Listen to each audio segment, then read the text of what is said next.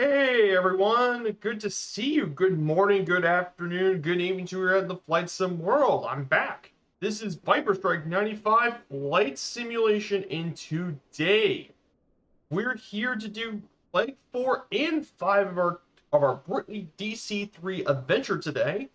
We're going to cross over into the Aegean Sea, and we're going to make our first crossing from Europe into Asia today. It's good to see you guys here. We're back here at Eleftherios Venizelos International here in Athens. So it's great to see you guys here. I hope you guys are having a great weekend so far. So, good morning to you, Super Typhon, my good friend. I hope you're doing well. I put info in the chat because I was checking out to see if the ATC bot and all that was working, because I got myself Flow today. That's because I got myself Flow Pro today, so I'm trying to work out the systems. So yeah, let's go over the flight plan for today's trip. I'm on Southeast Asia, by the way. So, let's go ahead and cover our flight plan for today. So we're going to take off here from Athens. From Athens, we cross over through the Aegean Sea at around 2,000 feet, and we're going to go all the way to Tel Aviv in Israel. We'll be flying a little bit over the city of Tel Aviv, and then make our landing here at Ben Gurion Airport, Lima Lima Bravo Golf. Then from there, we'll do a really short hop flight from Ben Gurion to Marca International in Amman, Jordan.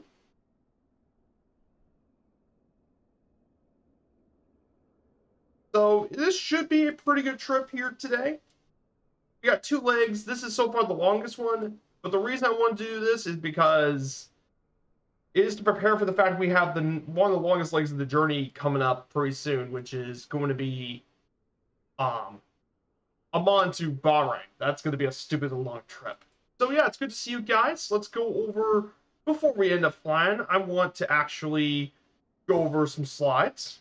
I'm going to go over the start of our trip today. So I have a slide here, Athens to Tel Aviv. This is leg 4, so let me go ahead and grab the notes from my book. Let me go ahead and read them out. This is what they had, some pretty.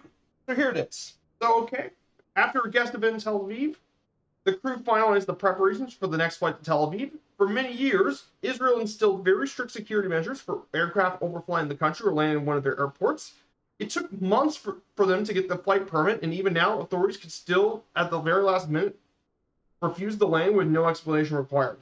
The last step in this process and to get departure clearance requires the captain to call a specific telephone number in order to identify the flight and ensure they're talking to the captain. They did some pre-arranged questions. Once they were done, they were finally cleared to leave Greece, inbound to Israel. And as they approached the Israeli boundary, they had to call a specific VHF frequency to get final clearance to enter their airspace. With all clearances, they still felt they could still be rejected, but thankfully it didn't happen, and they were cleared to land at Ben Gurion. Then during their stay in Tel Aviv, they planned local flights around the city of Tel Aviv. And they did some sightseeing flights with the locals. So that's what they did for the flight to Tel Aviv. This one's a pretty short. So, hey, good to see you, Uncle B Sim and Infidel Fireman. Good to see you. Yes, I have Flow. So yeah, check out the Uncle B Sim channel as well. Here it is. So yes, I have Flow working. So yeah, I have Flow actually, finally. So see, that is pretty cool. And hello to my great friend Planet Neutral, who just did his streamiversary 2 nights ago. He did his streamiversary. Check him out. He's an excellent flight stream content creator. He is such a good friend to the channel as always. So yeah, it's good to actually keep check with the chat.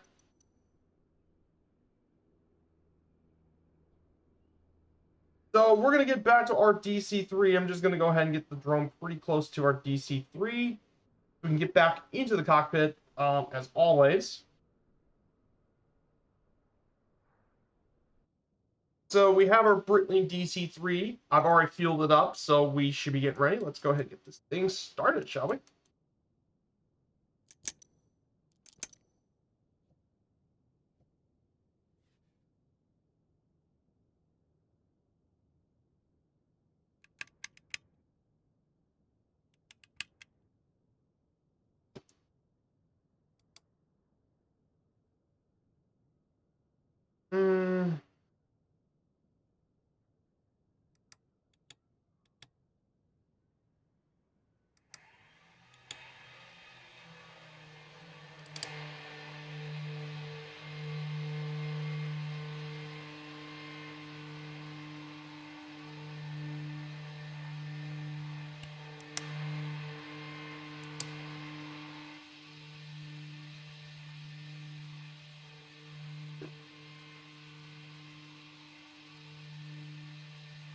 All right, let's.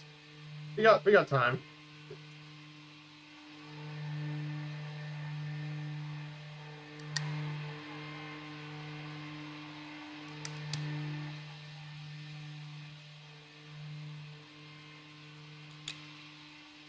Okay, that's one DC-3 engine start. I usually go outside just to check, see if everything's.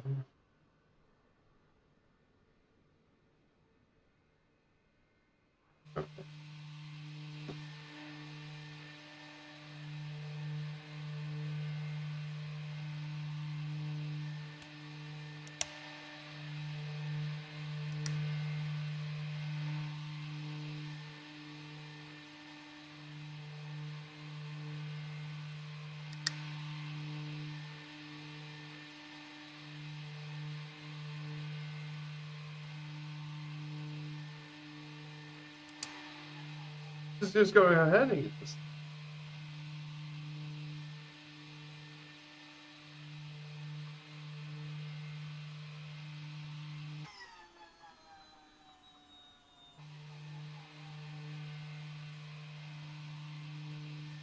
So let's see.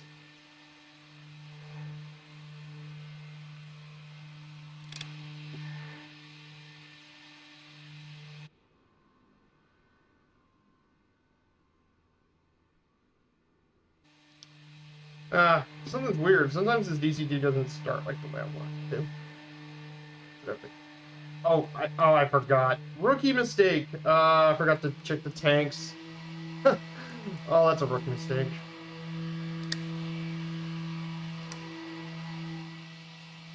That's a very rookie mistake.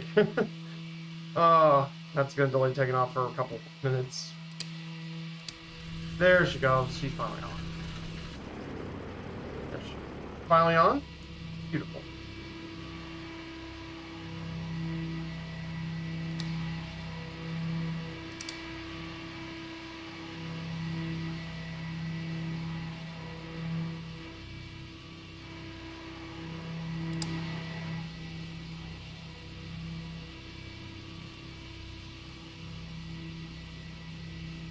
And she's on board. Okay.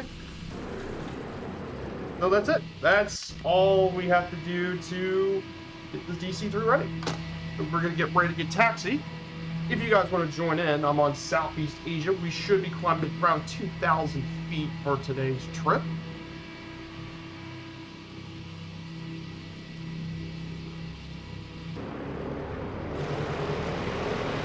Oh, yeah.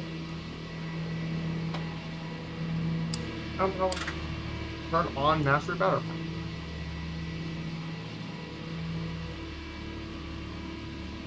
So yeah, it's good to see you guys here. I finally got myself flow last night. Finally got it, so I've just been working out the system for a little bit. I'll show you a bit more when we get going here. So we should get ready to do our DC-3 flight.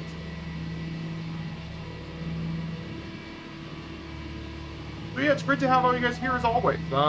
And of course, Infidel Fireman as well. Good to see you as well. Sorry about missing out in the chat. Well, that's why I got Flow, which it's got its own chat bot, so it will help me out.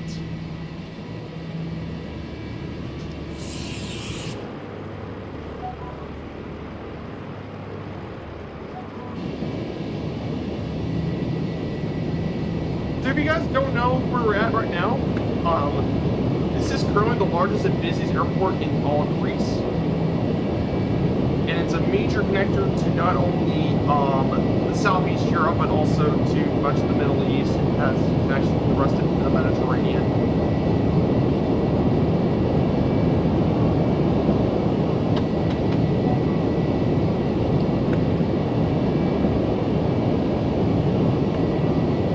So the cruise altitude is going to be 2,000 feet. I'm going to go ahead and, before we take off, I'm going to go ahead and set the gyro pilot so we can officially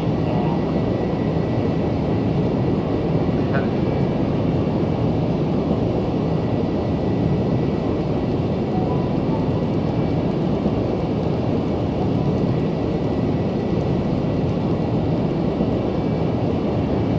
Alright guys, I think we're about ready to take off. What do you guys think? You think guys we're ready to take off? Let's do this, boys.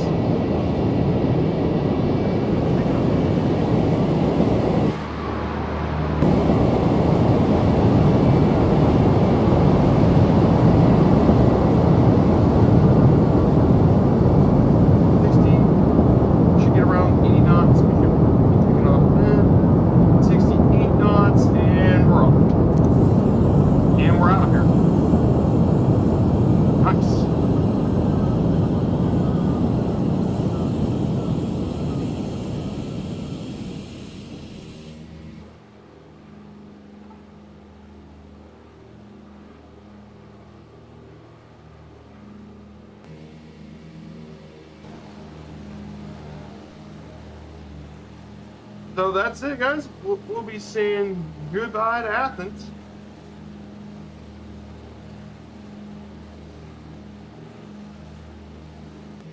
No. Oh, no, no, no, no, no, no, no. Do not want to crash. Did not want that.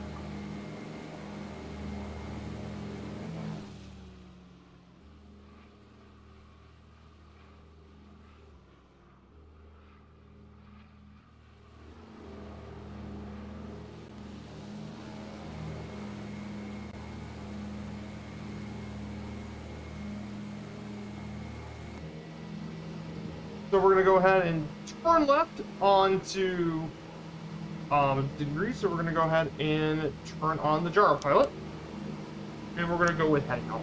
We're gonna press for heading hold.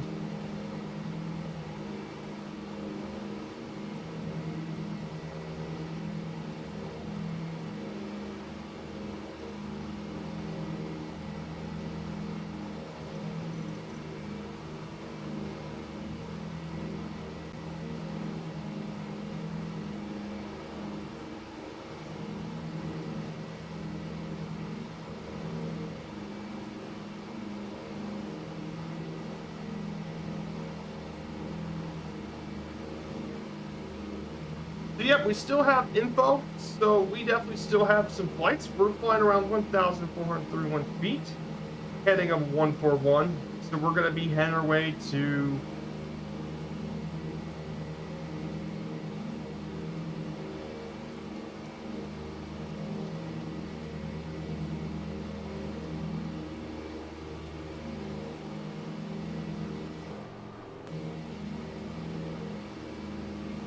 yeah, that's it. We are getting pretty good.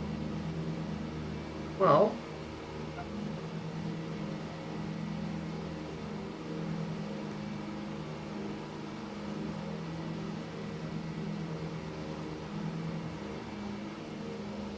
but man, we're flying over Greece today. It's good to have everyone here. So this is going to be the longest stream we're going to have so far of this series.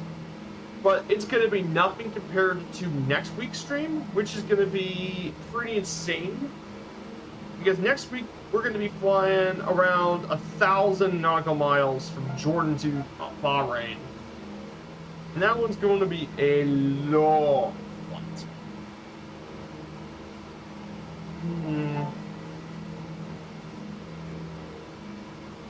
So yeah, good to see you guys as always. It's good to see you guys as always. My weekend's gone pretty well. I've been working on some admin work for the virtual airline since I'm not going to be attending that meeting. I've been busy just working on admin stuff.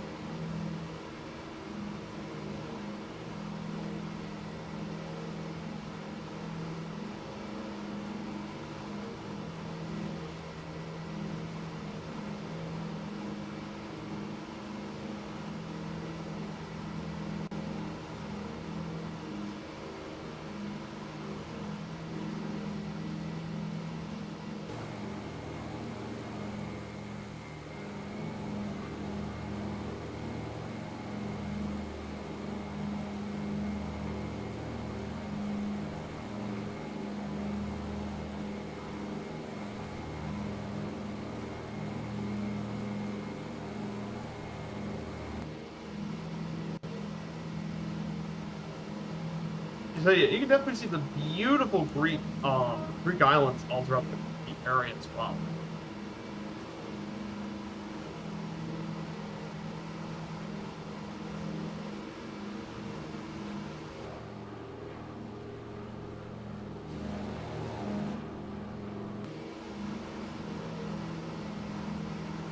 So yeah, we're going to be heading out to the Aegean Sea, which is going to be throughout much of the leg is through the Aegean Sea.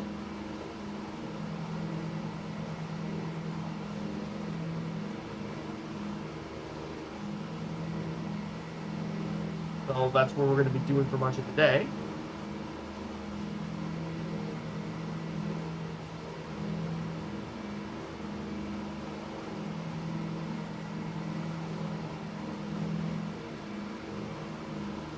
So we're going to go ahead and I want to talk about my slideshow for today. So let's go ahead and talk about our first leg. This is the Aegean Sea, which is where we're going to be flying through much of today's trip. Most of it we're going to be flying through the Mediterranean, but we're going to fly through the Aegean Sea first. This sea is along the embankment of the Mediterranean Sea between Europe and Asia. It's located within the straits of the Bosphorus and Dardanelles. In the Aegean, islands in the Aegean can be divided into several groups known as the Cyclades, the Sporades, the Saronic Islands, and the North Aegean Islands, along with Crete and the surrounding islands. The southeast, the Dodecanese are in the southeast, which includes the islands of Rhodes, Kos, and Patmos.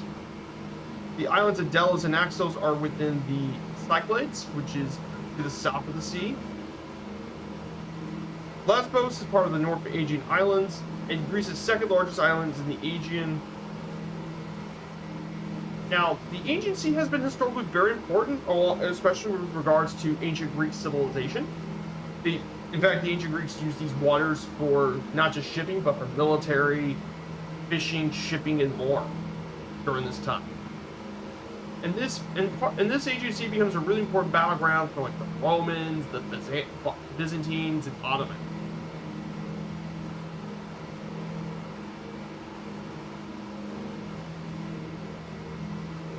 And even though today the Aegean Sea still has a lot of sovereignty disputes between Greece and Turkey, and this dispute within the Aegean Sea has had a large effect on the relations between Greece and Turkey since the 1970s. Now, geographically, the Aegean Sea is around 214,000 square kilometers in area, 670 kilometers or 420 miles long, and 240 miles in latitude. The deepest part of the sea is around 11,900 feet, located at a point west of Carpathos.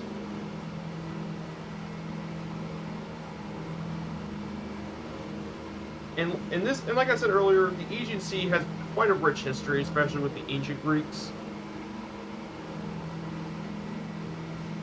In fact, the Aegean Sea is how Greece even got its alphabet, because they adopted it from the Phoenicians.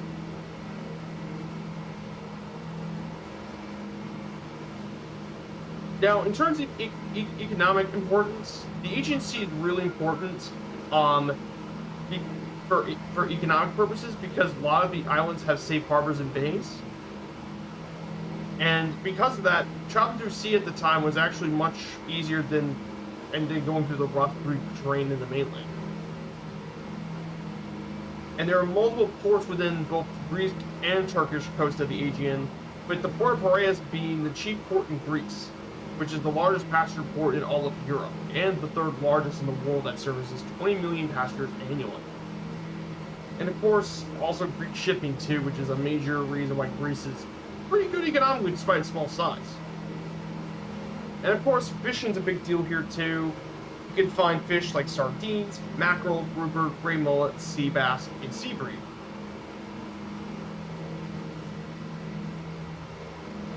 And you can find all these fish in different regions as well, between the pelagic and demersal zones as well. However, fishing's been really impacted by the Great Recession and also overfishing. And finally, for tourism, the Aegean Islands are home to several significant tourist destinations like including 5 UNESCO World Heritage Sites, including the Monastery of St. John the Theologian, in the Cave of the Apocalypse at Patmos. And of course, you can visit places like Santorini and all that.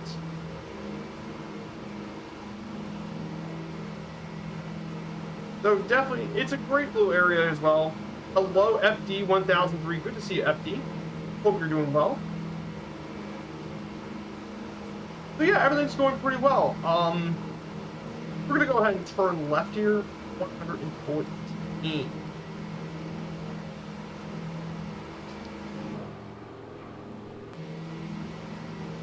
There we go.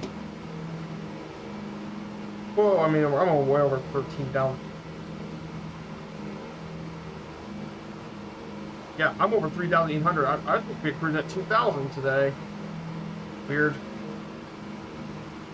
Good to see you, FD1003.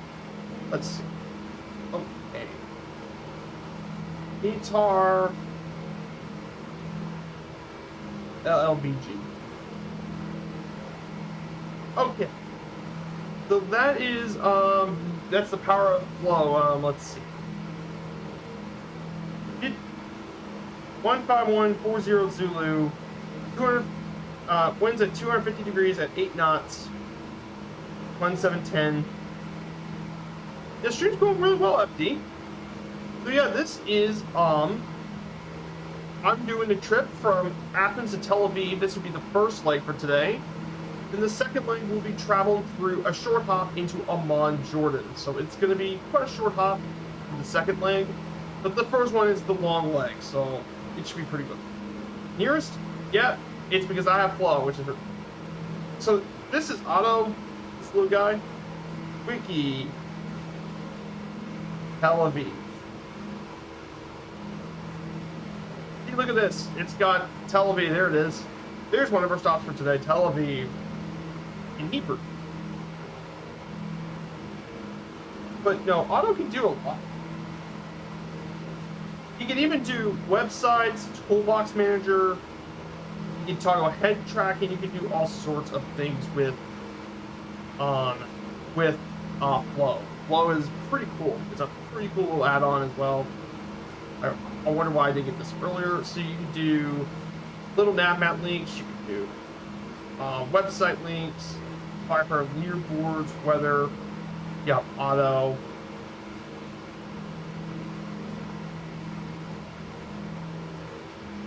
You can do it to, you can change your time with Flow. Flow, you can change your position. I'm not going to change my position for obvious reasons. I've already set my weight balances. Okay, everything's looking good. Ah, nice. I remember when it launched, everyone talked about it. Oh yeah, it's a great little add-on. It's like for 25, I recommend getting the Pro version because you can do nearly everything. It's a great little add-on. It's great. I really do enjoy it.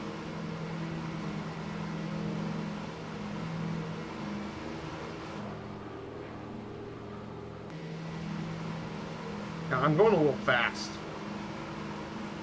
I'm going to be cruising back quickly.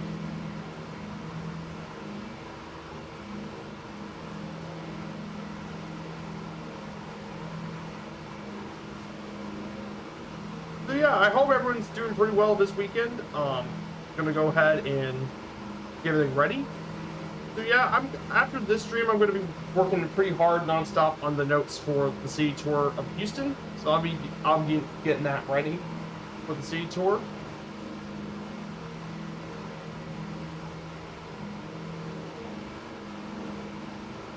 So after this, we got a whole 620 plus nautical miles of getting through the Aegean Sea. Well, we're gonna be here for quite a while.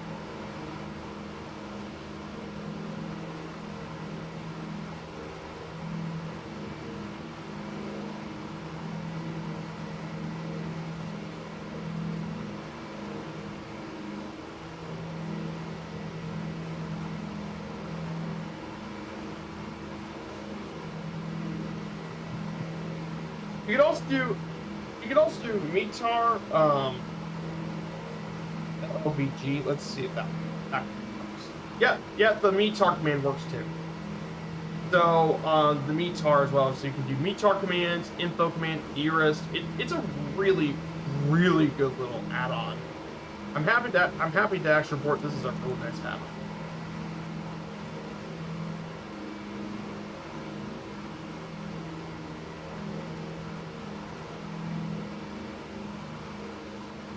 Yeah, we have beautiful. We have some of the islands nearby. If you look to our left, you can see quite a few islands. This is Pamros Island to our left.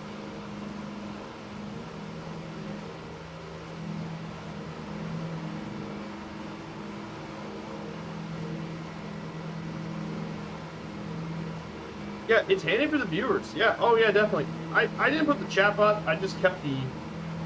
So there's a portal. Oh, this is cool. So this is portal. You can actually teleport straight to your friends. But I am not going to be doing that though. At least not for now. At least I won't be doing that.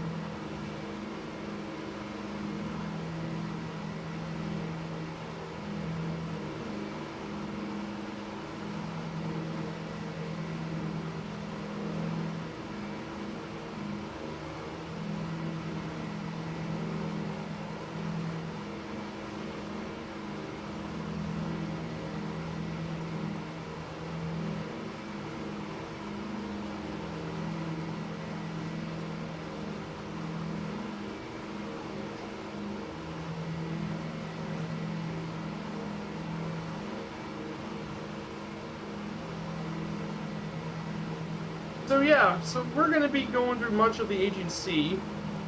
So I'm actually going to do a little bit of GeoGuessr for a bit.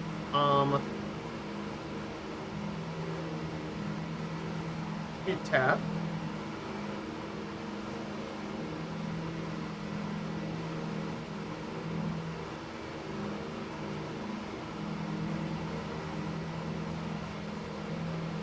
I don't want blocking the screens. Yeah, not like that. Okay, now. That's good. GeoGuessr quiz. For the quiz, I don't have to worry about having to worry about plans. So we're going to do quite a few things as well. So we're going to actually head our way over to the Middle East. So we're going to head our way over into Asia. So let's see.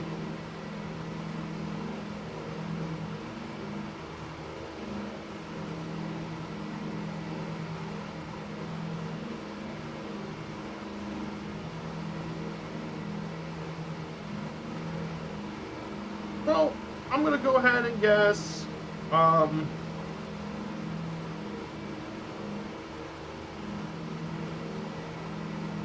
history quiz. Dive deep into the historical events of the world. So I'm going to be doing this.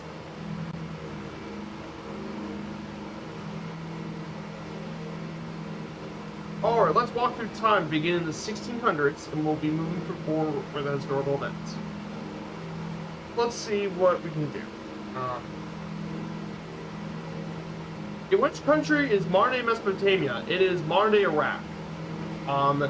Mesopotamia is credited for being one of the most first civilizations, and the reason that this area is well known for being the cradle of modern civilizations is because of the Tigris and Euphrates rivers that go all throughout Iraq. And that's what led to very fertile grass. Very fertile farmland. That's why it became such a cradle for Babylon. Islam began in 600, around 600 AD is where Islam began. The Prophet Muhammad founded it in what was modern-day Saudi Arabia, and he founded the entire religion through it as well.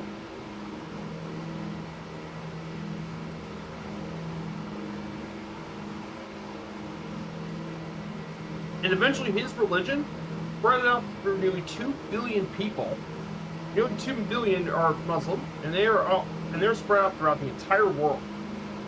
From Africa to the Middle East, to much of Asia, and it's even increasing popularity in Europe and North America too.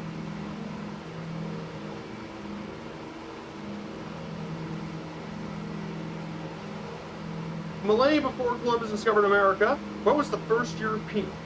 Wait, what was he also known as? Um, Liev the Lucky. Yeah, that was his Viking name. Liev the Lucky is his name. Leif Erikson was known as Liev the Lucky. So, I didn't know that. Which place was...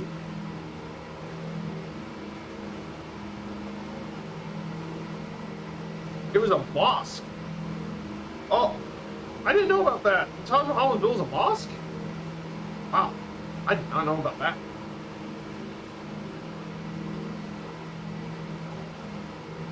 Oh, that's simple. Australia was used as a penal colony.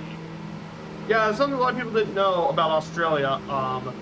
They actually shipped people off to Australia as, for prisoners, and they ended up being the native Australians.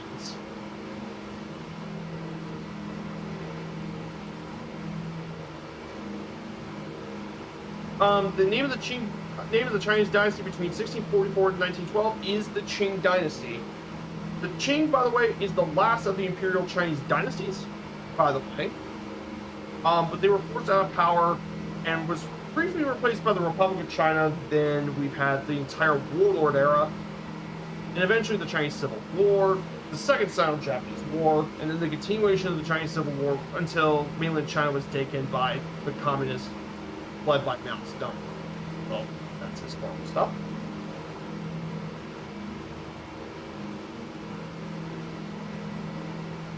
Franz Ferdinand was the one assassinated. It was Franz Ferdinand that got assassinated in 1914. He was actually in a march through Sarajevo, apparently, and he got assassinated by Gavrilo Princip, part of the Serbian Black Hand, a terrorist organization from Serbia. But after the death, Austria blamed Serbia for the whole thing, and Austria invaded Serbia, and you guys knew what happened next. Austria invades Serbia, Serbia calls on Russia, Russia declares war on Austria, which gets Germany involved, Germany declares war on Russia, and declaring war on Russia gets France involved. Yeah, it's all this because of the Balkans, I kid you not. So that's exactly what happened.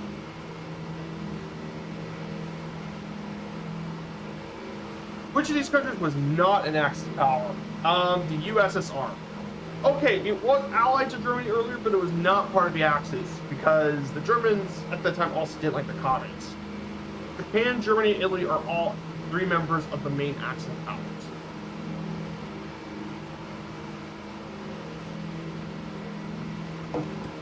The first modern moon landing was called Apollo 11. Sorry, it was Apollo 11. God darn it. Look, Viper makes mistakes. It is CERN, is the organization that helped completed the Large Hadron Collider with CERN.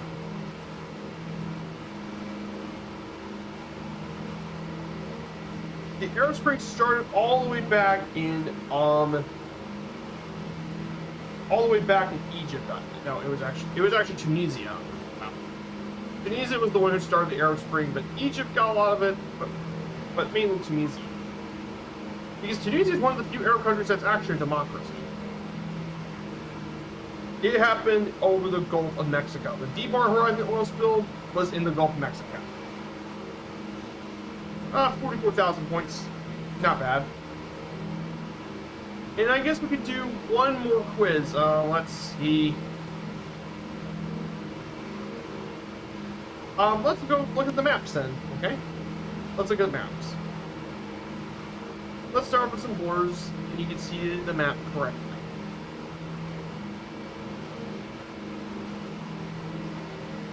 Which one of these countries does Brazil not share a border with? Chile, obviously. Chile. If you look at the map, Chile is actually not only south, but it's southwest.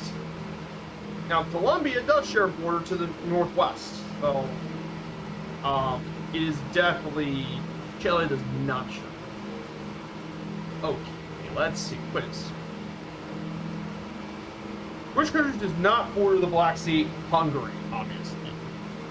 Hungary does not border the Black Sea at all. In fact, Hungary is one of the many landlocked countries in Central Europe, along with Slovakia, Czechia, and Austria are all landlocked.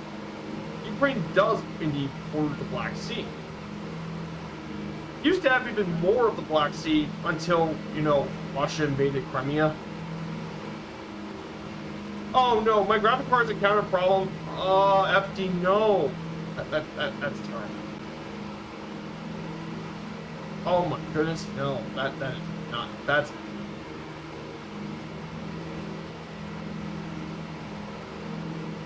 Alright, next one. Is Belgium landlocked? No, Belgium is not landlocked. Belgium is not landlocked at all. In fact, the entire western half of Belgium is bordered by the English Channel. Right next to the English Channel borders the North Sea. The big city right next to it is the city of Bruges and Austin. Are all cities next to the sea. Thankfully, it happened at the beginning of the flight. Yeah, it used to happen during the beginning. It could have been.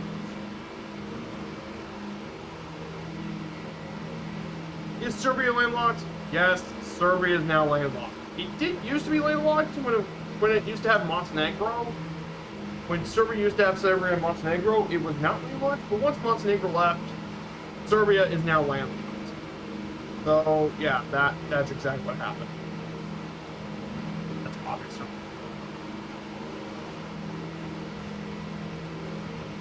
Is Slovakia landlocked? Yes, Slovakia is landlocked. It's completely landlocked. I mean, you're surrounded by Ukraine, Poland, Czechia, Austria, and Hungary. So yeah, you're completely landlocked.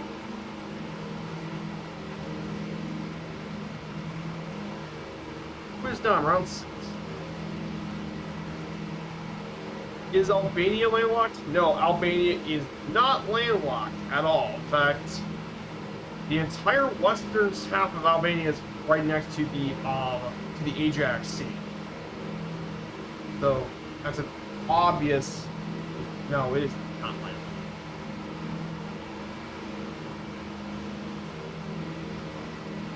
Is Poland landlocked? No, Poland is not landlocked, and that's because Poland got when they got a lot of the Eastern Prussian lands that Germany used to have in World War II. That included much of the coast to the Baltic Sea, including one of the largest cities in the Baltic Sea, Gdansk, one of the more historic cities within that coast. And the size of the world. Let's see if you know about sizes. Find the country. Which is the largest where the country passes? The largest country they pass through is Brazil. Brazil's the largest. Yep, got it. Brazil is the largest. Yeah. Brazil is the equator pass through Brazil is the largest. I mean, you could have put the Democratic Republic of the Congo. Indonesia's pretty massive in population, but in land area, Brazil is by far the largest. It's one of the world's largest countries. All right, let's see the next one. Speaking of equator, how many countries does this thing pass through? I believe that it's going to pass through 11 countries. Correct. Got it. 11 countries the equator passed through.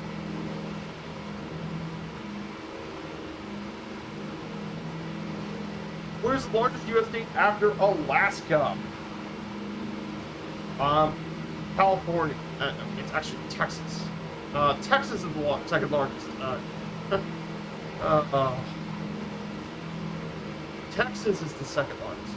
Or these countries by largest smallest.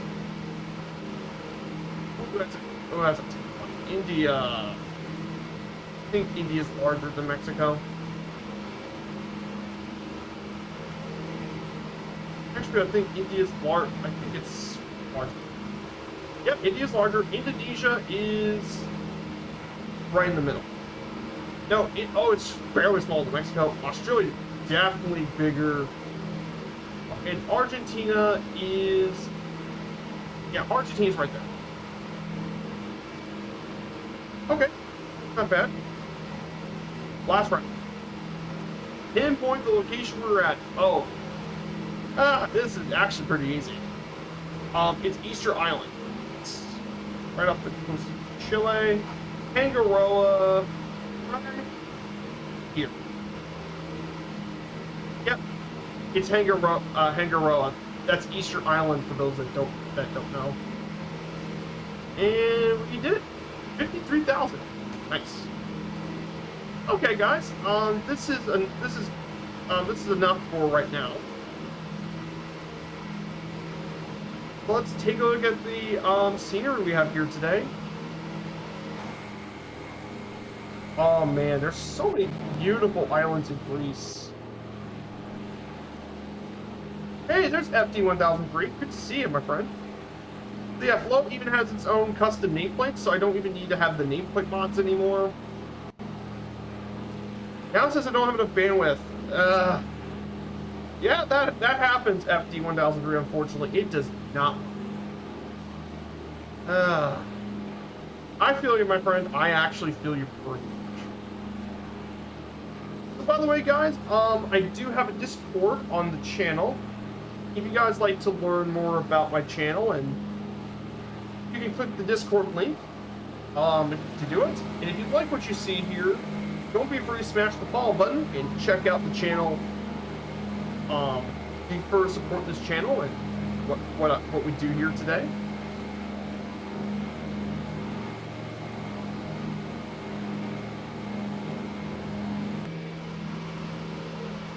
The island we're flying over is Apeironthos. Okay, Apeironthos. Located here in the islands of Greece. Be around 625 more nautical miles remaining left to go.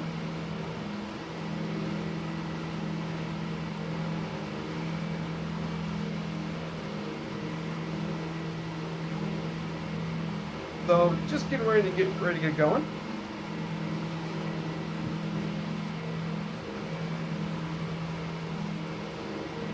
So from some quite some news, a couple of news as well.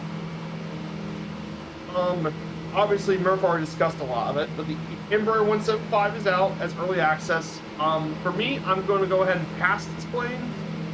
I'm not saying it's a bad plane, I'm just saying I'm going to pass it. And then Just Flight just released more details about the Fokker 70 and 100 series, which is definitely going to be some pretty cool regional jets added into the sim. And Just Flight have been doing such a great job with all their add-ons. So yeah, these are definitely some great regional jets that I might get my hands on in the future. Not now, but in the future. So definitely very excited for that.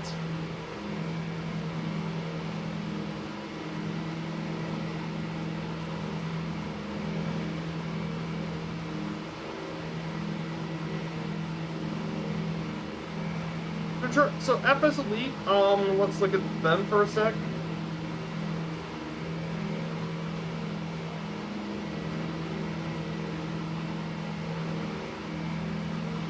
So,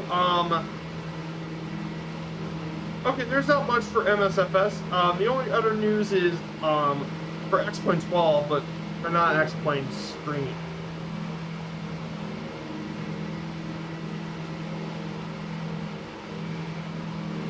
Yeah, between the Fokker and the RJ-FFC, oh yeah, the big update for the airliner fleet, oh yeah. Yeah, Just Flight's got some really good airliners. I mean, the 146, I mean, the RJ Avro is going to be excellent as always if they keep with the same production. That's going to be excellent. The Fokker's going to be really good. If it's one thing about Just Flight, I know they've been killing it with the add-ons.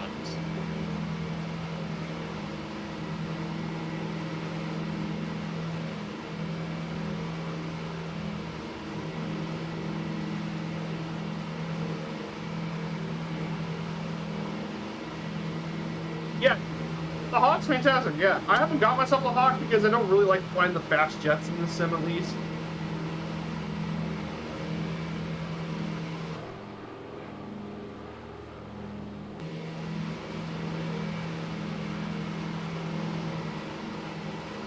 But man, it's beautiful out here today. This is a nice, beautiful flight over Greece.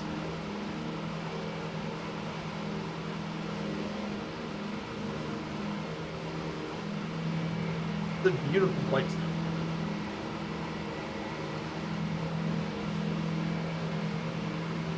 So yeah, we're getting through much of the Aegean Sea.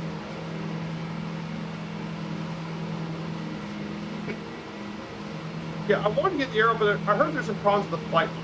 Yeah, the flight model isn't the greatest, but the aeroplanes are fantastic. Outside the flight model issues currently, like the aero is a fantastic plane. It's great. In fact, it's worth it to get the bundle, especially on sale. If you get the if you wait until it gets on sale, you can grab the bundle for it, which contains the aero and all the turbo arrows in just one bundle, and you get 3 amazing aircraft at a pretty good price too, especially on sale. It's 100% worth it. You get the arrows are great. They're still one of my favorites in the sim, even with their issues. They're favorite.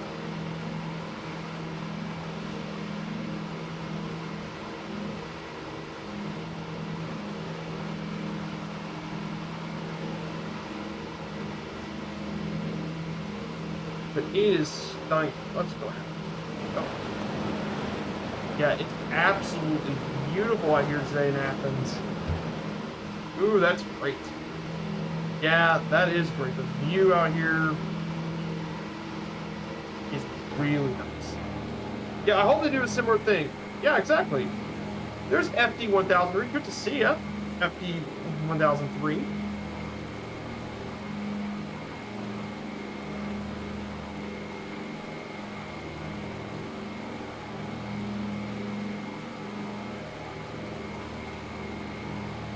I completely agree. I hope they do the same thing too. Yeah, update some stuff. But yeah, the planes are already really good.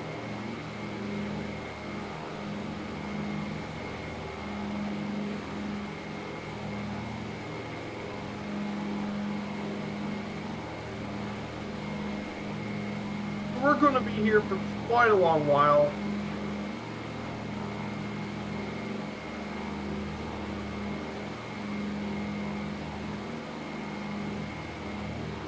So I'm going to go ahead and get started with one of my slideshows for today. Let's get back to the cockpit. I'm going to go ahead and start off my topic, one of the 2 topics for today, and this is the state of Israel. I know a lot of people know about this country from the news and all that, but Israel is actually a lot more fascinating than people give it credit for. This Western Asian country is situated between the Mediterranean and Red Sea. It's bordered by its neighbors Lebanon, Syria, Jordan, Egypt, and the Palestinian territories. West Bank and Gaza Strip. Tel Aviv is the economic technological center of the country, but its capital is proclaimed as Jerusalem. But if you know by international laws, internationally with the UN and all that, it is unrecognized. There has been lots of sovereignty over Jerusalem has been very much disputed. Yeah, there's tons of stuff. The Lebanon has witnessed some of the earliest human occupation outside of Africa, and one of the earliest sites of no agriculture, originally inhabited by the Canaanites during the Bronze Age and the Israelites during the Iron Age. This area was ruled by over many empires during this time, including the Achaemenid empires, the Macedonian, Ptolemaic, and Seleucid empires. But with a successful uprising by the Maccabees, they established their own kingdom until it was absorbed by the Romans. In fact, the Romans were important because they sparked the Jewish-Roman Wars, which result in the widespread destruction across Judea, and that led to the Jewish exile. From the 7th century onwards, after they took over from the Byzantines and was established through many caliphates, including the Rashidun, Umayyad, Abbasid, and Fatimid caliphates. This land was also the area of the Crusades, and saw a continuous war between the Crusaders and the Ayyubids, ending when the Crusaders lost their last possessions to the Mahommeds. And then it was later ceded to the Ottoman Empire from the onset of the 16th century onward until the 20th century. During the 19th century, the Zionist movement founded by Theodor Herzl, an Hungarian Jew. He proposed the creation of a Jewish homeland in the Ottoman Palestine to return them back home. Following World War I, Britain was granted control of the region by the League of Nations, became known as Mandatory Palestine, and eventually as a homeland for the Jews and the Arabs. Unfortunately, though, the partition did not go well, led to the Arab-Israeli War in 1980. Since then, Israel has developed into a parliamentary system, proportional representation, and universal suffrage, with a prime minister of governance, with the legislature being the Knesset, and it's been a very developed country. And despite being a small size, it's the world's 28th largest economy by nominal GDP. Yeah, it's pretty impressive. But it's a very impressive nation as well. And I have some history of Israel. Just some history. Israel's history is very, very long. So I'm going to give you some a timeline. It's pretty crazy. We have the early Iron Age stuff with Abraham's cells in the land of Canaan, at Canaan. The Hebrews were then enslaved by the Egyptians in the 1400s, and in order to help escape from the slavery, Moses in the Bible mentions about Moses.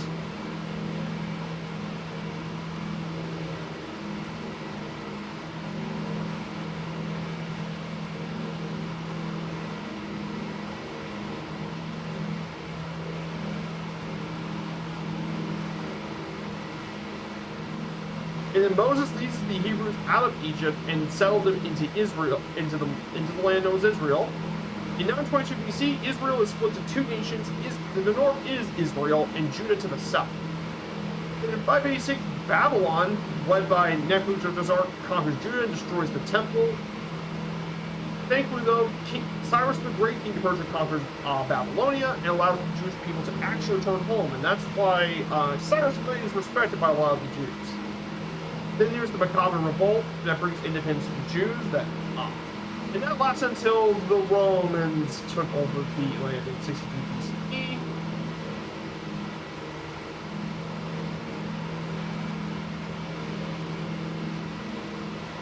And then in 30 BCE,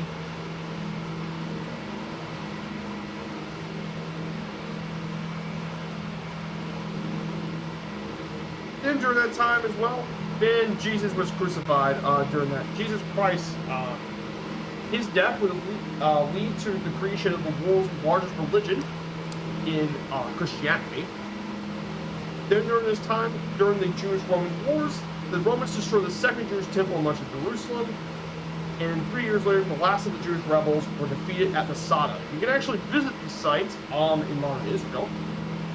The Minsha, the first portion of the Talmud, is written down, and the Talmud basically is the oral traditions and laws of the Jewish people. Is what it is. Then, after being many years under Byzantine rule, the Muslim forces captured Jerusalem, and on Temple Mount they built the Dome of the Rock, which is an Islamic shrine building. In 1096, we have the Christians in Europe embarking on the First Crusade. In 1187, Saladin, the Sultan of Egypt, captures Jerusalem. He defeats the Crusades during that time.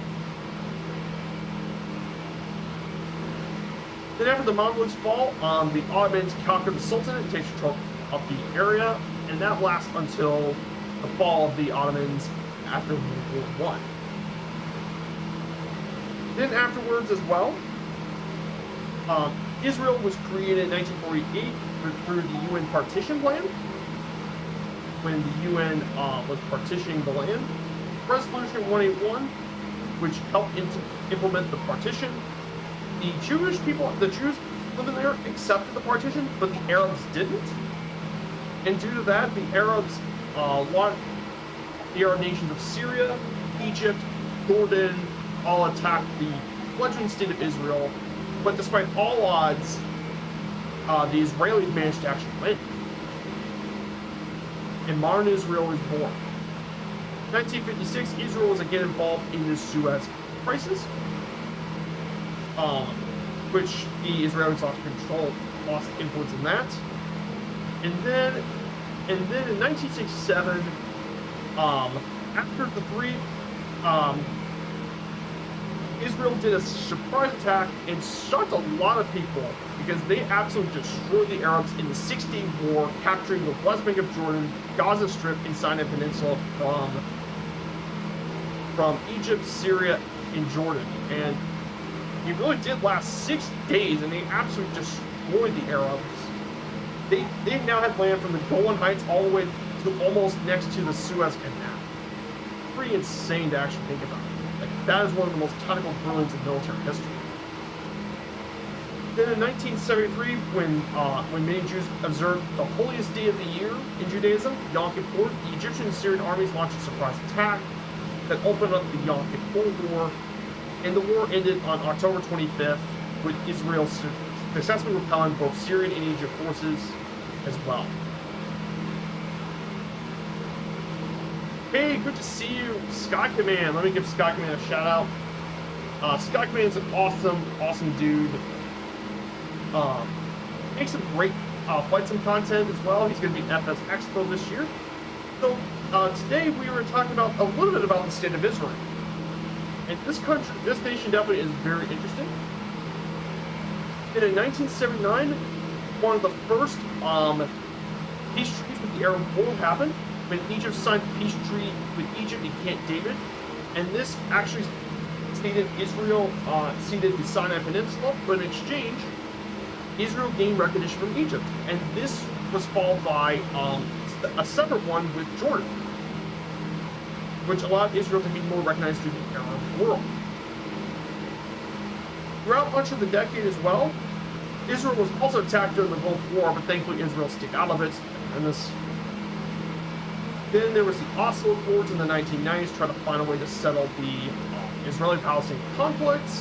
Unfortunately, Yitzhak Rabin, the PM at the time, was assassinated. Then Benjamin Netanyahu got to be elected prime minister in 2000. Israel has gone through quite a few intifadas during this time with bombings and all that by terrorists.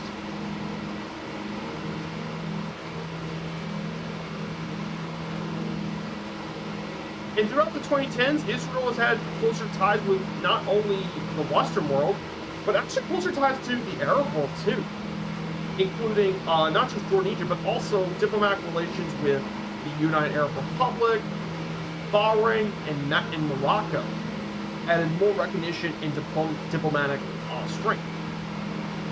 And currently, right now, no one's talking about politics, but Israel's kind of been with a proxy war with Iran. But yeah, that is a bit about the history of Israel. Definitely a very interesting place to visit. I would love to visit Israel. It's definitely a cool place to check out the history of the place. It's rich. Got tons of historical history. It's rich in culture. Israel is definitely a very, very, very interesting place. Definitely very interesting as well. Yeah, I would definitely like to visit Israel. This would be one of the only handful of times I've flown into Israel. This would be the first time I've flown a DC-3 into Ben Gurion. This should definitely be okay.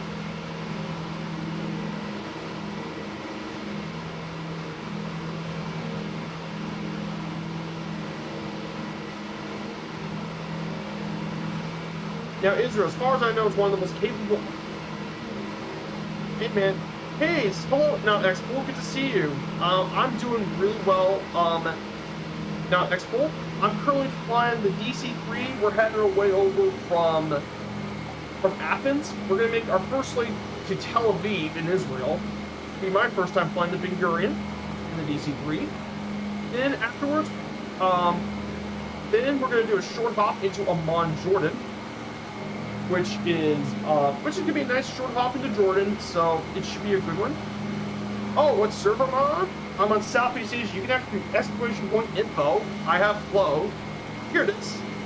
Viper has Flow. He's currently flying heading 122 near Lima Golf, Papa Lima. Douglas DC-3. Hey, no worries.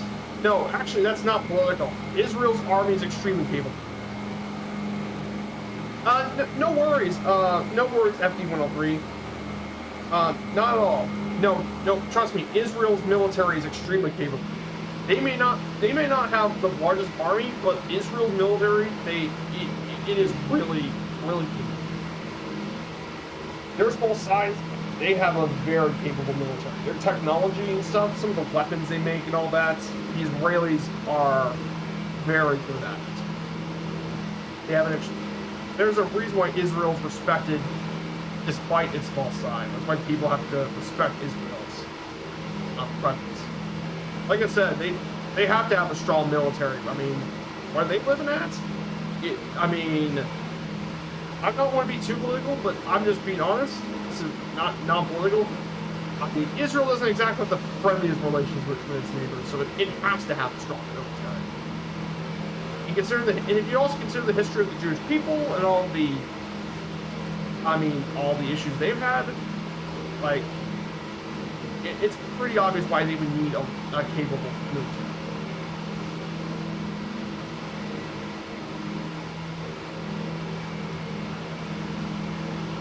Yeah, yes, exactly. Like I said, that's not political, that's true. But I don't want to talk about that too much, but I just want to point out to people that that's just the thing. If you ever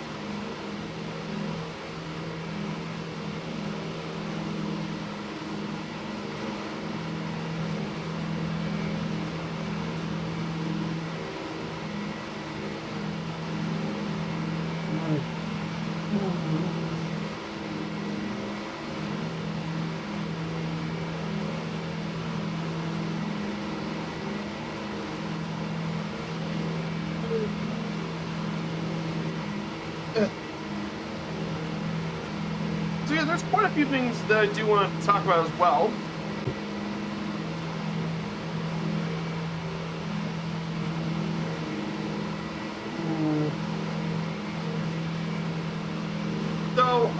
So we're gonna be getting ahead and we're about 565 nautical miles remaining.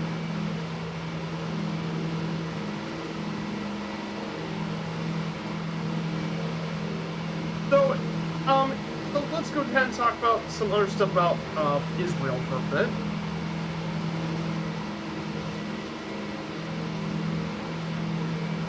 So I want to talk about Israel's geography for a bit, just for a quick second. Another thing I want to talk about is its geography. So geographically, Israel's kind of really interesting when you talk about its geography.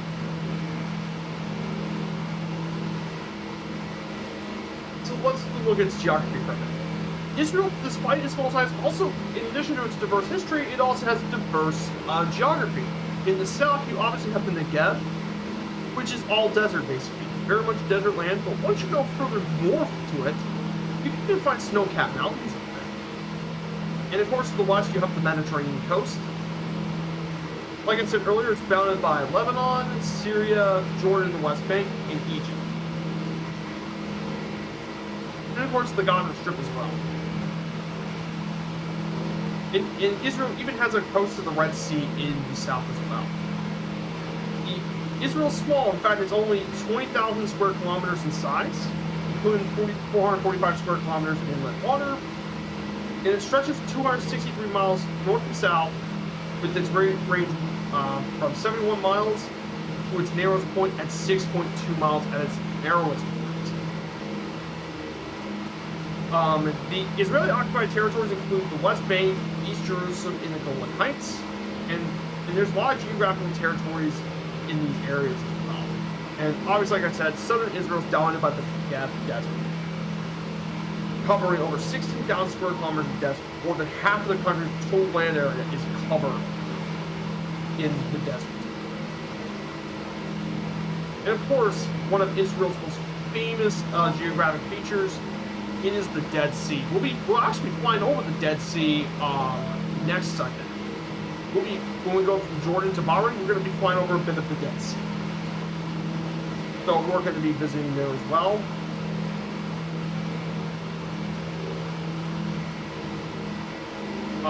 Then there's the different physiogeographic regions. You have the coastal plain, which is the Lebanese border, and that coastal plain is very fertile. Historically, it's been has had malaria issues, but the Israelis, being the ingenious people they help remove a lot of the malaria in their area. And of course, the coastal plain is very famous for its citrus orchards and wine culture. And you can also find some of Israel's biggest cities, Haifa and Tel Aviv, can be found over here. And you have the Central Hills, very well known for Mount Hebron, within the West Bank, which is in Mount Meron, which is one of the highest points in Israel.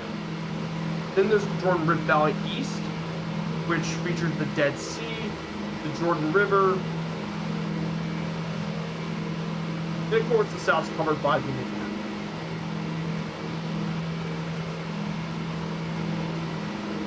Geology-wise, Israel is divided east-west by the mountain range. You can find numerous limestone and sandstone layers in the mountains.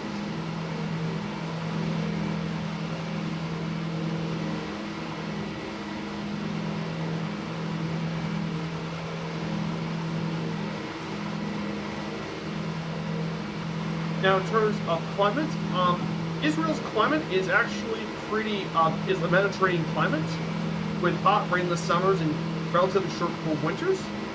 And that climate is due to the fact that Israel is located between the subtropical of the Saharan Arabian deserts in the subtropical community of the Lebanon. And that means Israel is quite diverse in its climate, too. The coldest month is January, with average temperatures between 42 and 59 degrees Fahrenheit. In July and August are some of the hottest months, from 71 to 91.4 degrees average. However, if you ever go to the Negev deserts, it's even hotter. Like, for example, in the city of Iliad, you can reach temperatures up to 114 degrees. Nice.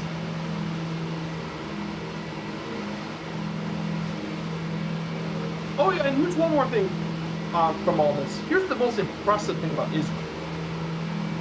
Despite the fact, unlike much of the Middle East, it does not have it has very limited natural resource compared to the Middle East, which has oil. However, it does have resources like copper, phosphates, and bromide, and more. But outside of that, Israel does not have much oil. But the fact Israel built all of this is very impressive. So that is the geography of Israel. That's geographically. And then we got to talk about the wildlife of Israel. So Israel also is pretty diverse there too, in terms of wildlife.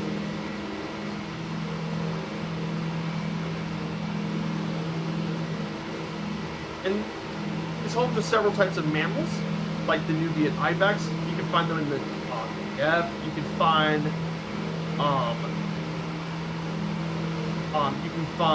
the Arabian leopard, the sand cat. We found here as well. There's 33 species of bats in the country. That's the most common mammalian species you can find here in Israel. You can also find other areas, other animals too, in some of the reserves like the Arabian oryx. However, unfortunately, the issue is that a lot of these various animal species were extinct to the Ottoman rule, including the white oryx, the Syrian brown bear, Asiatic lion, Asiatic cheetah, and Syrian wild. A were all extinct in the region, along with rapid urbanization that threatened a lot of animals.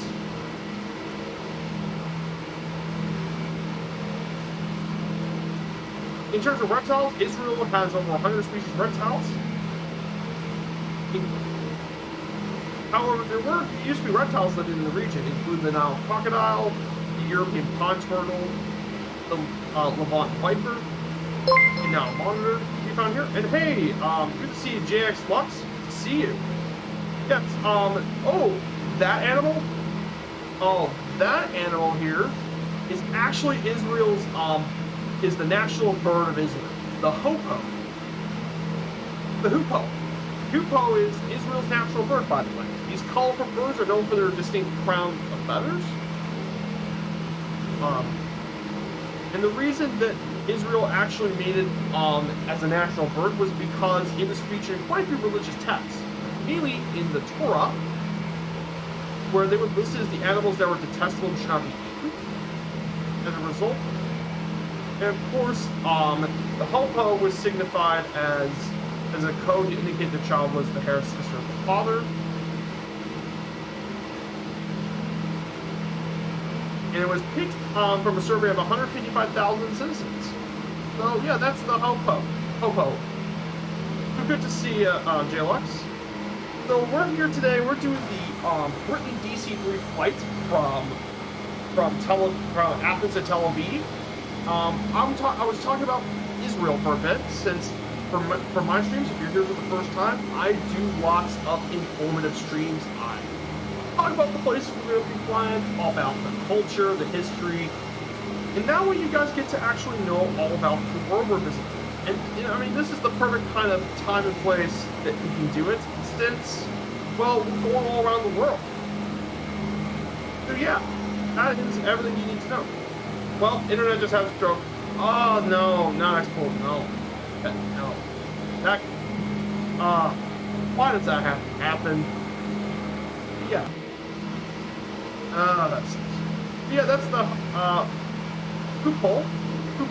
That's the national bird. And outside of it, you can find amphibians like the green toad and more. Of course, it's home to over 1,700 species of fish that can be found all over the Mediterranean Red Sea. You can even find invertebrate species like crabs, octopods, and more. And of course, you can find all sorts of flora in there. Over 2,800 species of plants can be found here. You can find all sorts of plants in this as well. But definitely, Israel, despite like its small size, actually has some pretty cool wildlife too. Oh, the Discord invite doesn't work. I need to change. Hold on one second. Let me go change my stream elements, by the way.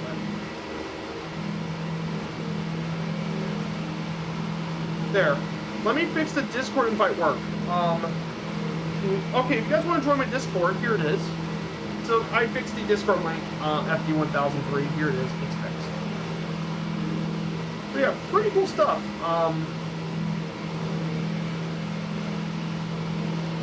So let's see. Yes, works now. Thank you. No worries, my friend. Okay, now it works.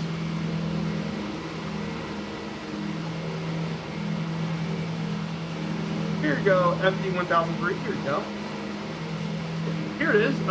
Here's the animal I was talking about. This is a hoopoe.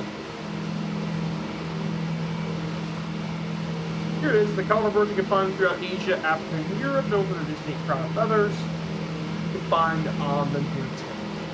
Yep, and the program I'm using for it is Parallel 42's Flow, which is a really outstanding little program.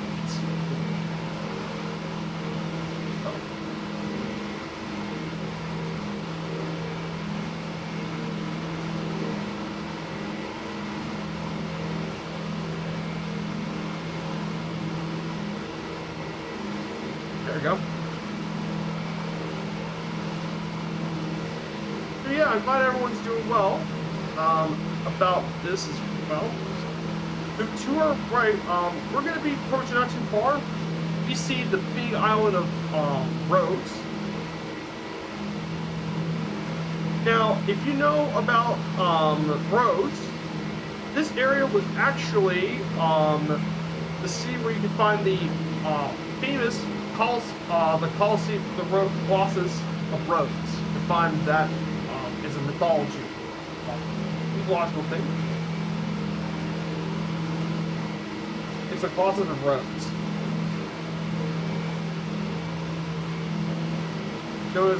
Now, basically, for those that don't know about the Colossus of Rhodes, it was actually an old statue of the Greek god Helios, erected in the city in 280 BC. It used to be one of the 7 ancient wonders of the ancient world, and it was constructed to celebrate the successful defense of the city of Rhodes against attack by Demetrius Polyserius, a Macedonian nobleman.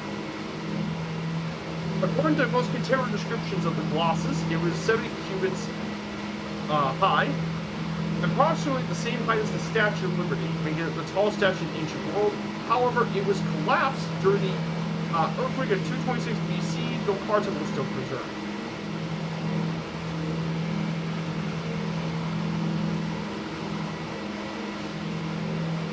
And then the following up, in 653, the Arab force conquered Rhodes, and the rest of the statue was completely destroyed.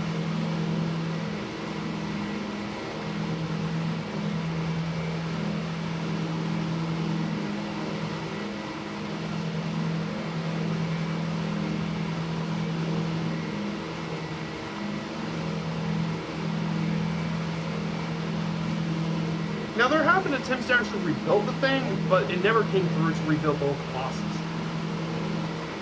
So.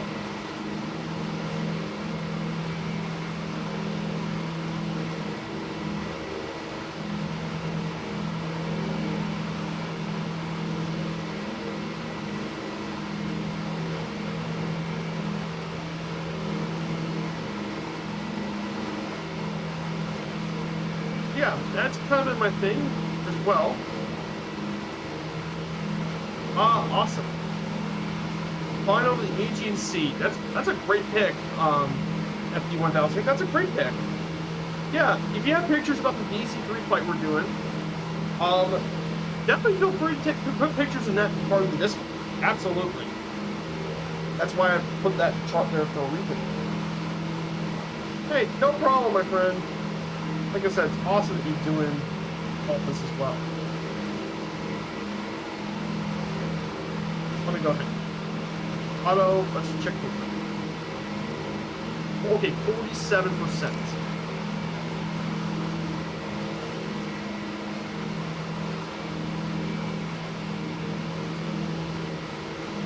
Let me look at the tanks. Oh, less than. Okay. Just want to make sure, check the tanks. Last thing we want is just to make sure the tanks are working the way they should. That's the last thing I want to worry about when we fly this DC-3. Worry about the tanks not passing shore. Like I said, we got a long.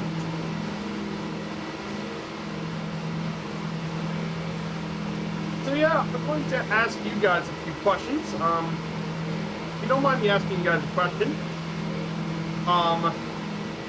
is there anything important that is going on for the next week or so? I know for me, I still got quite a few flight sim achievements to work on. I mean, I completed most of the achievements last night. I did the Air France achievement from Charles de Gaulle to JFK. Quite a long time for that one, but I managed to get that one done.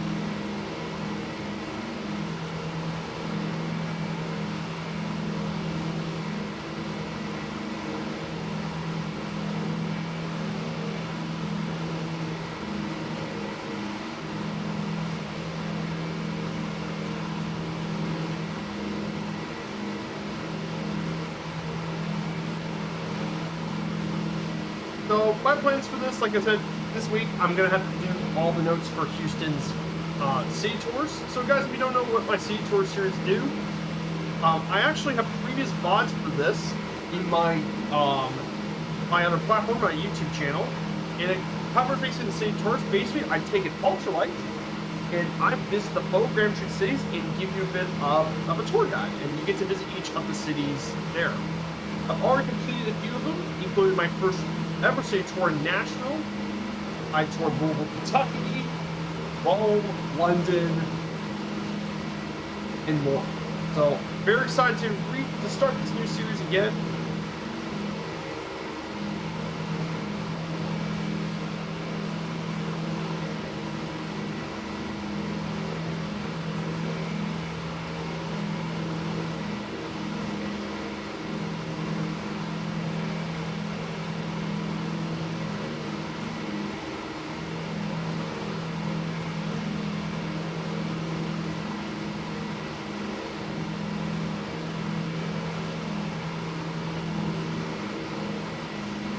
So there's that as well.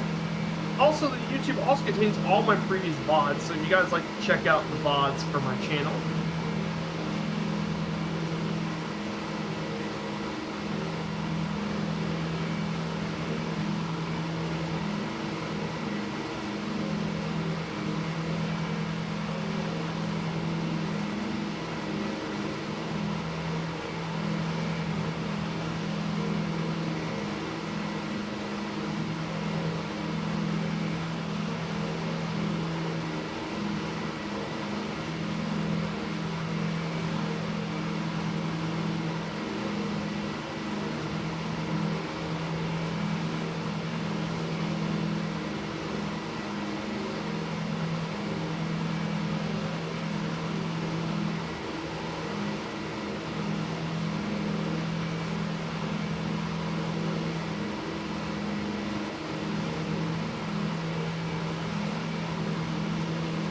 That's what I'm doing.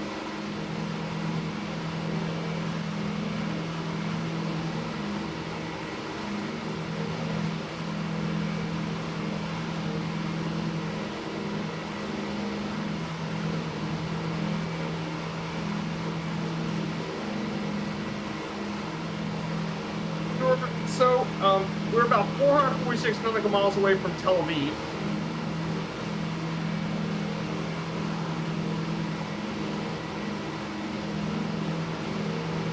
So we're about 400 something miles from Tel Aviv.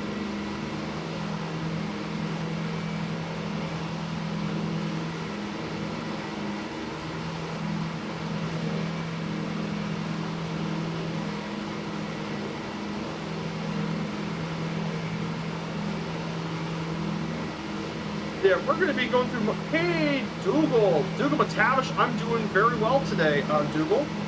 So, Dougal, we're actually in the middle of the Aegean Sea, and we are heading our way to Tel Aviv, Israel. We're heading from Athens to Tel Aviv for the first of 2 legs today. The second leg of the trip, we'll just take a short hop to one of Israel's neighbors, basically friendly neighbors, to Amman, Jordan. We'll be landing at Oscar Juliet Alpha Mike at Market International, so we'll be visiting a bit about Amman, Jordan. Should be a nice simple flight. Second thing. Oh yeah, and by the way, Dougal, I actually got this as well. Whoops.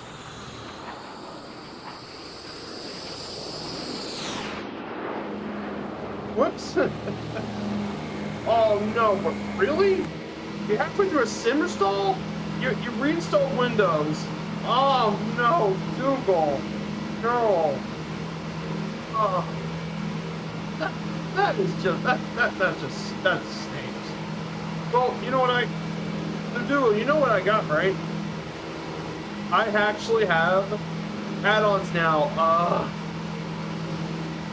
Yeah, lots of add-ons. Gotcha.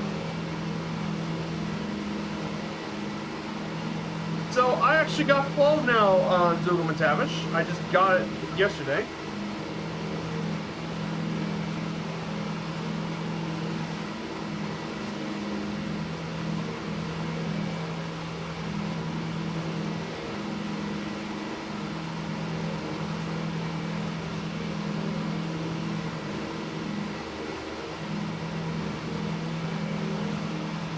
PNDG won't activate if they see my PC's changing. Oh, ETC bots go.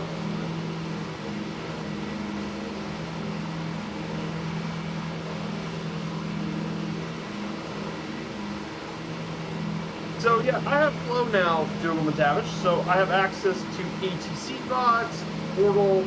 I did all my Firefly Air links, so we can check out this as well. In order to get, if you want to get this, it's in the download sections on the Two-Tone Murphy website for Firefly. Got Bitchy Sky, that's here. Boom, I clicked the link.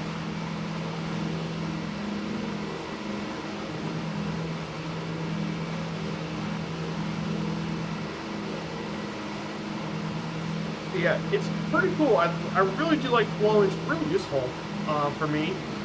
And it even has the auto search bar, which is perfect. So I can do wiki Tipperary. There it is. Wiki Tipperary is the name. Let's see, wiki. Oh. Come to think of it, we're heading towards Israel. I think I know a very famous Israeli specialty. I know you can also find this in many other places on the east. Falafel. There it is. Falafel popular throughout the entire Middle East. Yeah, there's.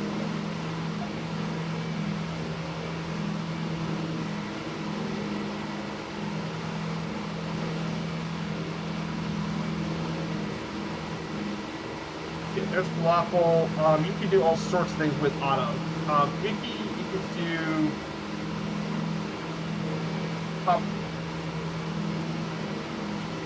Look, I can even set the time. I can turn on the tail hooks.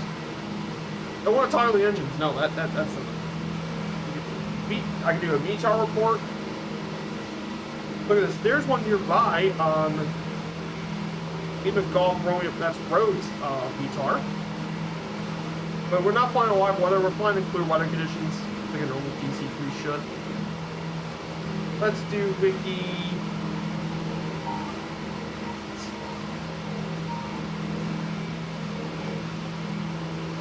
We can even do links. Do two-tone Murphy. Like, it's pretty cool. Auto is neat. Like there's so much I can do with Flow. It's crazy. But I want to change the least of my settings as I can.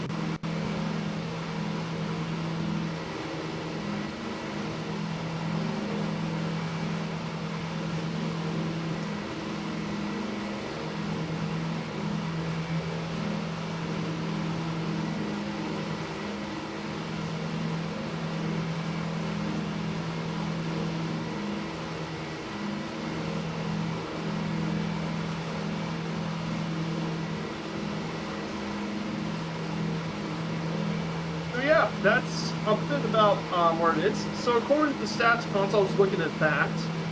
Our virtual airline, the Firefly Air, which I really highly recommend you, if you haven't know about two-tone Murphy and want to be part of a VA, I recommend Firefly Air.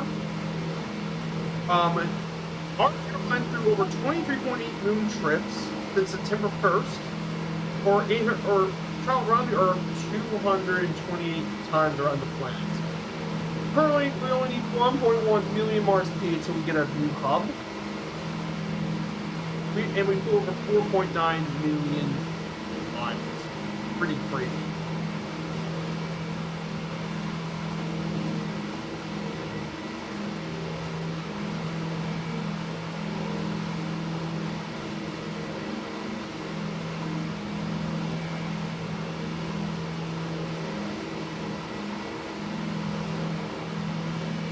So, I mean, it's pretty crazy what our airline's done. Just zooming out here as well.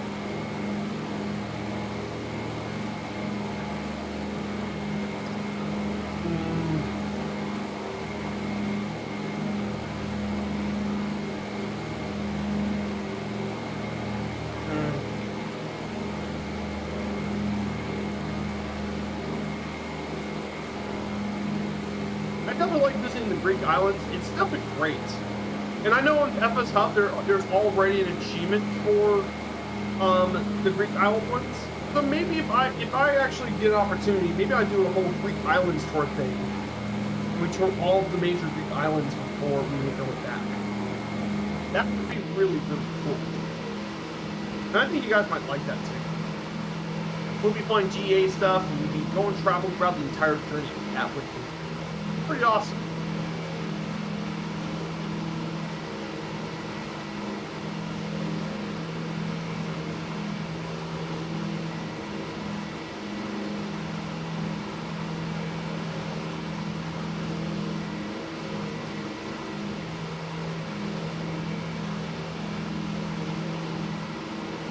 After past this island, if you look way into the left, you can see modern Turkey.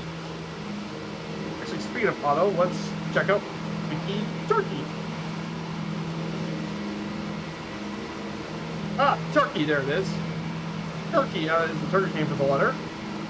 Located in the Anatolian Peninsula, West Asia, small portion of the Balkans, shares borders of the Black Sea, Georgia, Armenia, Azerbaijan, and Iran east, Iraq southwest, Syria, Greece and Bulgaria to the northwest. Pretty cool stuff. Yeah, I really like Auto. Auto's great for me. If I need to search up something, you sail around the islands. Yes, the Greek islands are absolutely beautiful. Yes, I would love to do a Greek island series. Based on FS Hub, I already got the plans for it. I would just like to actually sail around the area for a bit.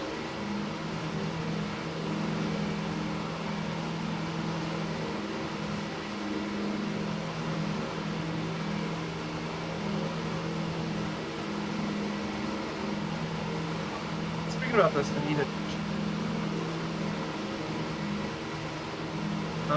Doing bound. 35. Okay, pretty good.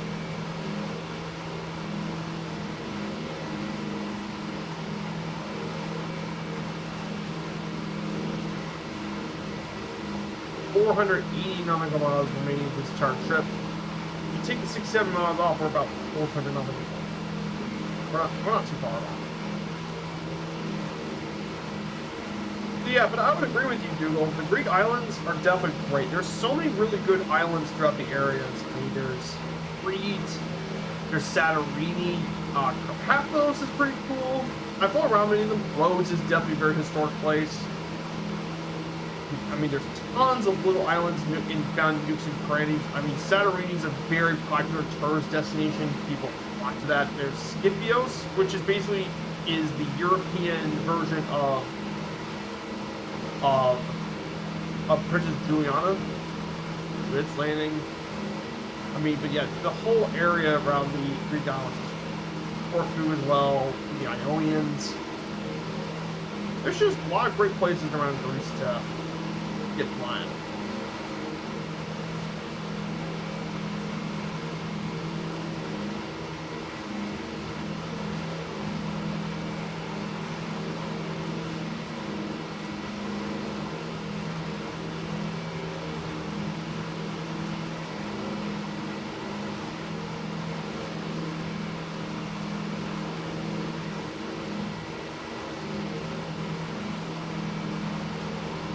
I'm going to go ahead and pull on some more GeoGuessr for now.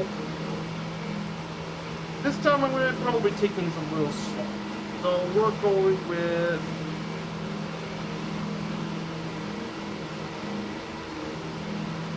historical trip. Travel to 4 countries and put your historical knowledge to the test. Okay, let's go. Yes, I'm playing GeoGuessr. The reason I do this is because we have a long flight and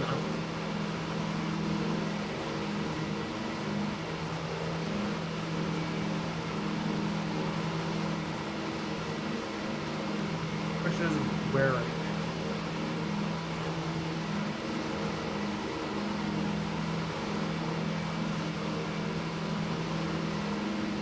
Okay, it's right next to Palace de la Bastille. But yeah, it's Paris, obviously. I can tell right away from the flag, it's Paris. Paris, very historic city. I would love to do a city tour. Les Miserables, that's I know that one, and I'm not really a theater guy, but Les Miserables is the very famous musical that took place. By the way, if you guys don't know anything about the play, I did some research. The Les Miserables is based off the musical based on an adaptation of Victor Hugo's novel that talks about the French Revolution, and it is the longest running musical in the West End theater in London.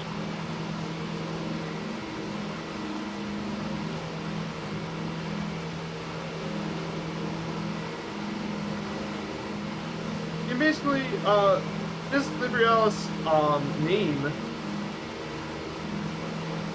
it's known as the Miserable. Basically, that's what it talks about. Revolutionary France. Pretty cool little musical as well. Let's see the next one, guys. Quiz time. Napoleon may be one of those, but what was his last name? Napoleon Bonaparte. That's easy. It's Napoleon Bonaparte. That's obviously his last name. And here's the funny thing. He may have been France, but he actually was born in Corsica. But yeah, he was born all the way in the island of Corsica. Made his way into the French army and became Emperor of France. Very famous. Pinpoint the location.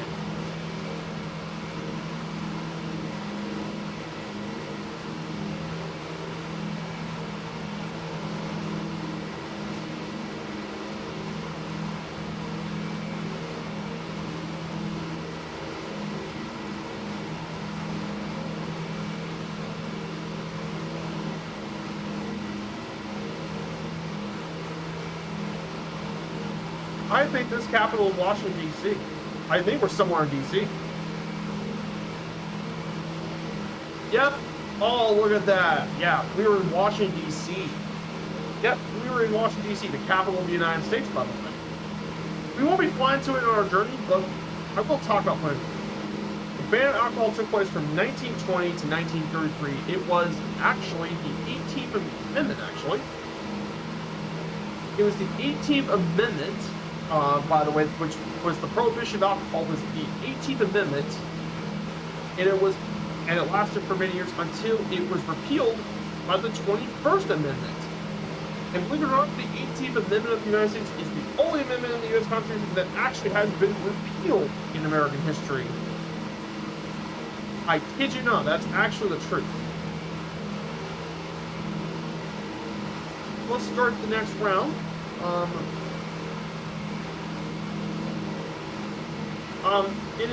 This one is Richard Nixon. John F. Kennedy was assassinated, so he would not see the 1970s at all. John Kennedy was assassinated, unfortunately. Lyndon B. Johnson was before Nixon, so it wasn't.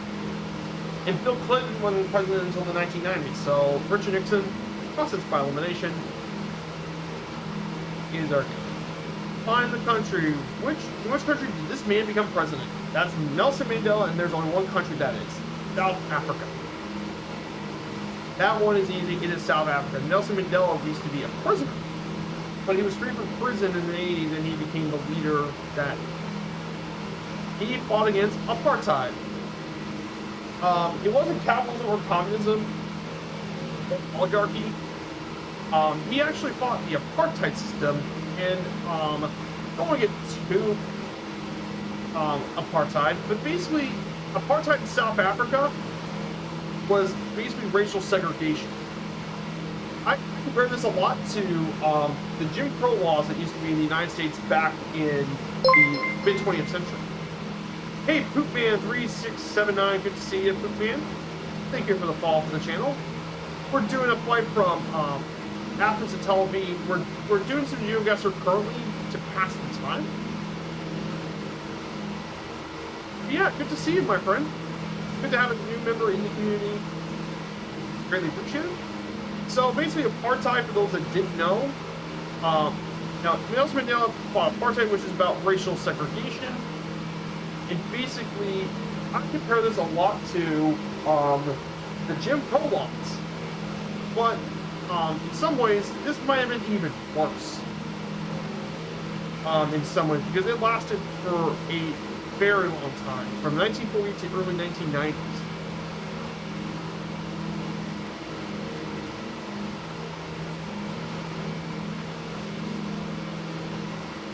That is what he... Okay, let's see the next question. Okay. Quiz time! Let's see the next one. Which winter sport was the first time? It was this is the first time in African world history. It is the FIFA World Cup. The South African FIFA World Cup was the first time an African country has ever hosted the in Africa's history. which was definitely very eventful to say after finally had a World Cup. Which country did the Industrial Revolution begin? The United Kingdom, obviously. Yep, it was obviously the United Kingdom. The UK and Germany really industrialized while other countries didn't. But yeah, it was the United Kingdom. They had so many inventions that came through the UK during this time, and that's what helped transform the United Kingdom into a real superpower, along with its massive navy. After all, there was a reason why people didn't want to attack Britain, that Royal Navy.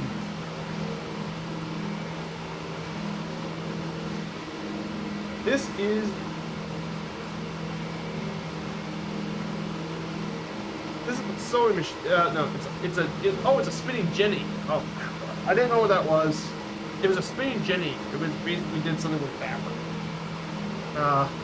My apologies.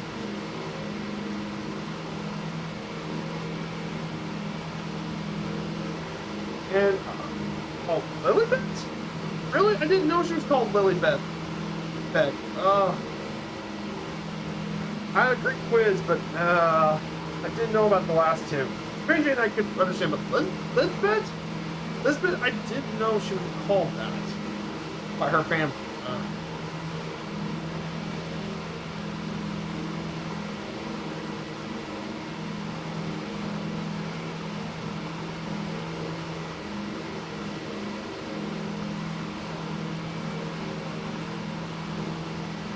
4 countries in 15 minutes. So we're going to do 4 countries in 15 minutes. Let's connect to the game. Our first trip, we're heading to a Eurasian country with a rich history. Well, it might be Russia we actually hit. But it can also be Kazakhstan.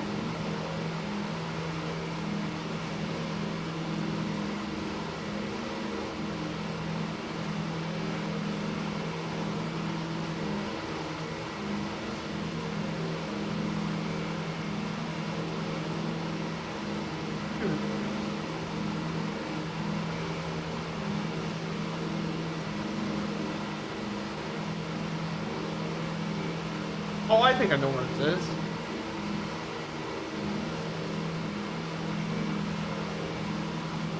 It can also be Turkey, too. Oh, it's Istanbul, but I got pretty close to it. It's Istanbul. I thought it was Ankara. I didn't know it was actually Istanbul. In fact, it was actually not far off from...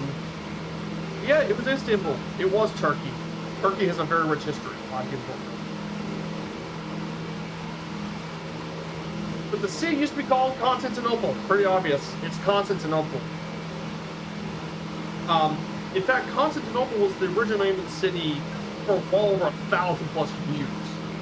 It was called Constantinople. Actually, it was called Constantinople since from around 330 AD to around 1920, the 1920s.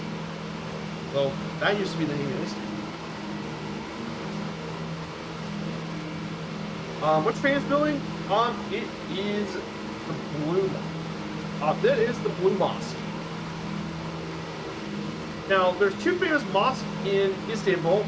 I know a lot of people know the Hagia Sophia, but the Blue Mosque is actually it still is a mosque. Next trip, we're going to head northwestwards to a country with multiple languages. So if we go northwest from Turkey, we might be able to head into Bulgaria, probably. It'd probably be somewhere in Bulgaria. Though it could be all sorts of places. Gross. Let's start good.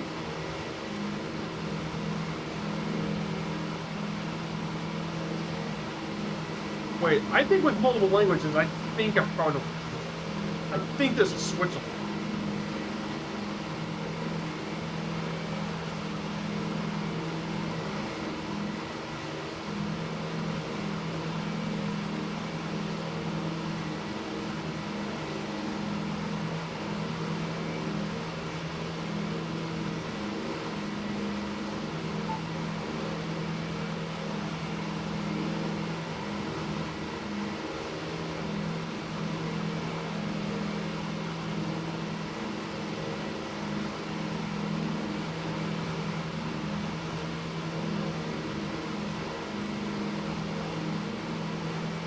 The total languages, I think it's somewhere in Search. I think it's Switch. I think it's. Oh, I was close. It was City of Bird. But yeah, I was pretty close. It was Switzerland. Yeah, it had to be. But what mountain was created for the logo? It is the Matterhorn. Yeah, Toblerone was a very famous chocolate, but it was not Mount Blanc. It was Matterhorn, which I flew over before. Definitely a pretty cool mountain if you've never been to Matterhorn.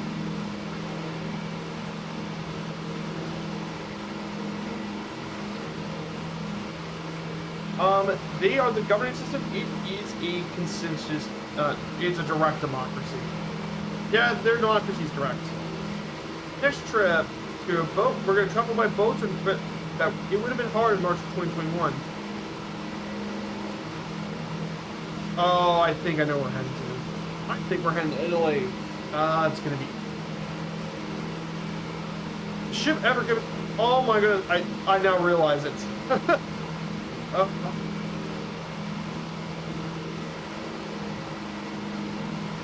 It got stuck right here. It got stuck in the Suez Canal. Yeah, it got stuck in the Suez.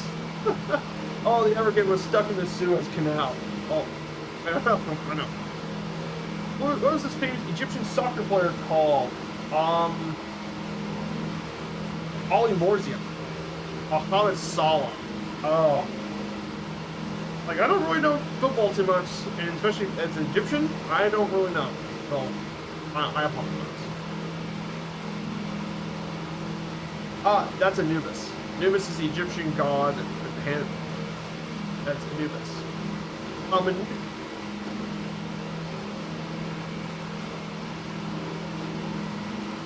Here it is.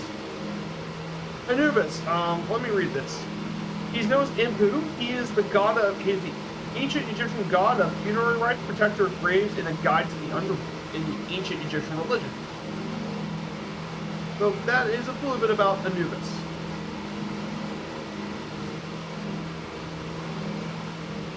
And of course, we're going to be a long way west.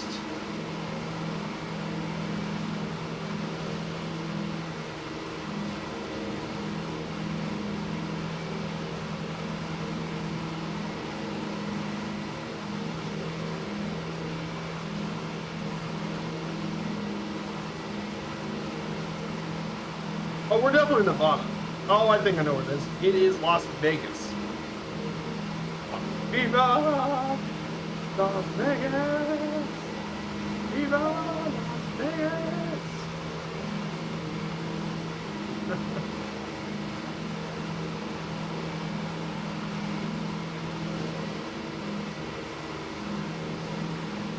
The Miranda Warning. The notification released to you resident is the Miranda Warning.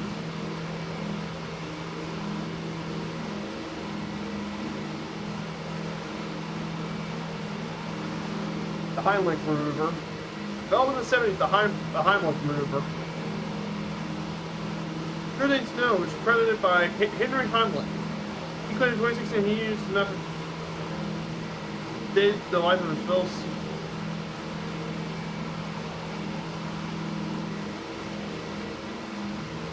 And our trip's complete. So we went from Istanbul to Switzerland, then all the way to Egypt, and then make our way to Las Vegas. So let's sort the countries. Which of these countries is the oldest to the latest? So now we have to wait for sort. Hey, good to see you, Advoca147. Good to see you. So we're doing our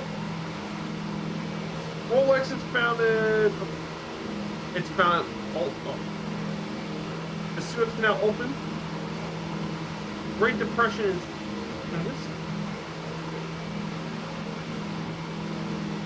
Okay.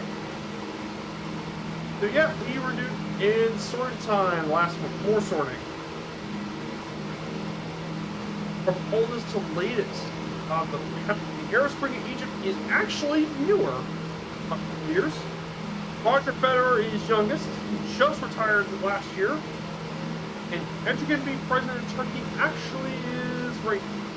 No, actually 2014.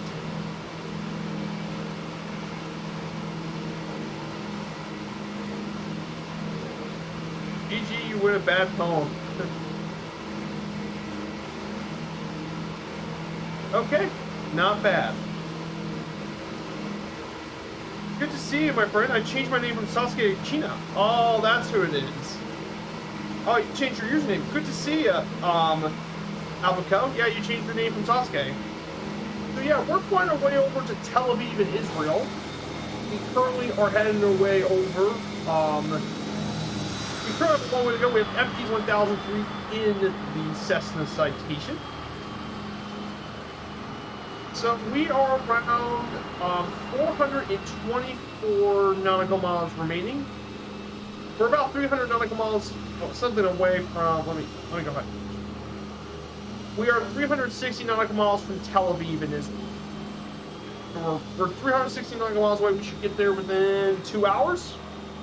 Give and take around 2 hours. Actually, speaking of which,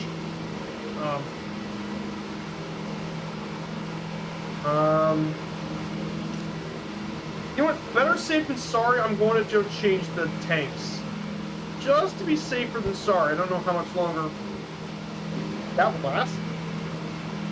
Let's go change our tanks then.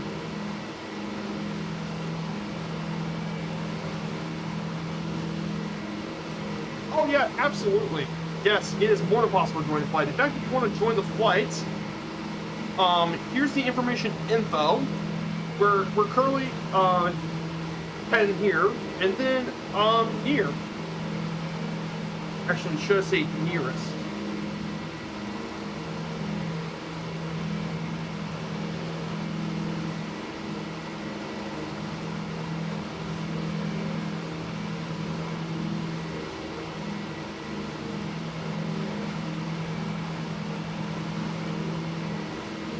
Yeah, basically, yes, you can join me. Well, the problem is there isn't really a closest airport because we're actually over the ocean. I kid you not, we're actually well over the ocean. So if you really want to join us, Lima Golf Kilo Juliet's closest, but you have a long way to catch up. We're right in the middle of the Mediterranean, so we've got quite a long flight to go.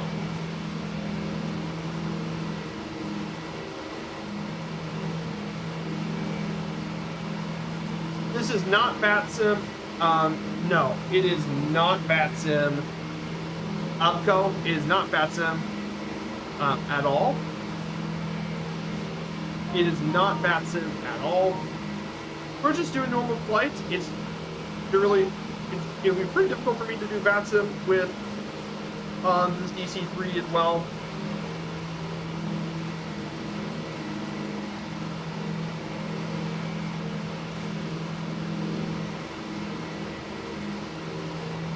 Okay, but I'm going to go ahead and get back to my slideshow for a bit. I'm going to go ahead and talk about something else. But how do I join? You don't need to friend us guys first. But if you want to friend me and make that easier, if you want to friend me, here's my gamer tag, and you can send a friend request. Albico. Feel free to send me that send me the friend request, and I'll go ahead and get that sorted out. And that way it'll make it easier for you to join me. But, oh yeah, and make sure you have all players in multiplayer. Yeah, exactly. When you go to your live settings, you need to click multiplayer. Multiplayer is open for all. Exactly. That is correct to everyone else. It's open for all. But okay. Okay, you'll try? No worries. Let me go over to the slideshow. So I'm going to go ahead and get my slides.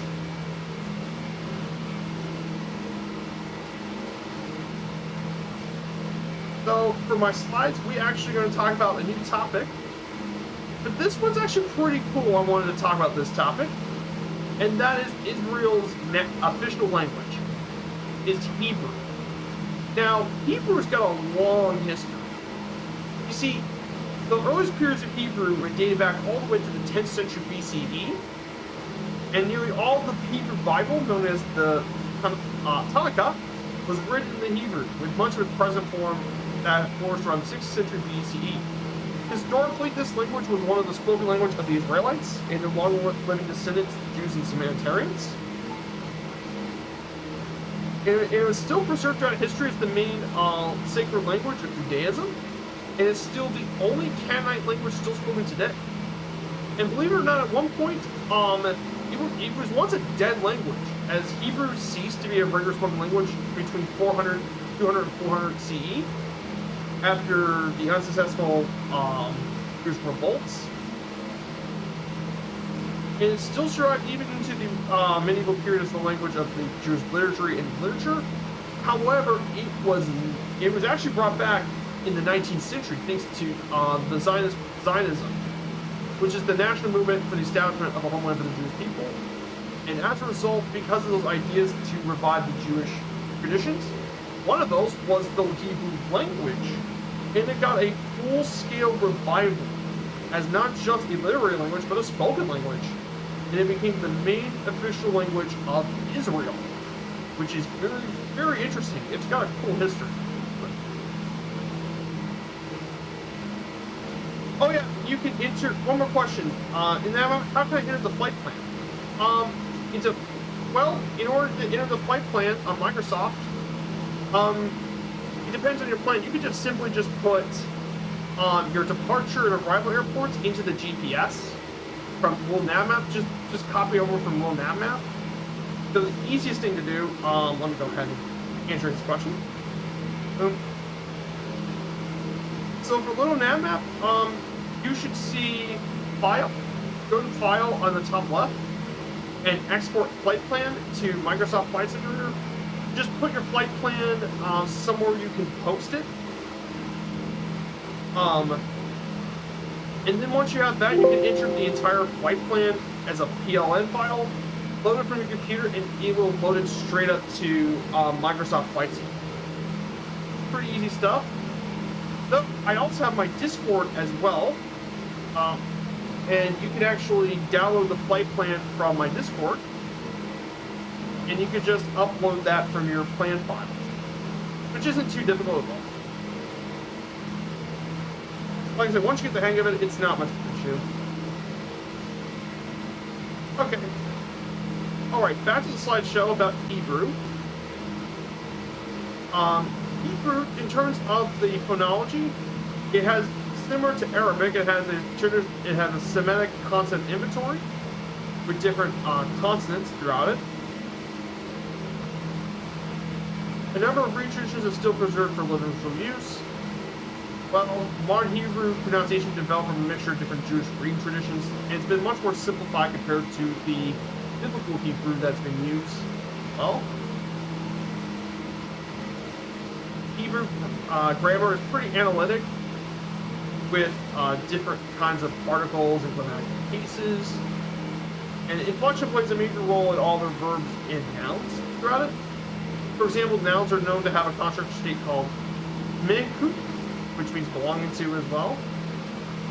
It also, like other Semitic languages, it has a pattern of stems with 3 consonant roots, which nouns, adjectives, and verbs are formed in different ways. And like most other languages, vocabulary of Hebrew is divided into verbs, nouns, adjectives, and so on. And of course, the Hebrew alphabet as well. The modern Hebrew developed from a mixture of different Jewish reed traditions. And then we have the Hebrew alphabet. Here's the alphabet. Basically, it is a script of the writing Hebrew language. It's an offshoot of the Imperial Amharic alphabet that was part of the ancient times. Historically there were 2 scripts that use write Hebrew, but the one used today is the more modern one. Now the Hebrew alphabet has 22 letters in the alphabet. The alphabet is Aleph, Bet, Gimel, Dalet, He, Waw or Vav, Zan, Jet, Het, Yod, Ha, Lamed, and there's 2 ones big is for Mim, Nun, Thamish, Ayin, Hey, there's 2 characters for that, Tisani, Both, Resh, Shin, and Top. Flight plan, what does the drop down menu mean?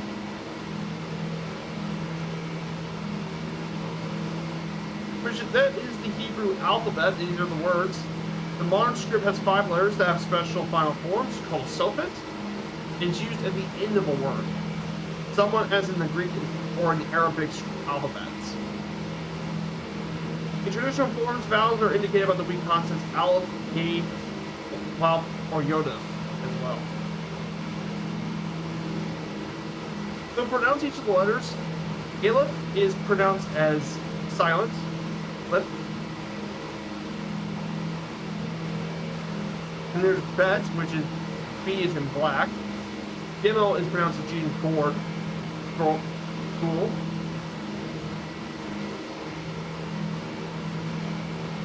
Then there's Dalet, D is in doll. Old, cut, okay. And there is Vav, Hov, Hov. There's Cyan, Zuin. That, well, we have all the different alphabets in the Hebrew alphabet. To preserve the proper vowel sounds, scholars developed several sets of vocalization known as do not, literary points, and all that. So when you put all of this together about Hebrew, we actually give you quite a few words and phrases to say. So obviously, I picked out quite a few words that you probably want to know in Israel. So if you want to say good morning, it's Boker Tov. Boker Tov, good to see you. Then thank you very much is Toda Rabba. Toda Rabba. Then your welcome is Alo Davar. Come here is Bohina. Bohina. But here's one of the most important questions if you want to be visiting Israel.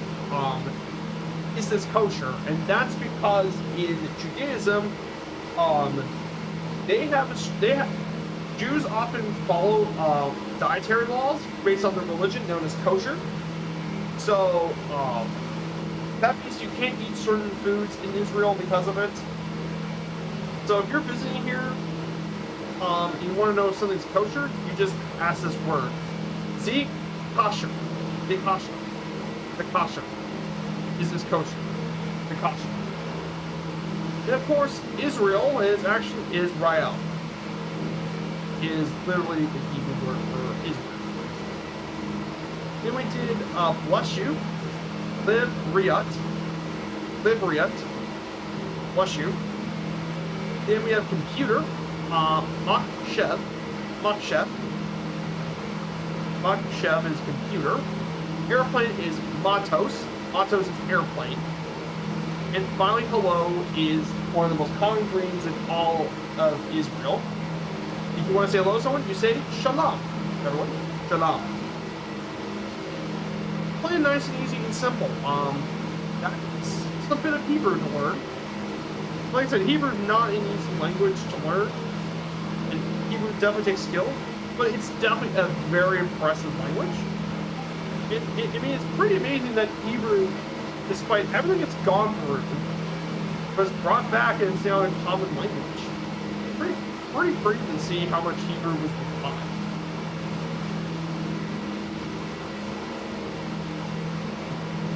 Oh, you can forget, there are a lot of words a lot of English words come from Hebrew words, believe it or not. There's quite a few words. Directly from Hebrew, you can find words like abacus, bar mitzvah, chutzpah is a word being broadcast. You can find the word gola, which is shapeless mass. That's a Hebrew word. You have Judas.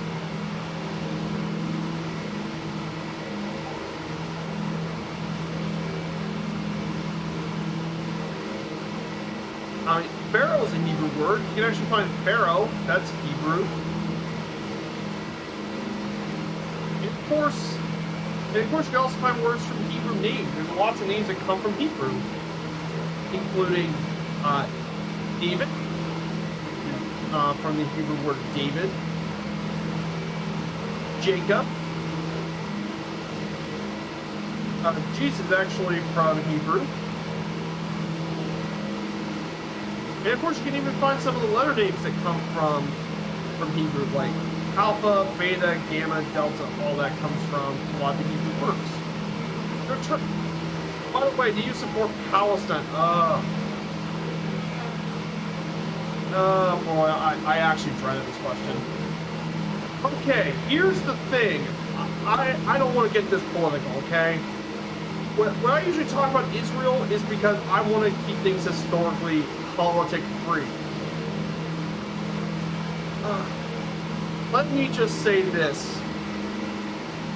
I have nothing but respect for the Palestinian people. I really do. It's not the Palestinian people I'm worried about. I dislike the Palestinian leadership. That to me is an issue. I think both Israelis and Palestinians actually have more in common than you think. Like similar culturally, both have reverence for the religions and all that. Get this political, so I don't want to get too political, okay? Now the only reason I'm not talking about the Palestinian territories much on today's stream is because, well, we're not flying over the Palestinian territories at all. That's why they did not want to fly over that very much. But it's very controversial, so I just want to say, to be honest, to me, I have issues with the Palestinian leadership more than I have with the Palestinian people. That's my honest feelings. I don't want to talk about anything, okay? Yes, exactly what Google says. I'm keeping politics out of my stream. Probably best to keep politics out of streams. Yes. Like, with my historical stuff, I have a hard time keeping politics out of my stream. Exactly, Google.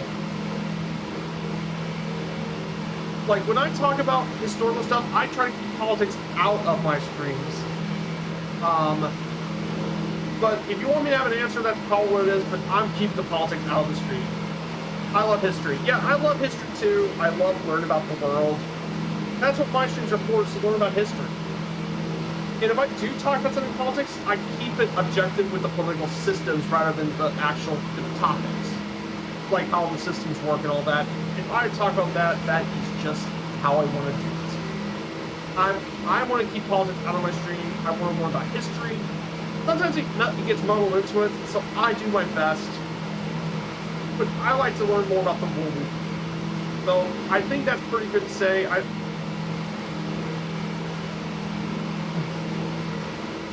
In fact, if I do a flight inside the Palestinian territories, I would be more than happy to cover all about their stuff too. I would be more than happy to. But that's as much as I want to talk about for today. Okay? That is as much as I'm willing to talk about. I think that sounds good.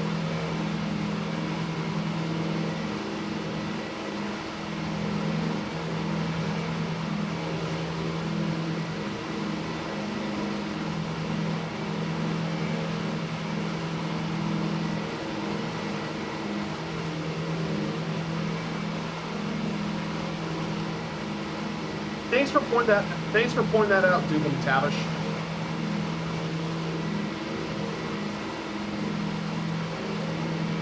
Yeah, thanks for pointing that out, Dougal. I really appreciate it. Yeah, sometimes, like I said, this whole thing is a political platform. I'm trying to be as careful as I can.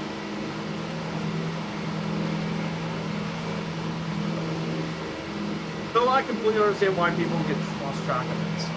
We're about 300 nautical miles away, so we're getting pretty close to our destination here.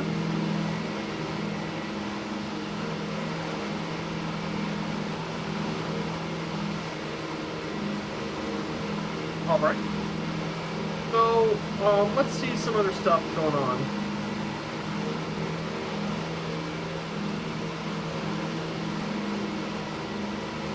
Oh yeah, the SIP. If you haven't gotten it yet, one of the planes I really recommend if you love twin-engine Cessnas is a Cessna 414 from Fly Similar, and it's actually, and you can get it for $25 US dollars, which is very cheap, but it's a very good plane as well. If you love your twin-engine Cessnas, that's on sale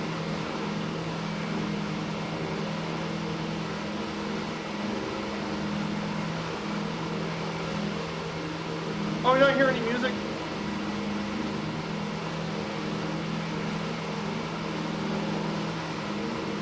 Oh, you're not hearing music? I turned up the volume. That was pretty low. The music was... Sometimes the music, classical music has a low volume. Better, Google?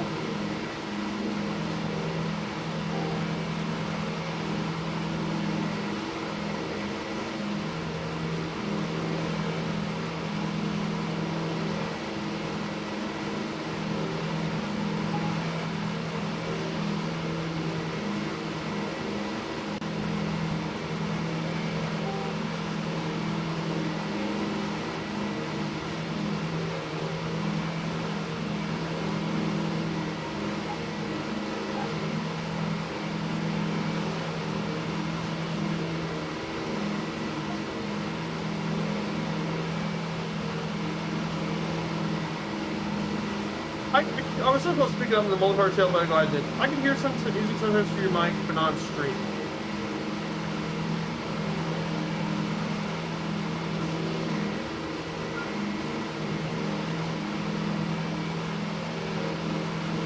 Okay, here's my issue. So here it is, Google. So apparently the music on this, so okay, whenever I turn on off, here, I have Twitch soundtrack, so if I exit out my soundtrack, let me exit this out. What? Okay. That happened.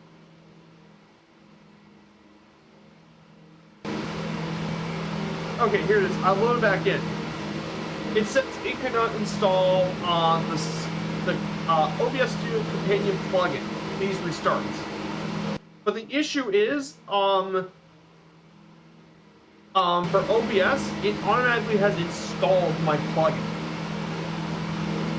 So you can detect the OBS plugin, but it couldn't install it. But according to my OBS file, it says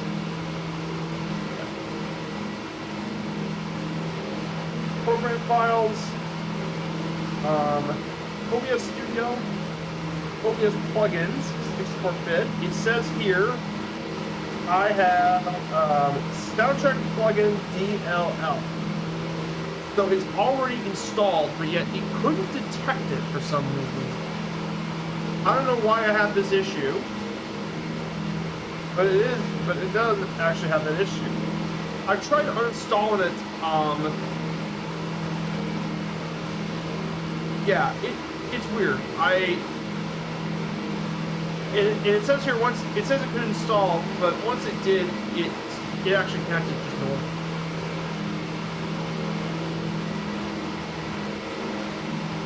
So I don't know what is going on with it.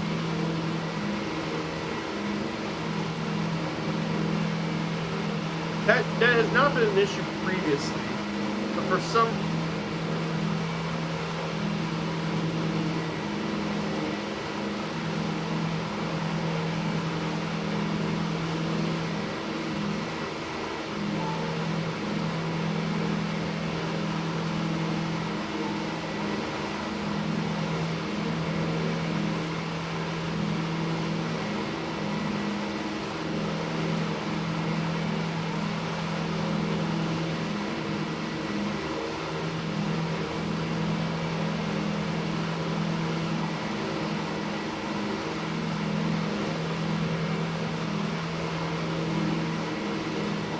So I guess after stream, I need to download, I need to remove the soundtrack plugin.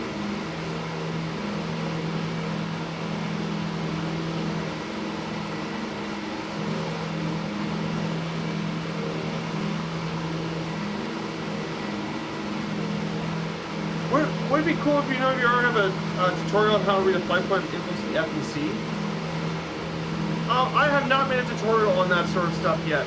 Though, there are some really good content creators on YouTube how to read a flight plan and add the information to the FEC. There's a lot of really good ones on YouTube. It depends on the plane. If you're doing A320, I think there's plenty of people who've done A320 tutorials, they've done 757s, they've done all sorts of things as well.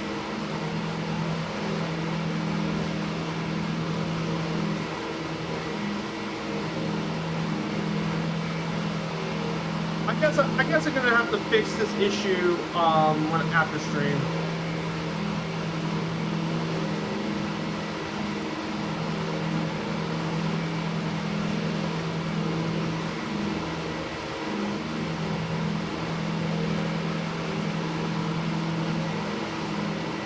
Because before this was not an issue beforehand.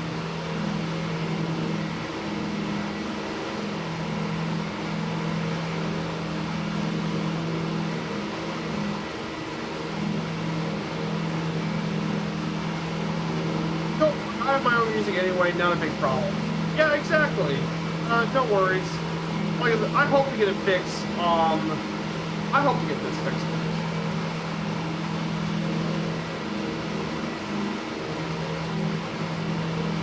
To our left, I think to our left, I don't think we're too far away, but our left, according to my nav map, the closest island to our left is Cyprus. Let's go over a little bit of Cyprus. Delete wiki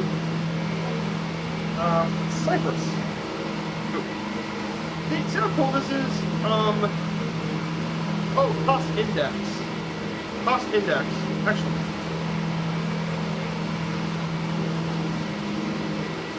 Cost index. Here it is. Here it is. Here it is. Here it is. IKEA. Flight management system. Cost index. Cost index aviation. Cost index is the ratio of time-related cost of airplane operation in the cost of fuel. That is what cost index is. It's the ratio of time-related time cost divided by fuel cost. So the flight crew enters the company calculated cost index to the CDU, and it uses this number to an arm performance parameter to calculate economy climb, cruise, and descent speeds. So for example, if you press number 0, it results in maximum rate airspeed minimum trip fuel.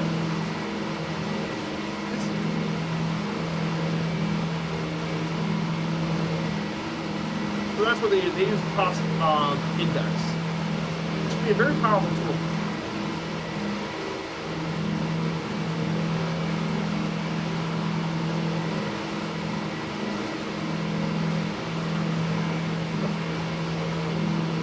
Yeah, what Google says, it's the new reduced defined performance versus fuel economy. Exactly. So if you do, let's say you want to do a sim brief, okay? I'm gonna do a sim brief plan. Let me go ahead and do a flight.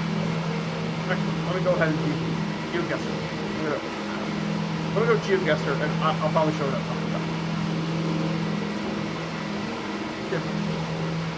So okay, let me do a simple flight plan, shall we? Dispatch. Create a new flight. Okay, let's do KSDF, which is my home airport, and let's say we want to fly from Louisville to Atlanta. So we'll be taking the Boeing 737. I'll just show you an example. Firefly Air. User number 9510, and we have our flight plan. That's a pretty simple flight plan from Louisville to Atlanta. Once we generate the flight, let's do this first. So when you do this for your flight plan, it should give you CI-26. So when you read this information through your flight plan, it should be here on your guide. So this here is your cost index. Your cruise schedule and speed is 85 for this example flight. This could also be a Mach number or specific cruise profile. So for example, you have a cruise index of 85, so you have, in order to get that number, like I said, you need time cost is higher than the fuel economy. So that gives you the cost index. And we combine this with other things like for example, you have your average wind for this flight, your distance, and all that once you add it to your FMS. it'll help you with your VNAV profile. So basically, SimBrief has the dispatch system guide as well for the cable group. Wait, and all that. That's a little simple. I hope that probably helps you out a little bit. Let's just do like, hey, good to see you, Kingsman. Welcome. Yeah, the smaller the number, the more efficient the plane would be. Yeah, exactly. A smaller number means more efficient plane, where the larger number is less efficient.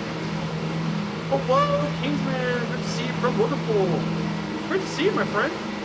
So yes, we are heading our way over to Tel Aviv and Israel. We still got quite a bit of a flight left to do. But we're actually doing 2 legs of the trip today. We're first heading to Tel Aviv from Athens, and then we will have a much shorter leg. We'll then have a much shorter leg coming up after Tel Aviv. We'll head our way to Amman, Jordan. So we have quite a bit of a journey left to go as well. It's lovely on the DC. Nice. So yes, I actually managed to get, I got Flow yesterday, I got Flow Pro yesterday, I finally got it. And I've really been enjoying it so far. It's been quite helpful for me, actually. It's really, really helpful. Very, very useful little thing.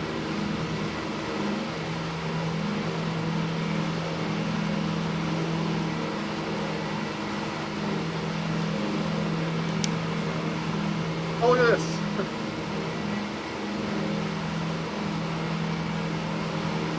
Huh. Okay, I didn't know about that. I can actually set the autopilot.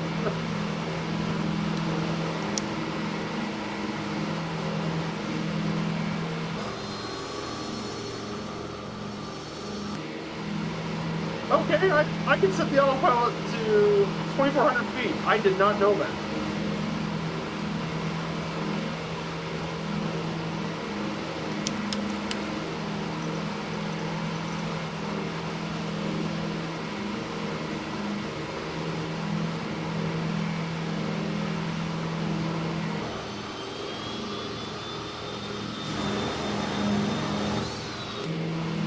That is not what I was expecting, actually. So you can actually change the autopilot altitude heading.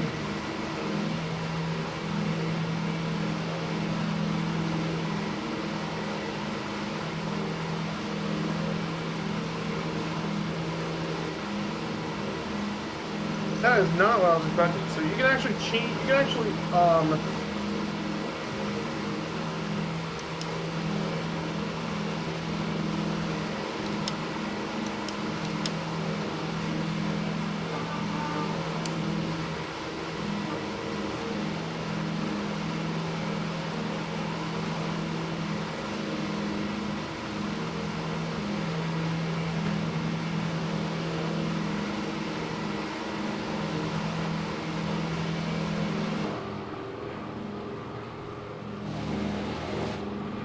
okay, I did not know that. So you can actually change your autopilot heading and all that. That's pretty cool.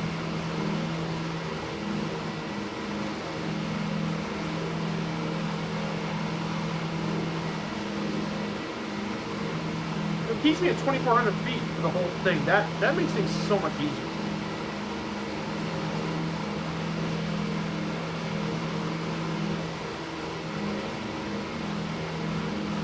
That makes things so much easier. Even at 2,400 feet. Well, gotta go now. See you next time. Thank you so much, FD1003, for coming along on today's stream. I really appreciate you being here as well, as always. Thanks for playing along. So yeah, we still got quite a bit of a DC-3 journey still remaining as well.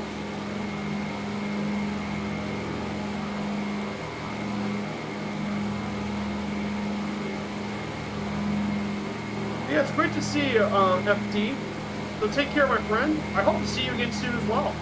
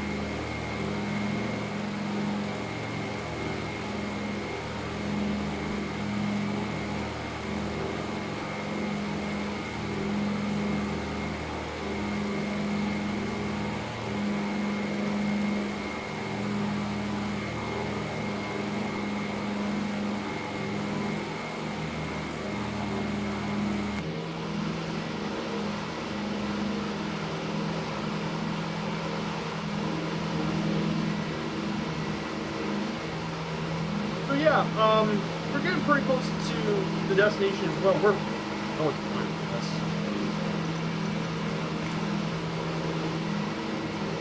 So I'm going to go ahead and talk about the next thing on my slideshow. I'm going to go ahead and talk about it. So let's talk about Israel's economy for a minute. Yeah, for a country with around 9 million people, Israel actually has a very, very advanced economy. In fact, Israel is considered to be the most advanced country in all of West Asia in terms of economic and industrial development. It's extremely high quality university education, and the establishment of a highly motivated and educated populace is largely responsible for the high technology boom and rapid economic development of the country. In 2010, it joined the OECD, Organization for Economic Cooperation and Development, and is ranked 20th in the World Economic Forum's Global Competitiveness Report.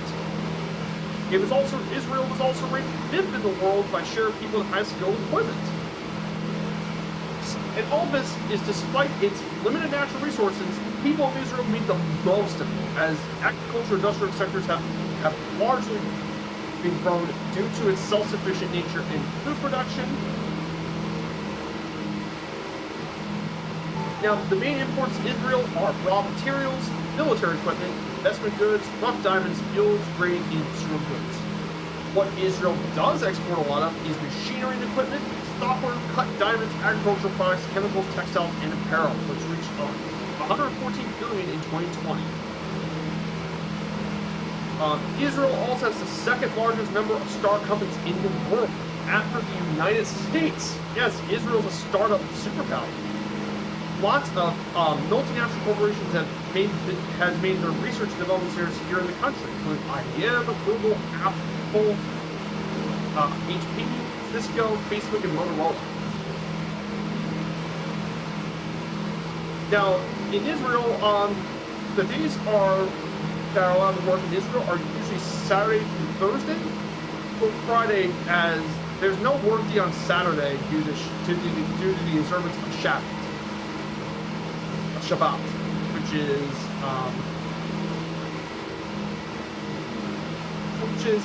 rest day. That's what it is. Pretty cool stuff.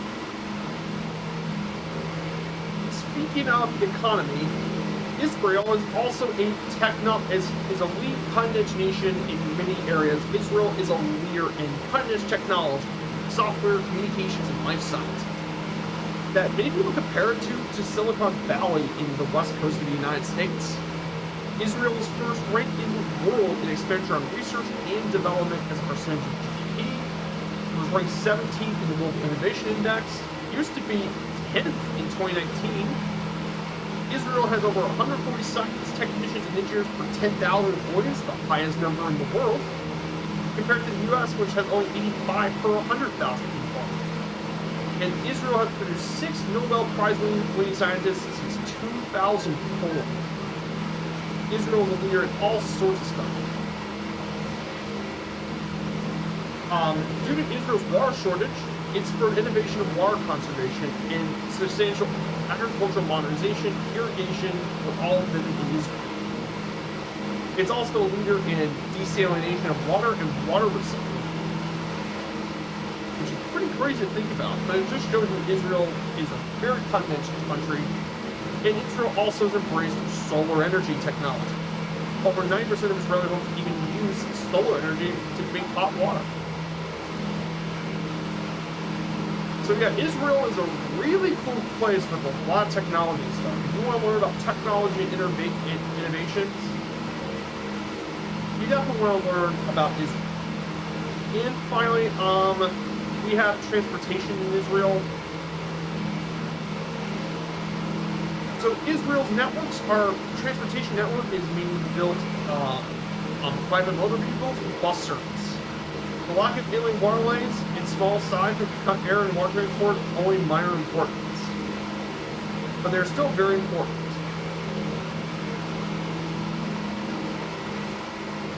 So Israel has over 18,000 kilometers of road, which only 275 miles of it are freeways. And the Trans-Israel Highway known as Route 6 starts from Haifa all the way to Beersheba as well. And of course, Tel Aviv has also got some pretty much a lot of cycling stuff. With over 224 miles existing planned for bike.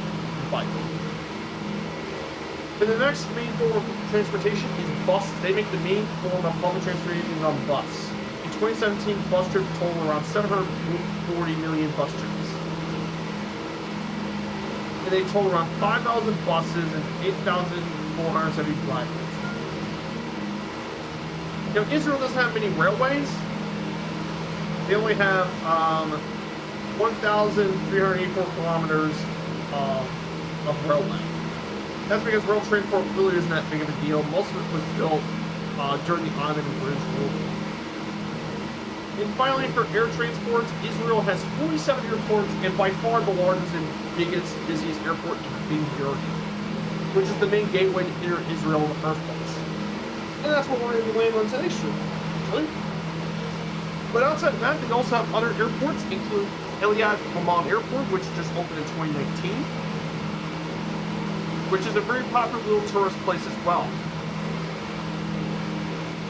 And the main flag carrier of Israel is El Al, which is the main flag carrier in Israel.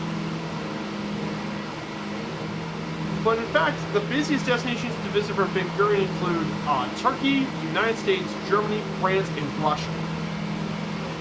So that is a bit about Israel's transportation.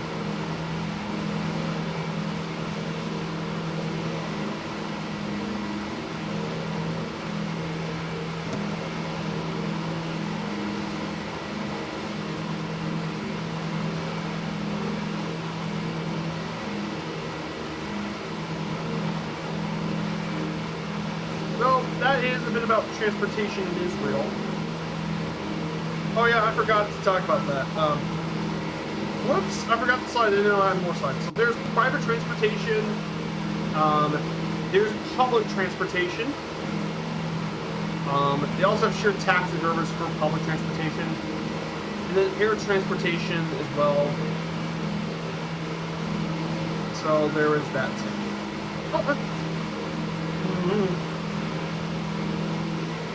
So speaking about airlines, El Al is the flag carrier of Israel since it was founded back in 1948, where Israel was first founded. It's grown to serve over 50 destinations within Israel, Europe, Middle East, Americas, Africa, and Far East. And believe it or not, here's a fun fact about El Al that a lot of people don't know about. They are the only commercial airline to equip its planes with missile defense systems. And it is one of the most secure airlines thanks to its very stringent security procedures. And that's because, well, in Israel, in relation to its neighbors, like I said, it won't get political, but considering that there are quite a few nations hostile to it, they need all the security protection they got because they've been targeted a lot of hijackings and terrorist attacks. El Al also has participated in humanitarian rescue efforts, mainly airlifting Jews to Israel, including one world record on Operation Solomon, when a 747 carried over 1,000 passengers in 1991, which is absolutely insane, buddy. I mean, putting 1,000 passengers in a 747 is crazy. Another interesting information is that they offer only kosher in-flight meals, and they don't fly passengers on the Jewish Shabbat or religious holidays, too, due to Israeli cultural traditions. So that's some pretty cool stuff. Some destinations El Al flies to 4 continents and 31 countries, including Russia. But some main cities they fly to include New York, Miami, Los Angeles, and Boston in the United States. In the UK, they fly to London Heathrow. They even fly all the way to Phuket in Thailand.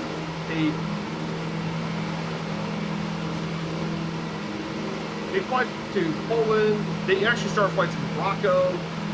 They're going to bring back flights to Japan, Tokyo, Dublin, and Hong Kong. But they do have some pretty cool flights as well. But yeah, and their main fleet is consisted of all Boeing planes, including the 737-800, 737-900, 777, and the Dreamliner family of planes. So yeah. Hey Mongo 7, good to see you, Mongo. I hope you're doing well.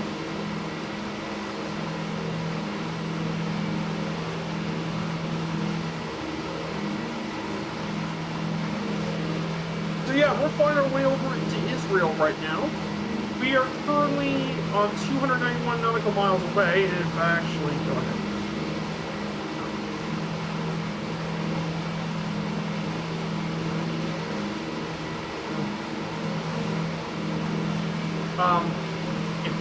We're about 226 nautical miles from Tel Aviv in Israel. This should be pretty good as well. Yes, we are in Southeast Asia. That's because I got me something new today. I got me my good old club. And look at this, I even got Anna.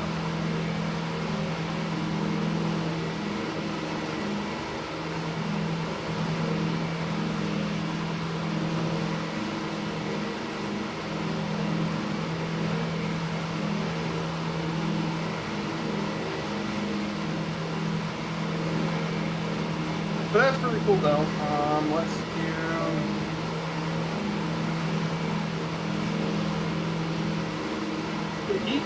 I can do all sorts of wiki stuff. Let's see.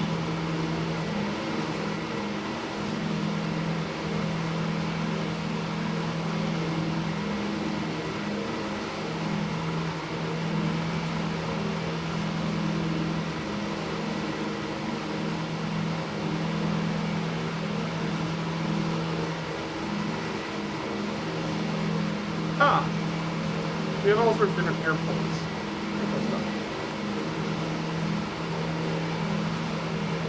Yeah, I really do like Flow. Flow is really cool. And I'm very happy to get Flow onto my system. It's really good.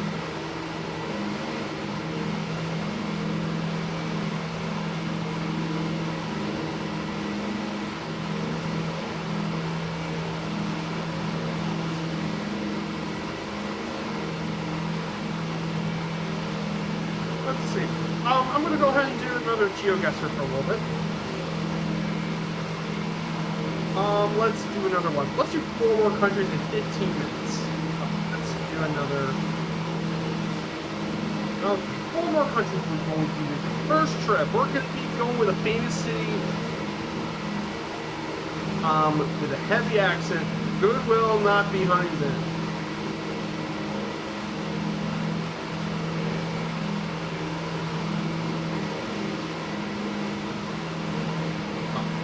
Oh, that's easy.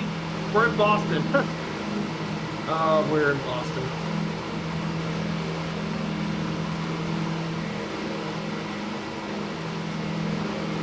Look at that, 234 yards. Yep, it was Boston, obviously. It was Boston. The Boston Public Gardening gave me away. It was Boston Massachusetts. We're in Boston. What famous company makes robots here? Boston Dynamics. Boston Dynamics makes those famous robots. Yes, they make lots of robots. Easy stuff.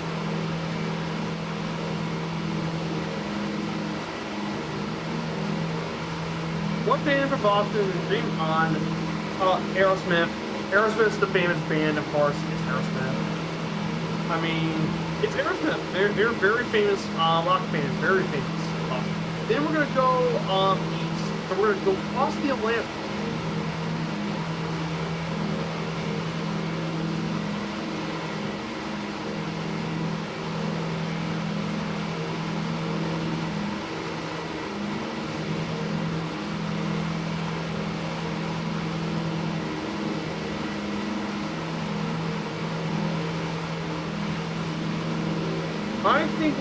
I think we're east. I didn't think this far east. Did we end up in Tokyo of all places? This can't be Tokyo. No, it's Hong Kong. Oh crap, Hong Kong. Didn't think about China. Oh crap.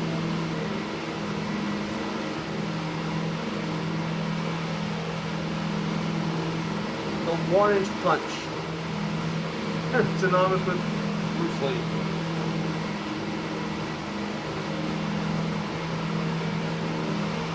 How many one of these is, which one of these is found in Hong Kong?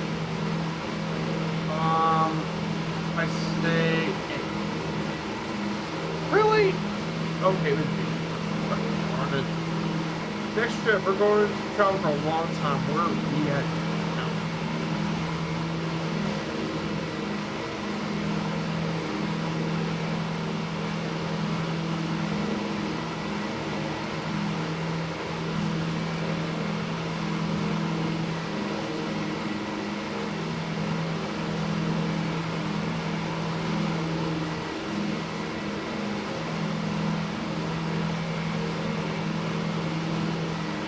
Oh, I think I know what this is. This is Denmark. We're in Copenhagen. Yeah, it is Copenhagen. Boom! Copenhagen.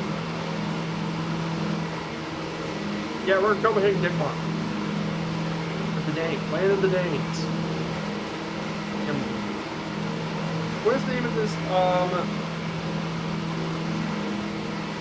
Yeah, The Little Mermaid. Yeah, by the way, if you guys didn't know about that statue, that's because The Little Mermaid is actually based off of a real book, by the way.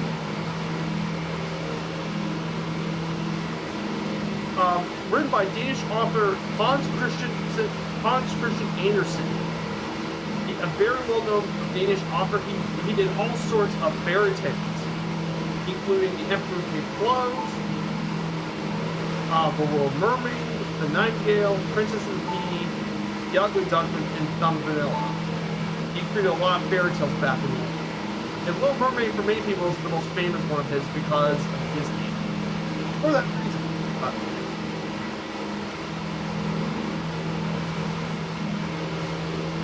Is DJ Kiko Danish? No, he's not.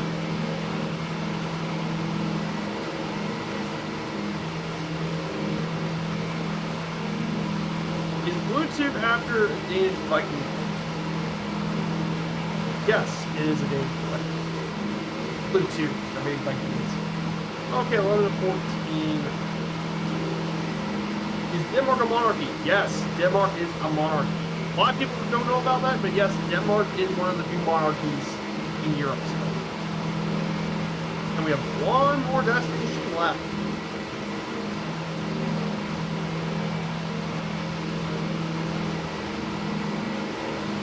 Okay, this is Africa somewhere, but where is Africa?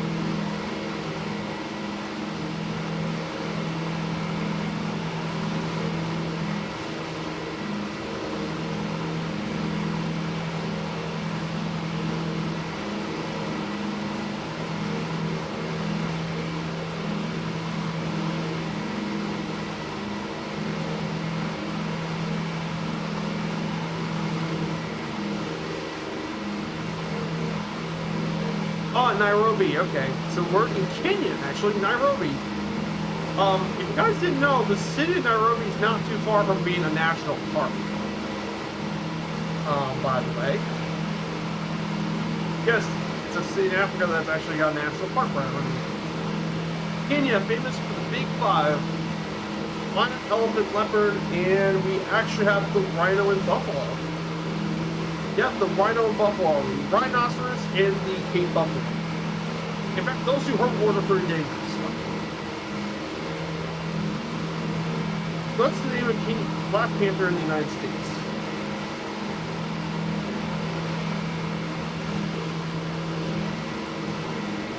Yeah, Lupita Nyong'o.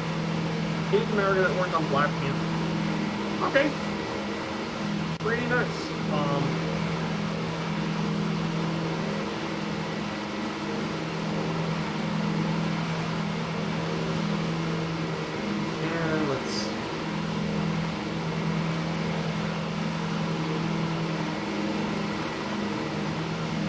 Okay, let's know what the presidents of the United States.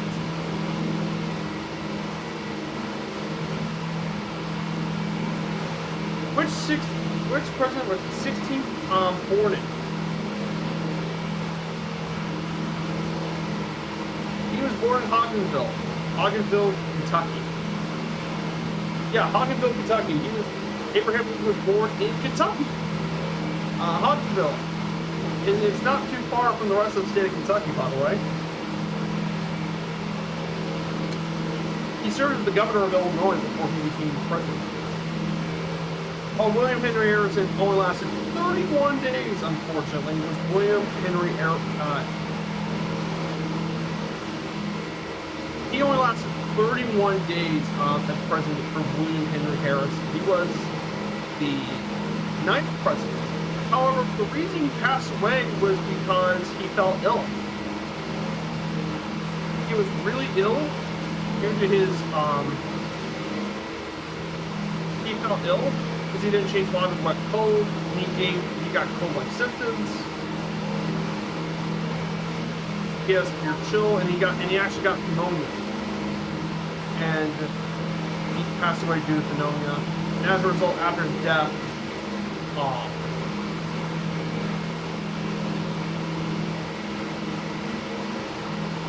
we had a new president, and basically John Tyler became president. He was the 10th president of the United States. I was there yesterday. Cool. Yeah. Harrison just died 31 days after inauguration. He was the first president to die in office. Yikes.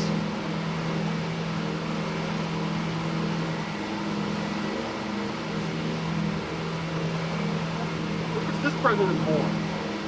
He was born in Honolulu, Hawaii. Yes, Barack Obama was actually born in Hawaii, believe it or not. A lot of people didn't know about that. But Barack Obama was born in Honolulu, Hawaii at the Aviv-Amman Medical Center. He was the first and only president to be born outside of the contiguous 48 states.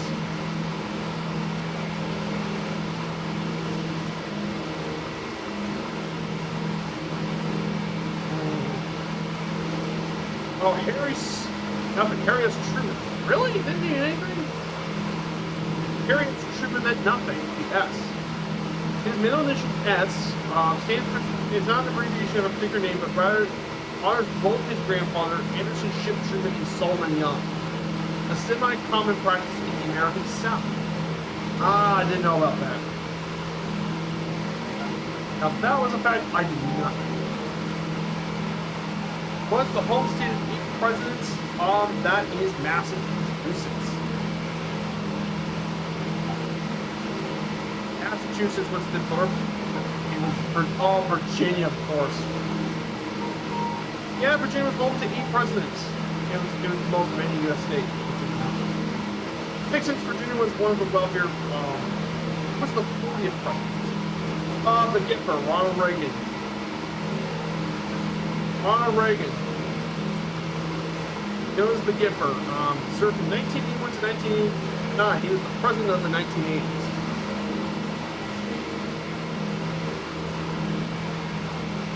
Also, by the way, was not the, but the impact was not close. Where was his native tongue? His native tongue was actually,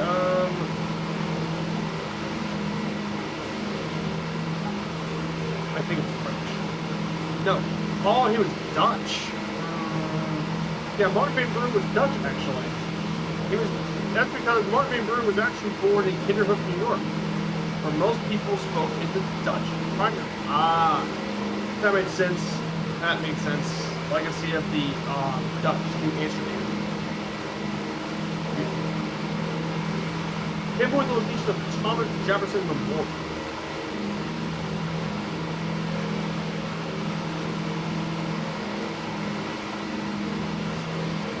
Actually, the Thomas Jefferson Memorial is...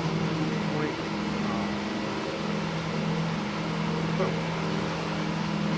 Yep, it's in D. The Thomas Jefferson Memorial is in D.C.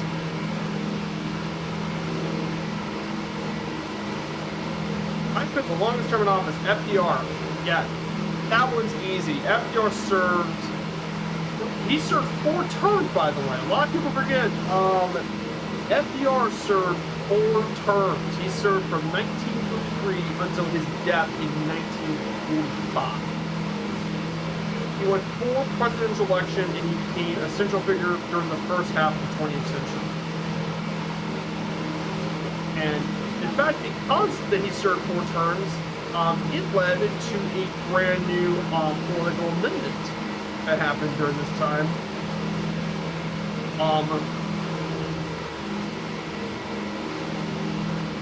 And that led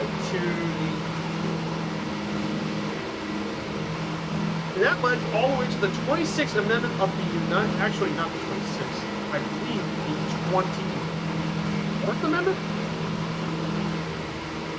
Actually, no, 24th is the father.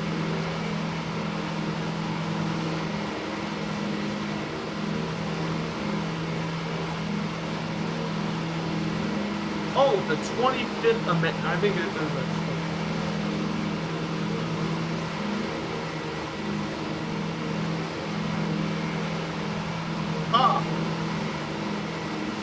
The 22nd Amendment. Yeah, it was the inspiration for the 22nd Amendment of the United States. It was the 22nd. Copy. Pinpoint the location. Thanks for Mount Vernon. It is right outside DC. Mount Vernon is.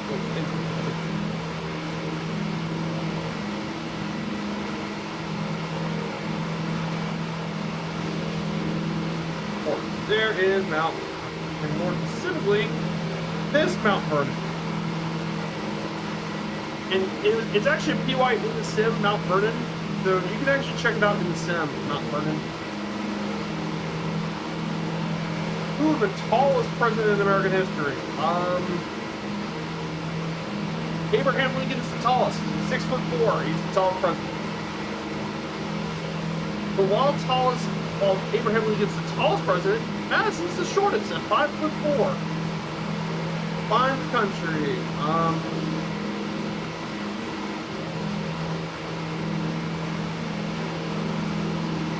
Oh yeah, and it's the United States. Okay. Yeah, USA. That's the easiest question. Okay, not bad. Yeah. Hey, good to see you, Sandy Olsen. Well, let's see who's with us today.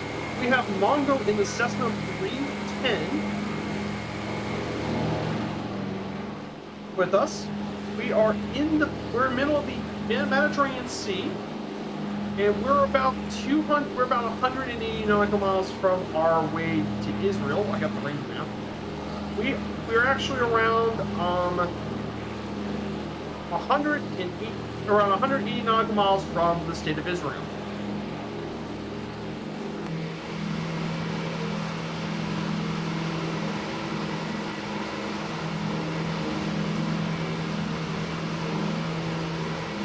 Yeah, good to see you, Sandy Olsen. I hope you're doing well, my friend.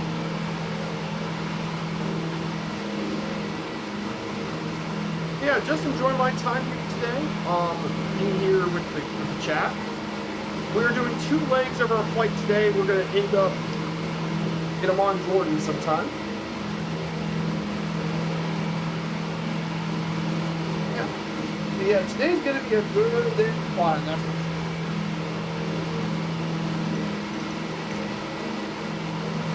Okay, 48 on the tanks, we're doing pretty good. I hope that's probably enough to make the landing into Tel Aviv.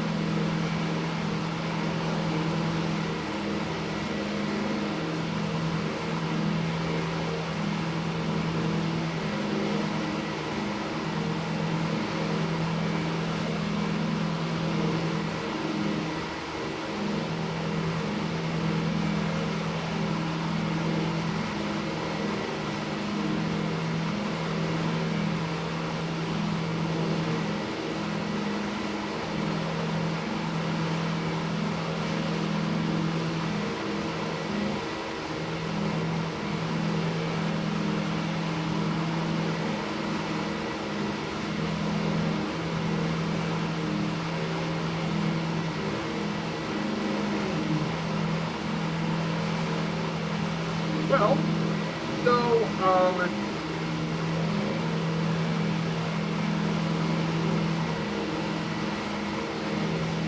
let's go ahead and get back to the slides.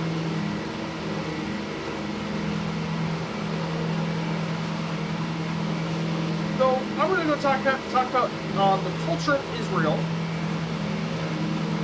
So Israeli culture is very diverse, and its roots have been way before modern Israel even existed. In fact, you can trace it all the way back to ancient Israel, back in 1000 BC.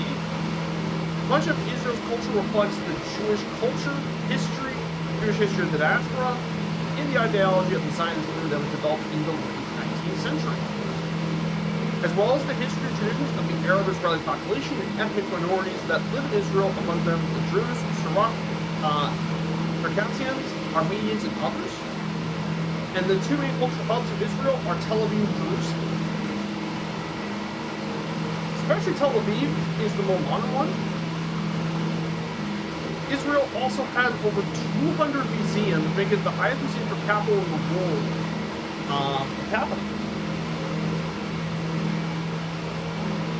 In terms of Israel's music, the music in the country, classical music has been around Israel since 1930, and it has hundreds of music teachers and students, composers, instruments, and more streaming the country that were driven out of Europe by the threat of Nazism. And Israel is home to several world-class music ensembles, including the Israel Philharmonic and the new Israeli Opera that all made homes in Israel. And then the modern music scene arrived with all sorts of span of musical genres, from Ethiopian to Middle Eastern soul music, rock, jazz, hip-hop, Arabic, pop, and mainstream. And Israeli music is versatile, combines elements of both the West and East, and becomes very eclectic with all sorts of influences from the diaspora, along with cultural importations like the Hasidic songs, Asian pop, and even metal.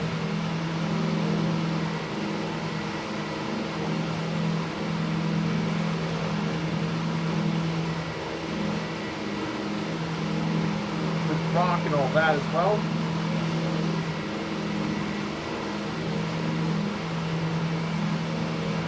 And there's all sorts of Israeli music artists as well. There's tons of them as well for music. Okay, you're at Ben Gurion. Yeah, we're stopping at Ben Gurion, so we'll meet you there back there in a while. And we talk about the literature of Israel, Israeli literature. It's primarily written in Hebrew, based on the Renaissance of Hebrew as a spoken language in the 19th century. By law, and here's the thing, by law, 2 copies of all printed matter published in Israel must be deposited to the National Library of Israel. And it also now includes audio and video recordings. Shimon Yosef Agam shared the Nobel Prize in Literature with Noah Stotz. And some leading Israeli poets include Yehuda Amchai, David Alterman, Nia Goldberg, and Rachel Bluestein are very well-known Israeli poets.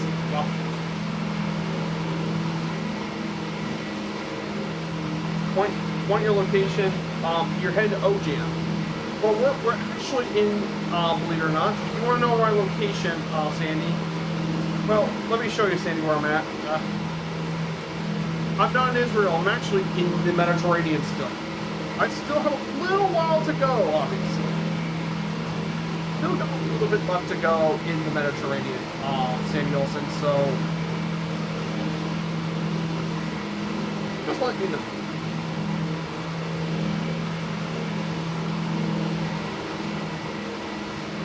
The next thing is the cinema in Israel. So Israel is actually quite known for its cinema history, and it has gone major development since its inception in the 1950s. Some of the first features produced and directed by Israelis include Kill 24 Doesn't Answer, which is an Israeli war film, and they were tended to be cast in heroic mode. However, some recent films remain deeply rooted in the Israeli experience, with subjects like Holocaust survivors and children, and the travails of new immigrants known as the Aliyah. Other cinematic movies deal with modern-day Israeli life, like the Arab-Israeli conflict, which we don't talk too much, and military service. And over the years, The Israeli film industry continues to gain worldwide recognition from international awards. And for 3 years, Israeli films were nominated for the Academy Awards in 2008, 2009, and 2010 with the film Newport, Walter Bashir, and Ajami, respectively. And in fact, the Spielberg Film Archive is the world's largest repository of film material on Jewish themes to be found here in Israel. But pretty cool stuff as well. And then Israel's architecture is there's various architectural styles as well. With Israel been around for thousands of years, with the land being developed for thousands of years, you have a lot of architectural styles. Then after 1850, Jewish architecture opened up to European influences and tried to restrict ancient biblical architecture.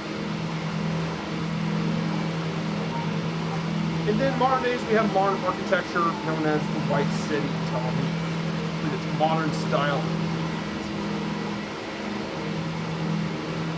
And then here's the most interesting thing about Israel. Modern Israeli cuisine.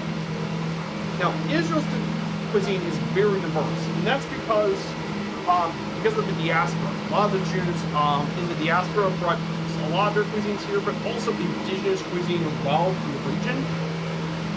And when you combine both the cuisine from the diaspora and the cuisine in the Lebanon, you create a very unique cuisine.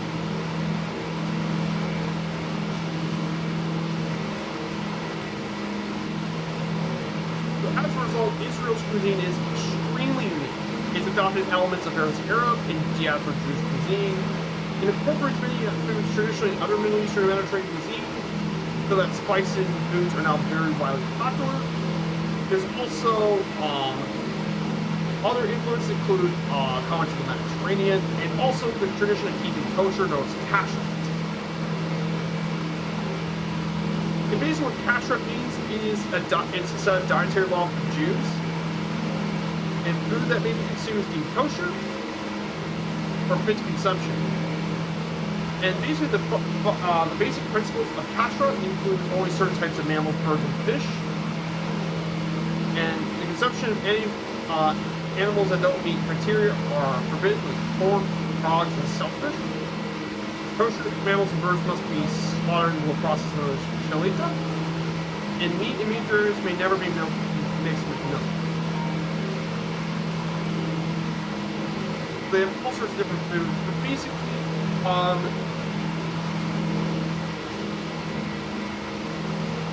and all that sort of stuff. As a result, due to this, there isn't a single universal dish in Israel, but there's all sorts of different foods you can have in Israeli cuisine. You can have vegetable salads are the most common salads to eat with egg, bread, dairy products. And of course, Israeli salad is pretty well known with chopped salad, finely spaniel, onion, cucumber, and bell and chili peppers. You can eat a lot of that. There's quite a few soups and dumplings made from all over, like chicken soup, you know that? There's also lentil soup as well. There's different grades of pasta like rice. Couscous was brought to Israel from Jews from Africa. Mujadara was brought from adopted from Arab cuisine. And then, of course, fish is pretty available. Caught a lot on the Mediterranean Red Sea. Fish is pretty popular because a lot of fish is kosher. It can be eaten in a lot of different styles, like trout, nibri, thick ears fish, or tilapia. Fish can be braised, eaten baked. And also gentile fish for the Ashkenazi Jews. They also like white fish.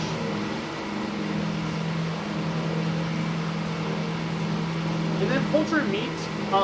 The most widely eaten meat in Israel is actually chicken. And chicken, they make chicken in all sorts of ways, including chicken casserole and couscous based on Moroccan cooking, chicken meatballs, tomato sauce from the Sephardi cuisine, grilled barbecue meat, and more. They even make schnitzel, which is their adaptation for veal schnitzel. There's dairy products as well, like cheeses and yogurts. And of course, fruits, because Israel is a great producer of citrus and fruit, like oranges, grapefruits, tamarind, and a pomegranate, a hybrid between grapefruit and pomelo. And then there's also baked dishes. Israel has a very strong baked tradition in home baking. They got all sorts of different pastries and more. And they make all sorts of different ones. One of the more iconic ones is a kugel, which is basically noodle pudding. You caramelize sugar and spice with black pepper. There's also barikas, savory pastries that are brought from Turkey and the Balkans. Jelly donuts for Hanukkah is jelly donut or jelly. And of course breads too. There's all sorts of different kinds of bread that have been around for centuries. And they make all sorts of different pita. There's challah bread for Shabbat.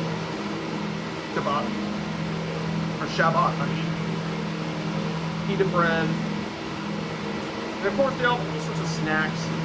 Baklava, nut-filled pastries for celebrations of Jewish communities throughout the region. Sunflower seeds are basically everywhere. There's also crembo, which is a very popular chocolate-coated marshmallow. It's very popular in the winter. A popular alternative to ice cream.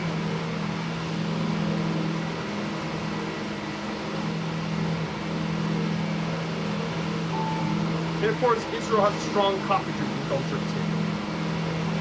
And of course, if you're eating out in Israel, the most popular street food is falafel. Basically, spiced mashed chickpeas. Very, very common street food in Israel. There's also shawarma, which is brought over from Turkey. And of course, a very popular breakfast, shashuka, that was popularized by North African Jews. In a fried eggs and spicy tomato sauce with other vegetable ingredients. But basically, Israeli cuisine is very diverse. It doesn't have one particular origin like a lot of other cuisines do, but Israeli cuisine is so diverse. Even though there's some foods they may not be able to eat, that's not kosher, that does not mean Israeli cuisine is dull. It's a very rich, drawn from the rich history of the diaspora all around the world. Yeah, we're talking about food all day. Yeah, but I want to share my love with the world and to learn all about it. Microsoft OJAM, afternoon, Captain. Hey, good to see you, Calvin Crazy. Good to see you. Yeah, we're kind of on our way over to Tel Aviv, Israel. We're heading over to Tel Aviv. I'm going to give a shout out to Comic Crazy, another friend to the community as well. He also does his own streams as well. Check out Comic Crazy, he's a big comic book fan as well. He also does a lot of flats and stuff. So definitely check out his channel.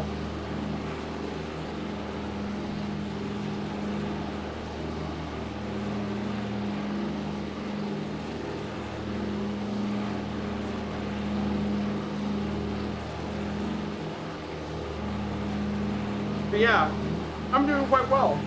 Speaking of which, I need to check my fuel. At 36. But yeah, we're doing quite well. Oh, it looks like you were in the water. Love this game. Yeah, I love Microsoft Flight Sim as well. That's great. I always enjoy Microsoft Flight Sim. Every time I go flying, I really love this sim. It just explores so much more. But we are not far at all from our destination. We are actually just about 100. We're just about 120 nautical miles away. So we're not far off from our place. It looks like we're in the water, but we're actually not. We're about 2,400 feet. So we're in pretty good position.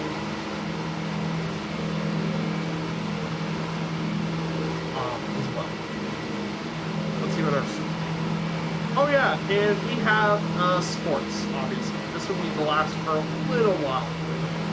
So in Israel, in sports, quite a few things about sports you should play. Sports have played a big role in Israeli culture for a long time. Most popular sports are mainly been football or soccer, and basketball. Secondly, basketball is very popular in Israel. In fact, soccer is considered to be an national sport. Internationally, Israel is the international center for Jewish sport since 1932, when the Maccabah Games is held in the country. And basically, if you guys don't know, the Maccabah Games is known as the Jewish Olympics. It's held for it's open to Jewish athletes from around the world and all Israeli citizens, and it's actually the third largest sport event in the world by a number of competitors, behind only the Olympics and FIFA World Cup. But they host every year here in Israel. Since 1932, they held it for every couple of years.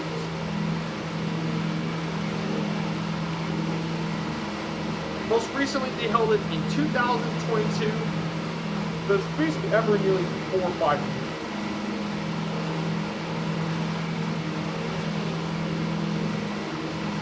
And similar to the Olympics, they recognize all 20 Olympic sports, but also other sports like chess, cricket, and netball.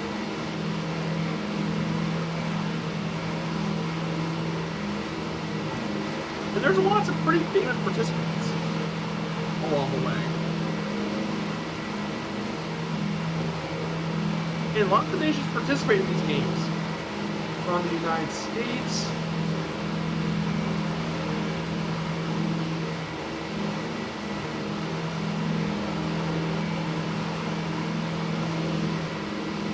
so yeah, pretty cool stuff.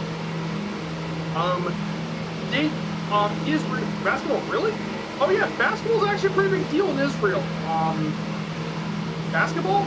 Yeah, it's the second most popular sport in the country. The domestic league is usually dominated by Football Jerusalem, Athens-Tel, and Maccabi-Tel Aviv dominate basketball, and are among the top teams in all of Europe, Israel. In fact, Maccabi-Tel Aviv had won the European Championship 6 times. In 1977, 1981, 2001, 2004, 2005, and 2014. The Israeli basketball team has participated 23 times in the European Championship. Their best achievement was a silver medal in 1979, along with 5th place in 1953 and 1977. Its national under-20 team has actually took home 2 silver medals twice, actually. And the Israeli coach school of basketball has produced many successful European basketball coaches, including Ralph Klein, Penny Gerson, David Blatt, and Savi Sherk. And there are some pretty famous basketball players that play in the NBA. One connection that's fun enough for Israel, the great connections to the NBA, is Amar Stoudemire, oddly enough. As Amar Stoudemire actually became a shareholder of Football Jerusalem.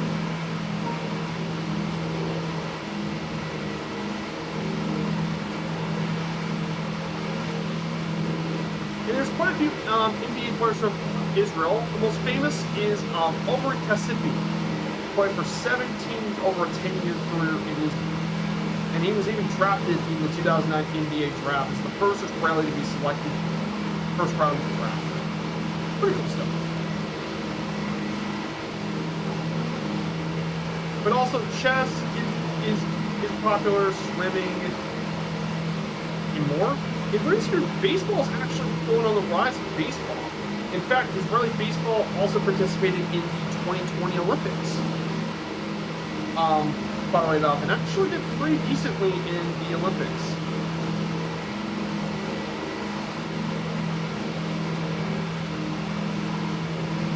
It finished 5th in the Olympics, where it beat Mexico. Pretty cool. So yeah, and finally, here's a couple really fun facts about this. Nope, none of them, I'm pretty sure none of them are formal, but here's a couple of interesting facts about Israel that you may not even know about.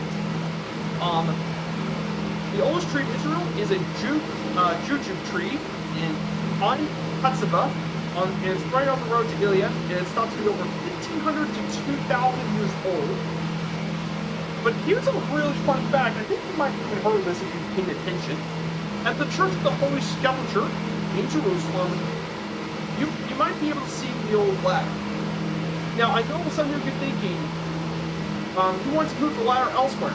Well, here's the problem. The reason that's not a good idea to move it is because this was an agreement between 6 different churches that operate at the Church of the Holy Sepulchre. And none can agree on who owns the ladder. So they actually agree, since no one can agree on who owns it, that ladder's been stuck here since the 18th century. I kid you not. That is a fun fact. That's why I have this picture for you. Israel recycles 9% of all the wastewater it creates, making it the leading nation for water recycling. Maybe the U.S. should start doing some of this water recycling. I think Californians would greatly appreciate it.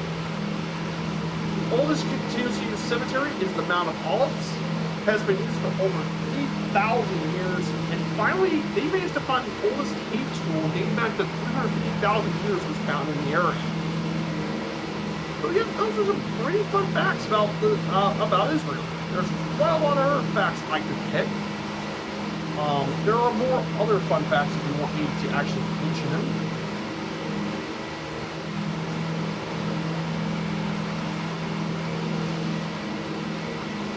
Let's see some other facts about Israel that a lot of people may not know about. If you ever visit the Western Wall, which is one of the holiest religious sites in Israel, about 1 million notes are actually left in the Western Wall. And I know a lot of you are thinking, what's so important about these Western notes?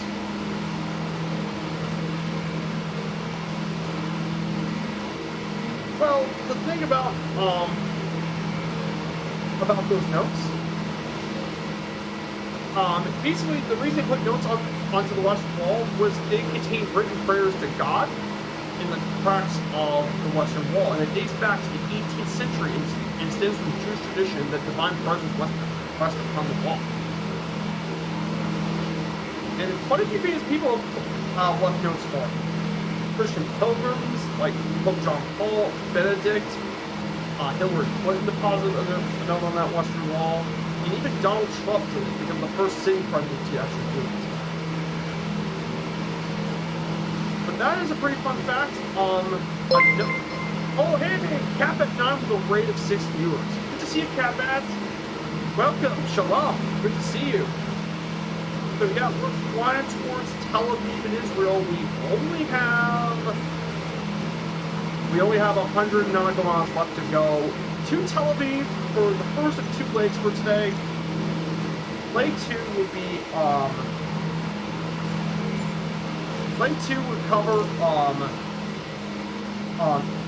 Tel Aviv to Amman, Jordan. Good to see you, Catbat. I know you had a pretty long flight today in the Vision Jet.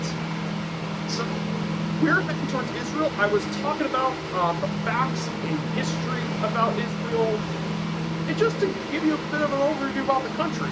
Turns out Israel is extremely diverse and very rich. Good to see you, Kaparia and Capat. Let me give you a shout out to Capat9 first. Awesome friend to the community. Capat9 is an awesome dude. He does a lot of Vision Jet flights. He does a lot of Fireflyer stuff too, like me. And I'm going to give a shout out to the lovely Kaparia. She's an awesome, she's really awesome. She makes so much good content as well. She's currently flying the Spitfire around the world. So she's doing her own trip as well. So check out Kaparia as well. And check out her channel as well. So yeah, I hope you had a great flight, Cat Bat.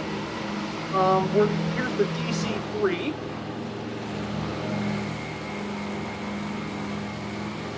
To be honest, Mongo not too far behind.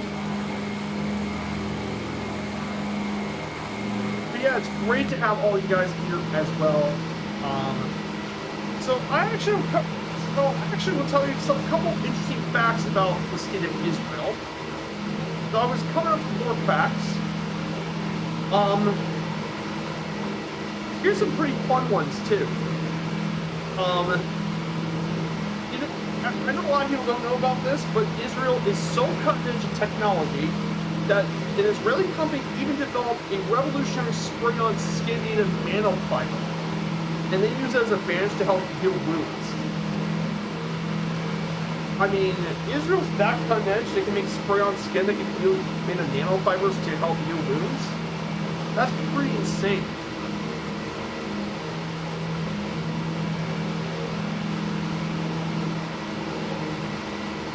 Which is really, really cool.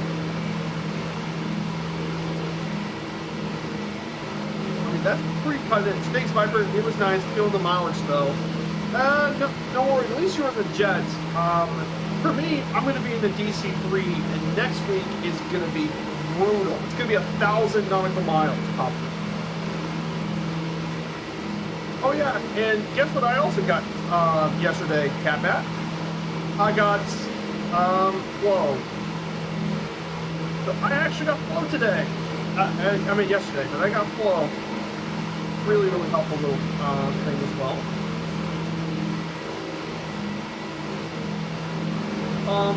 They also have other really cool stuff.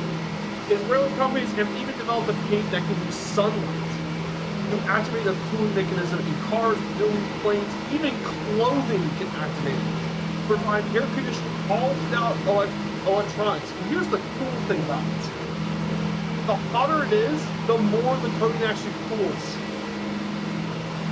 Which is insane. I mean, if you Israeli technology, I mean, Israel technology is just insane. Israeli technology is nuts.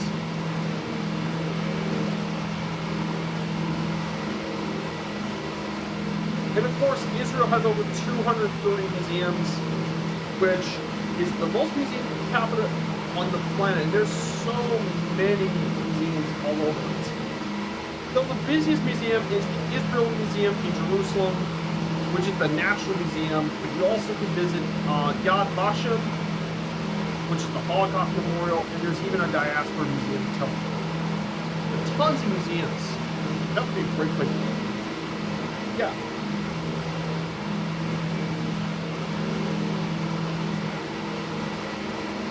And to make things even crazier about Israeli technology, so apparently,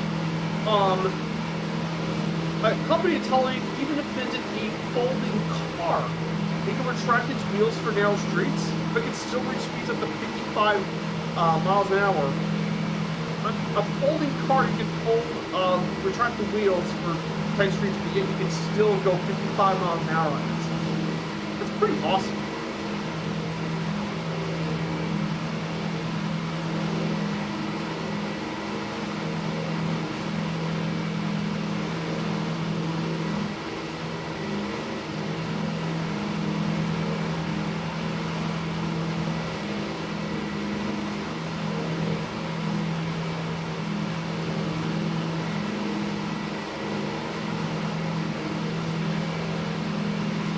Pretty cool stuff about Israeli inventions and all that. Yeah, it's pretty cool to talk about some Israeli facts and history. Like, that's pretty cool. Like, you gotta admit, a folding car and nanofiber skin spray that can heal wounds. Like, that just shows you Israeli technology. Oh, there you are, Fire Sandy, I see you. There you are, Fire Sandy, I see ya. Hello. Shalom. All right.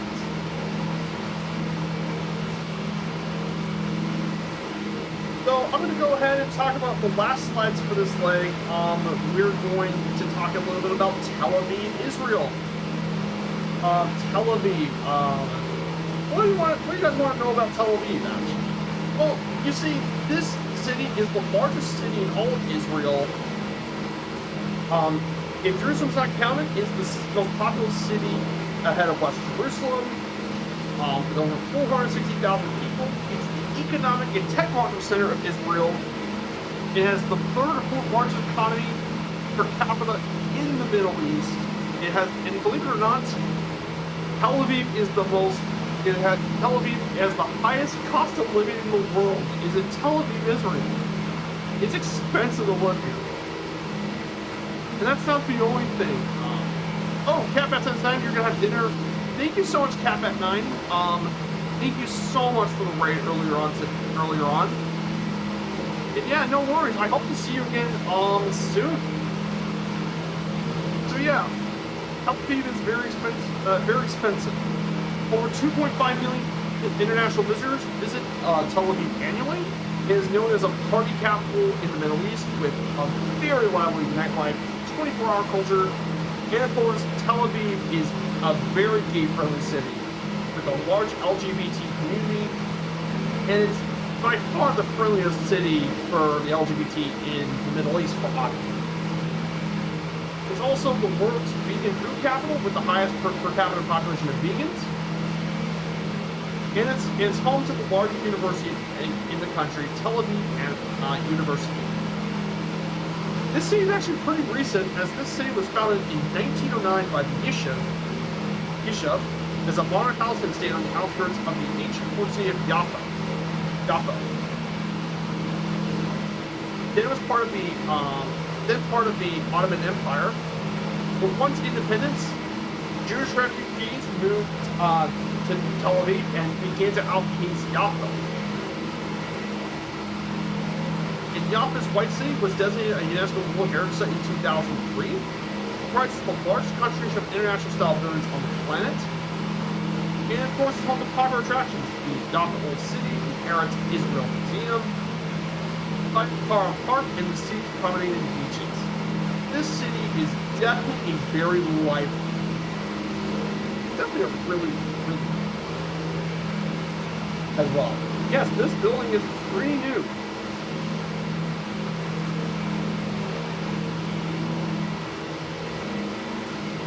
And there are some really important landmarks. You definitely want to pick your visit when you visit Tel Aviv.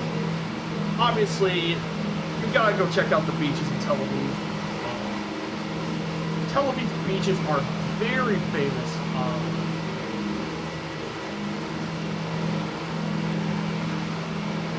I mean, you definitely want to go check out the beaches. They're definitely a big piece. On weekends, the beaches in Tel Aviv are crowded with all sorts of people. Sunworshipers, posers, and people just chilling out. Then another place you definitely want to visit is the Yemen port.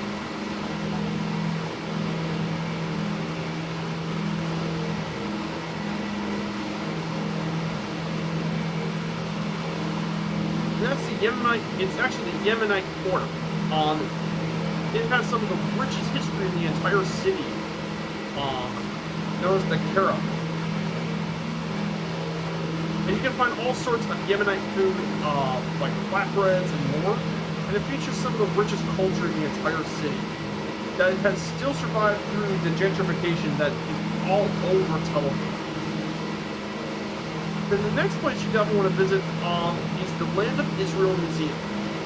This complex includes a planetarium as well as pavilions with displays on ceramics, glass, history, writing, science, ethnography, and folklore of Israel and the entire land that surrounds it. And if you know anything about the Land of Israel, it is a very, very rich in these things. You can find all sorts of archaeology as well. In fact, some of the archaeology they got is including bowls from the 4th millennium BCE and more. And of course, there's tons of museums here. There's also the Tel Aviv Museum of Art as well. And then another famous one is the Diaspora Museum. Is Beit Palpasot, aka the Museum of the Jewish People of Diaspora. It was reopened to the public in 2021 and celebrating the experiences and accomplishments and spirit of the Jewish community through the diaspora. And you can see all throughout different programs and research more about the Jewish experience, with exhibitions, genealogy, photos, films, music, family names, all throughout exhibitions and stuff throughout the database. Pretty cool stuff. It's got tons of history and stuff. And finally, the city of Lod. The ancient city of Lod is an old city. Um, it's southeast of Tel Aviv. This city has been around since the Neolithic remains of the Stone Age. It's been mentioned quite a few times in the Hebrew Bible and New Testament. And during the until the Great Roman period, it's been a prominent center for Jewish scholarship and trade. Before it became part of the Roman colonies. And apparently, it was the 4th century martyr site of St. George, according to Christian tradition. Today, Lod is now one of the big cities between Arabs and Jews. It is one of Israel's major transportation hubs. Pretty cool stuff. With that is a little bit about the sites in Tel Aviv as well, which I think is really, really cool. So yeah, that is some of it, and finally we're getting to the main airport. We got Tabel Ben Gurion International Airport. Known by its Hebrew language acronym NATBAG. It is the main international airport of Israel. It is by far the busiest airport in the country. 28 miles northwest of Jerusalem and 12 miles southeast of Tel Aviv. It was, until 1973, it was known as Lod Airport, until it was renamed in honor of Israel's first Prime Minister, David Ben Gurion. It serves as a hub for El Al, Air Airlines, Arkia, and Sun Dior. In 2019, it handled 24.8 million passengers and is considered to be one of the top 5 airports in the Middle East due to its security and passenger experience. And even though it's been the target of several terrorist attacks, none of them ever succeeded here in Ben Gurion. And of course, it has extreme strategic priority as it's one of the few convenient entry points for most travelers. So this airport serves all sorts of destinations all around the world. It includes Greece, there's Toronto, Madrid, Paris, Delhi.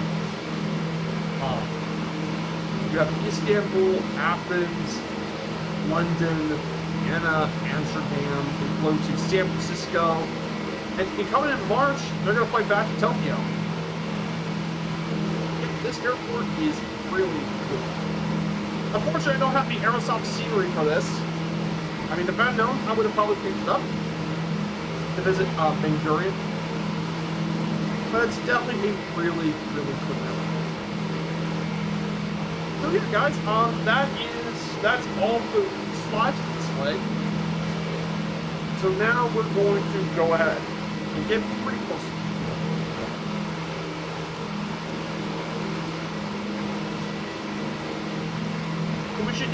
We're gonna definitely spend a little time flying over the city of Tel Aviv. It's definitely a really beautiful site as well.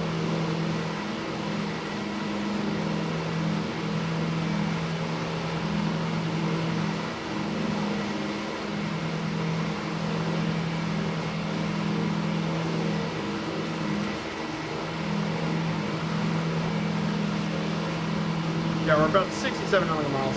We should get here.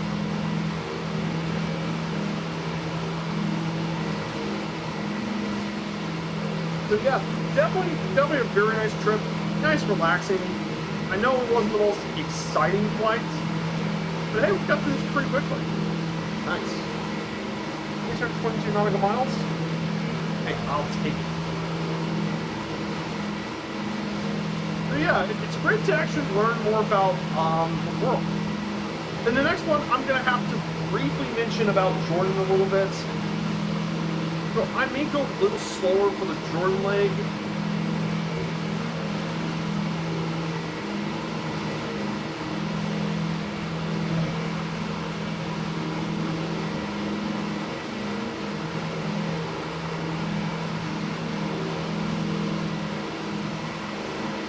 So I may go slower for the Jordan leg, and I want to talk all about Jordan. So I'm going to be doing this from fire, by the way.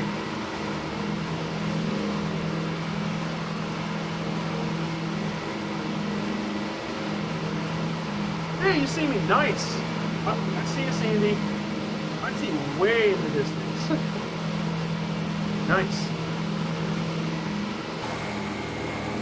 I mean, this freaking DC-3 is a travel, that's for sure.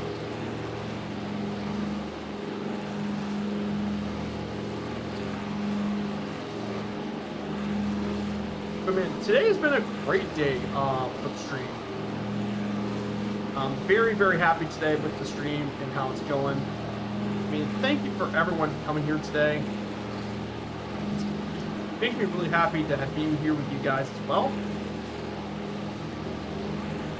So, let's talk about some fun facts about Tel Aviv before we actually end up here. We have some pretty interesting facts.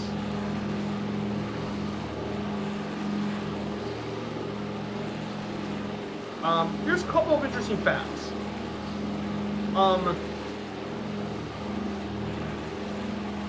Tel Aviv is not known for rainy days. After all, 300 days of sunshine are to be found here at Tel Aviv annually. And 8.5 million sunbathers come up to check out the sun and the beaches at Tel Aviv.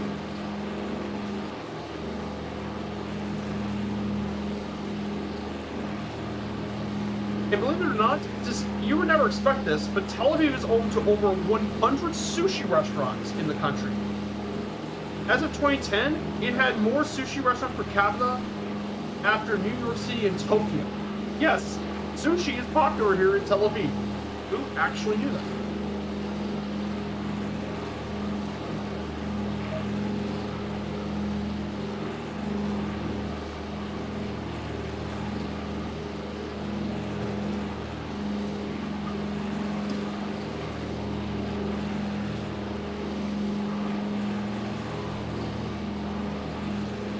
Also, here's another thing too about Tel Aviv as well.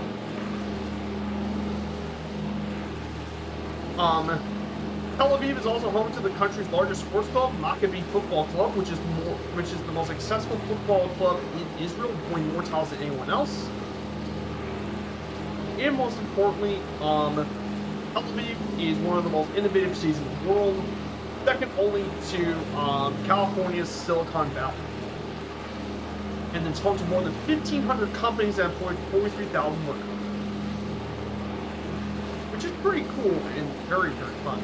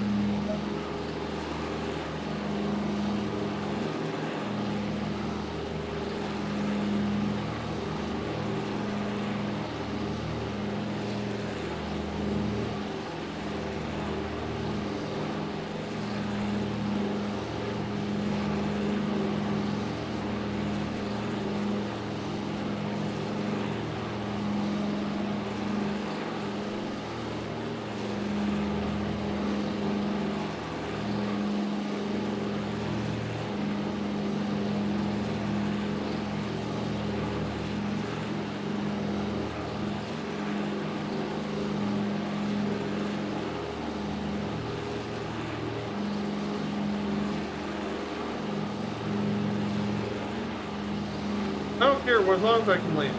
Yep, same here.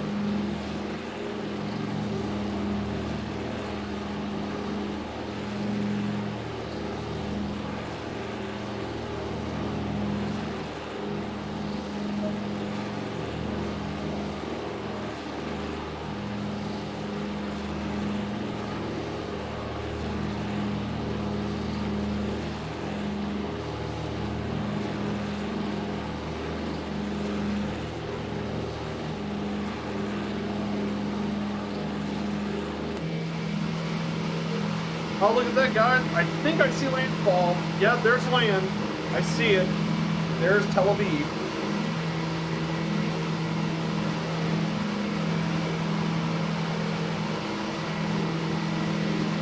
There she is. Tel Aviv, Israel. Welcome to Israel. We'll be doing some pretty short flying within Israel.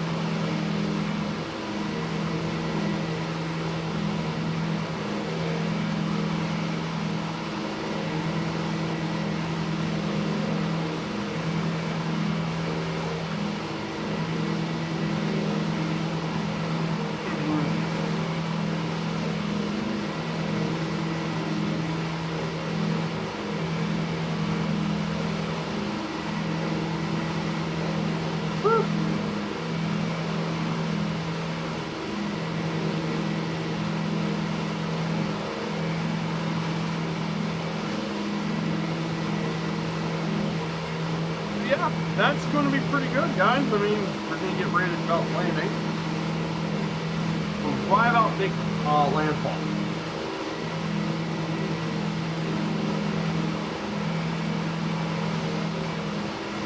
We are only around 30 miles out.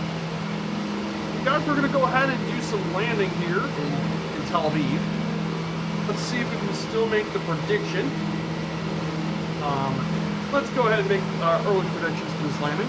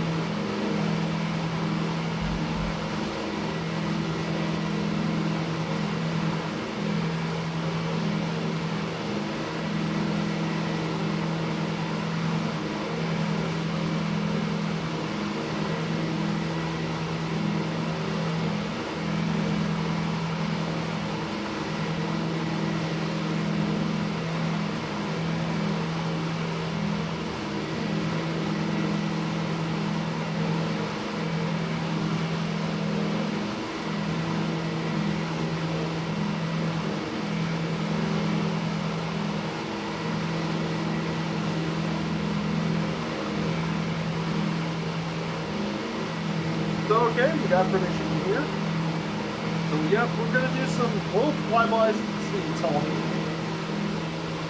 So, what I'm planning on doing, once we get landed, we're going to probably go around the beaches of Tel Aviv.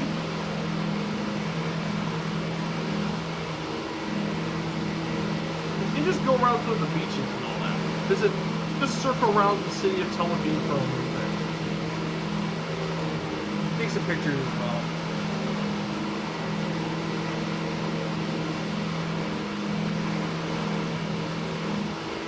Yeah, I'm excited to wrap up this leg.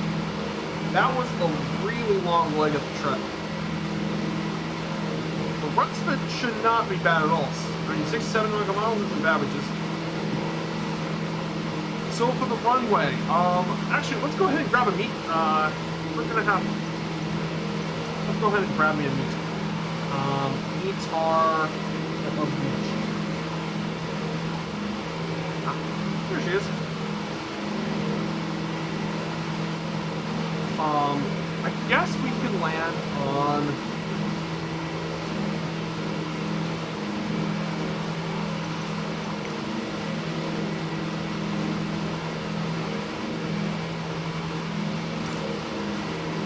But we don't have live left, so...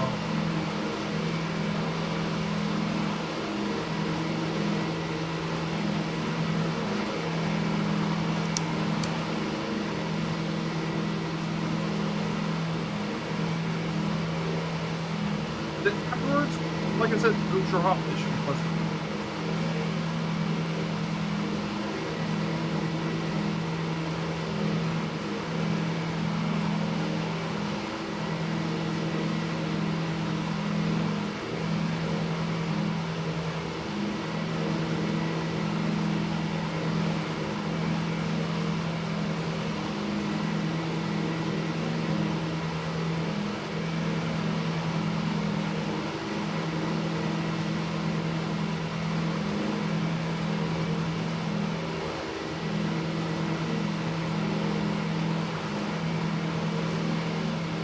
Oh, by the way, the NFL played its first wildcard games last night, and it turned out, yeah, the wildcard is pretty much something else. The Niners won pretty easily, but the Jaguars, I can't even believe the Jaguars somehow won. But then again, the Colts choked for 33-0, so I shouldn't be surprised.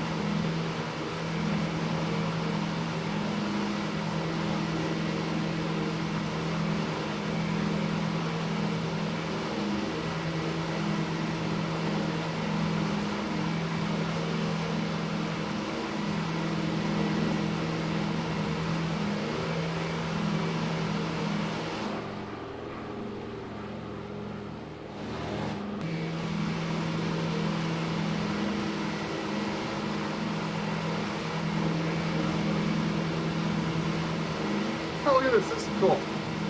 Yeah, this also makes the autopilot thing so much easier.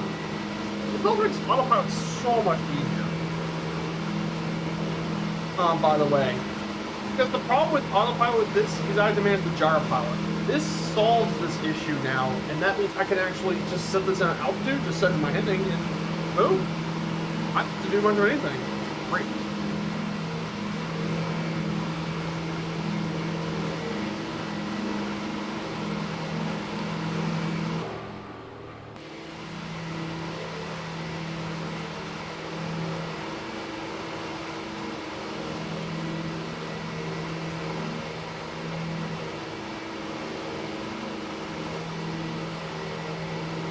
And welcome to Tel Aviv, everyone. Welcome to Tel Aviv. We finally made it. And now we're going to be in Asia. For most of the trip is going to be around Asia. But we're going to have some pretty good ones here today. Go ahead and we're going to go ahead and turn off the autopilot.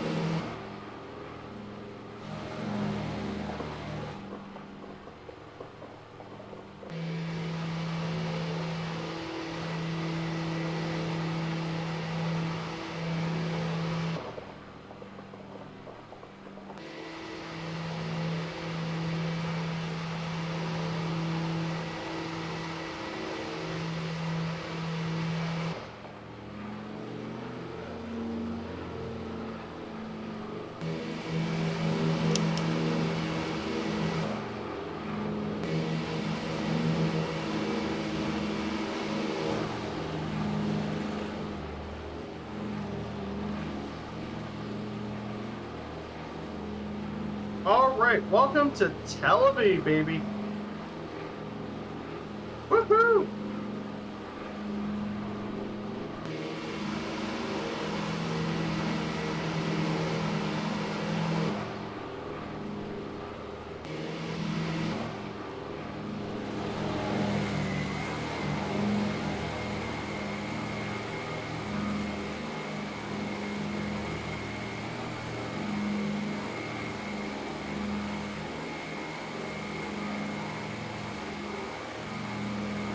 Alright guys, let's get ready to get the DC-3 landed, shall we?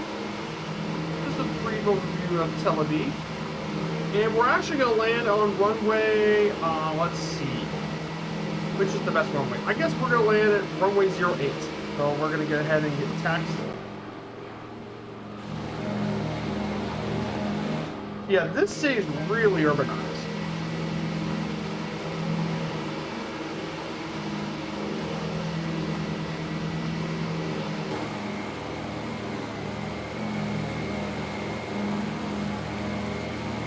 So we finally made our way over to Israel. Shalom, Tel Aviv. See you.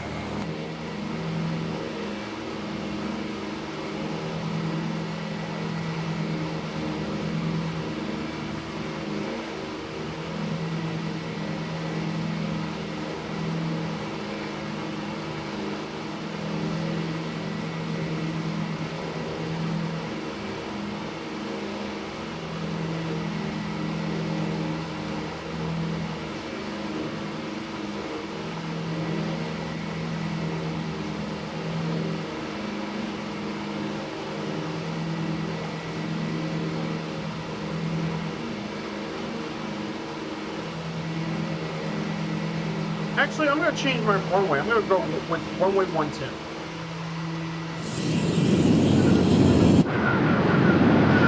So runway 12 is going to be my landing for this one.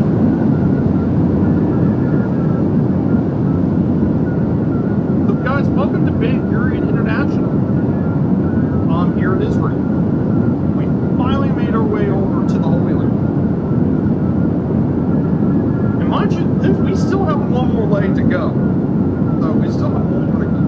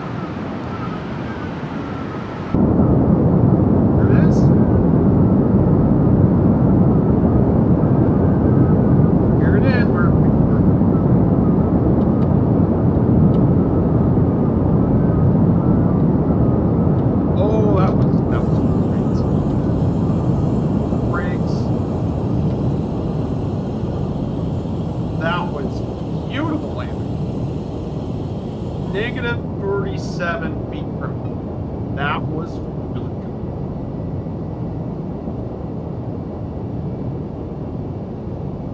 So we did it, guys. We made our way over to Ben Gurion International.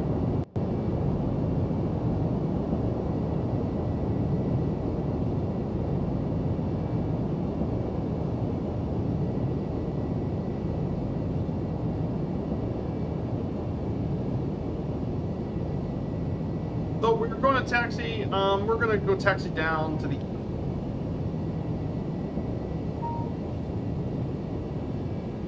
There will be some good GA parking spot for this DC-3. We'll find somewhere. But man, what a flight. It was a bit of a long one, but we really did good on this flight. It took us 3 hours and 46 minutes.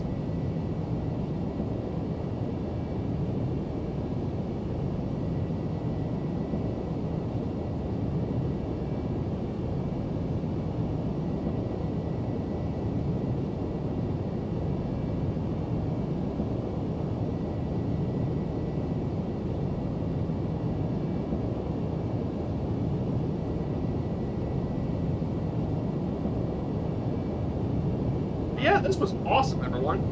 So yeah, one more leg left to go. We're gonna get this part. Once there, we'll be taking off from runway 30.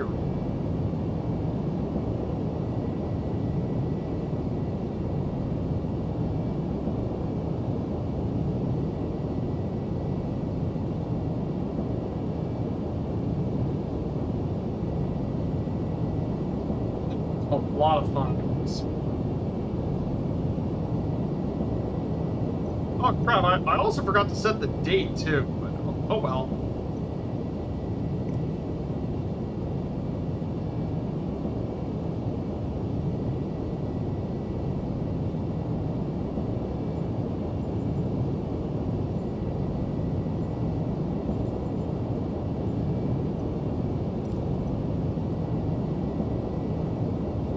Hey, good to see you. Where am I at? Info. We're in Tel Aviv. We're actually in Ben Gurion, and we're gonna stop right over here.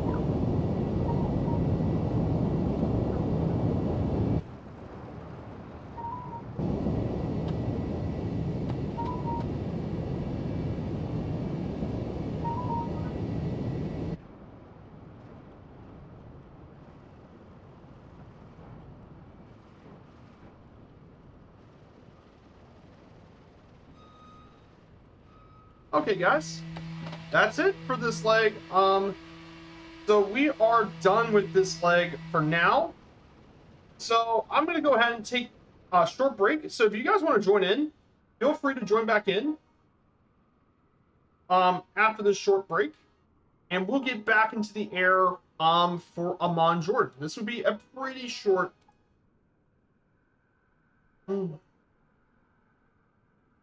As well. So I'm gonna go ahead and take a restroom break and get me another thing to drink, and I'll see you guys in around a couple of minutes. All right. See y'all. See y'all soon.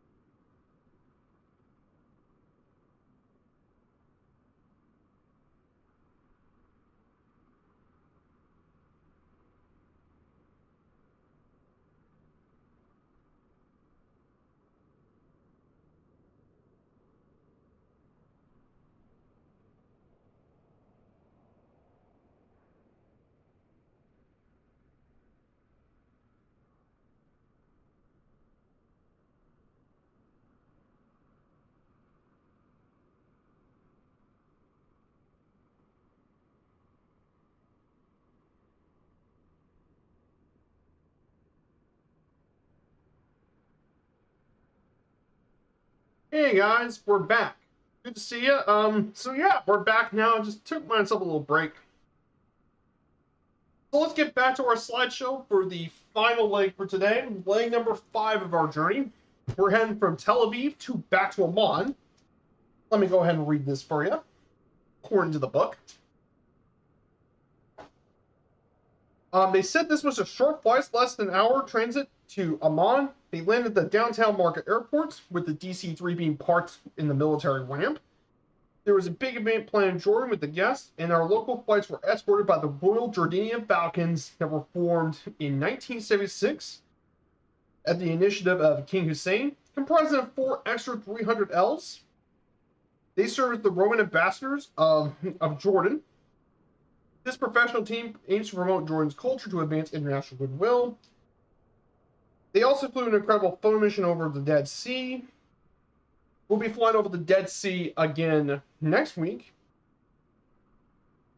And everyone's support enthusiasm was a high level, and they believed to be an amazing world tour. So they flew all over that.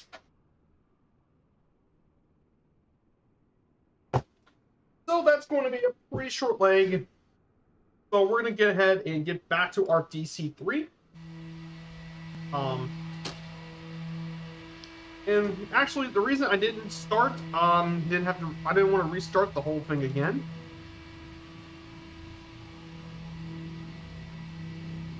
Was because I didn't want to have to restart the whole plane again. But we're going to go ahead and re-taxi this thing to runway 23, runway 30.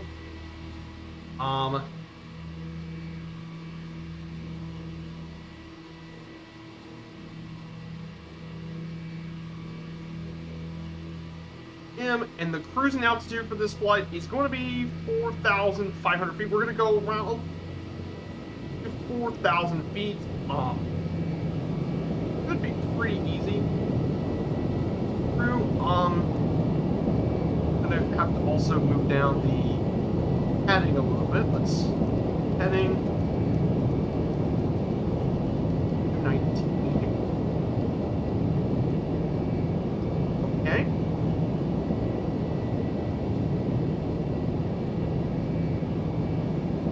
All right, guys, we're getting ready to taxi. If you guys want to join with us, I'm on Southeast Asia. We're at Ben Gurion, Lima Lima Bravo Golf. So this one's going to be a really short leg, but this would be a good way to wrap off the day.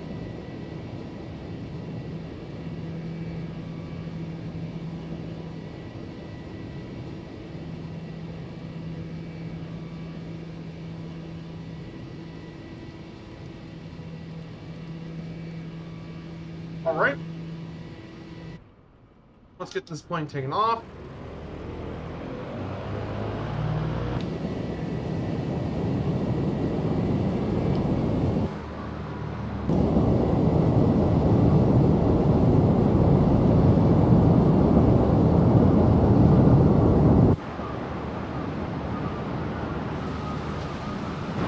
And we're off. Do it like that to me. Oh my.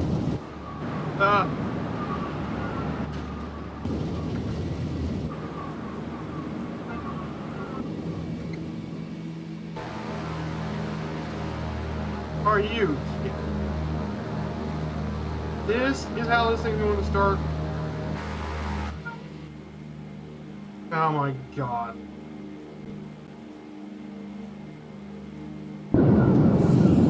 Okay, good.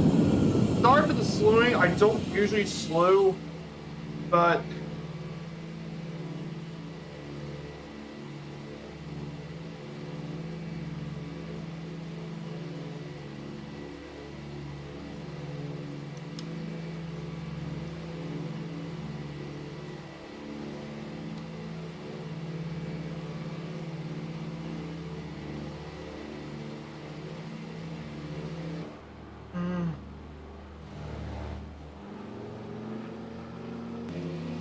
alright, we're gonna plummet to 4,000. See, that's the beauty of this flow, is it's so easy to work with the autopilot and all that.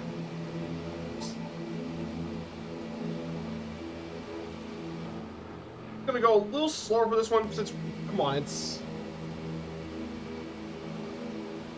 So we're going to go ahead and get over to the slideshow. I want to get through this pretty quickly. So Jordan, for those that don't know, is located in Western Asia, situated in the crossroads of Asia, Africa, and Europe, within the Levant. Modern Jordan has been inhabited by humans since the Paleolithic period. In 1946, Jordan became an independent kingdom known as the Hashemite Kingdom of Transjordan, but was later renamed to the Hashemite Kingdom of Jordan. It's currently a major tourist destination and attracting medical tourism due to its well-developing health sector. Some bits of history about Jordan that I think you guys would like to know. The first evidence of humans inhabiting the area was dated all the way back to 200,000 BC. During this time,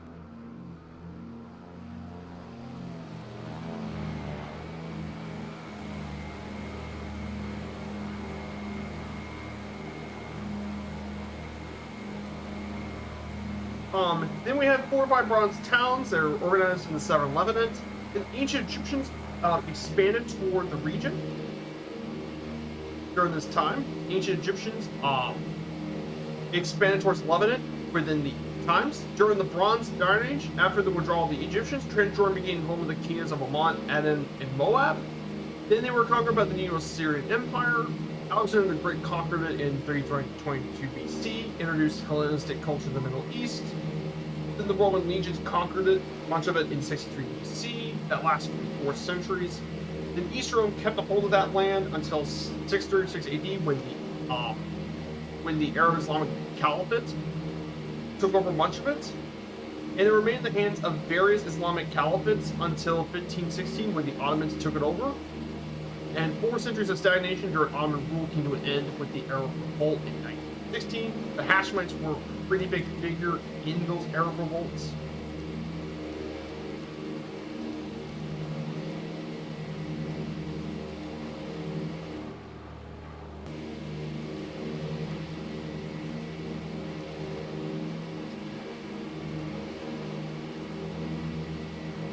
And then afterwards, the Treaty of London was signed to proclaim the independence of Transjordan. And finally, in modern history, Jordan was involved in the 1967 16 War, as well as the Yom, but Jordan actually stayed out of it for the most part. Then Jordan, Israel signed a peace treaty in 1994.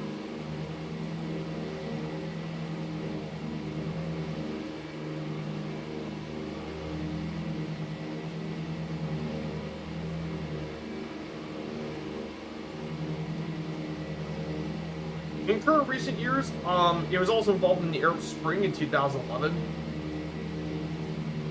So that's a bit about history of Jordan.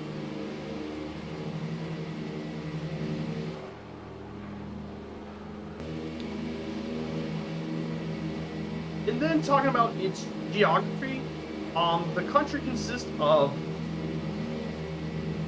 nearly, consists of plateau between 700 meters and 1,200 meters high, divided into ridges through various valleys and gorges and a few mountainous areas. The Jordan River is short, but it's still really important for the country. Jordan also has a very wide range of habitats and ecosystems due to its conditions. But this area definitely has some really beautiful areas. The eastern part of Jordan is mainly desertous, with the Arabian-Syrian desert. The western edge is escarpment through the Jordan River, and there's the Rift Valley as well. Of course, the major characteristic of Jordan's climate is a short, relatively rainy season from November to April, with very dry weather of the year. And of course, Jordan's rich in beauty, including Wadi Rum. We'll be visiting that one next week. In addition to geography, Jordan's home to quite a few interesting wildlife. Over 2,000 species of plants are found here, mainly flowering plants. And plant species include the Aleapo pine tree, Sarcopoterum, flowering plant of the rose family, and the Mediterranean cypress can be found here. You can also find animals like the long-eared hedgehog, the Nubian ibex, wild boar, Arabian wolf, and more can be found here in Jordan. And of course, there's also the Arabian onyx as well. In fact, Jordan was a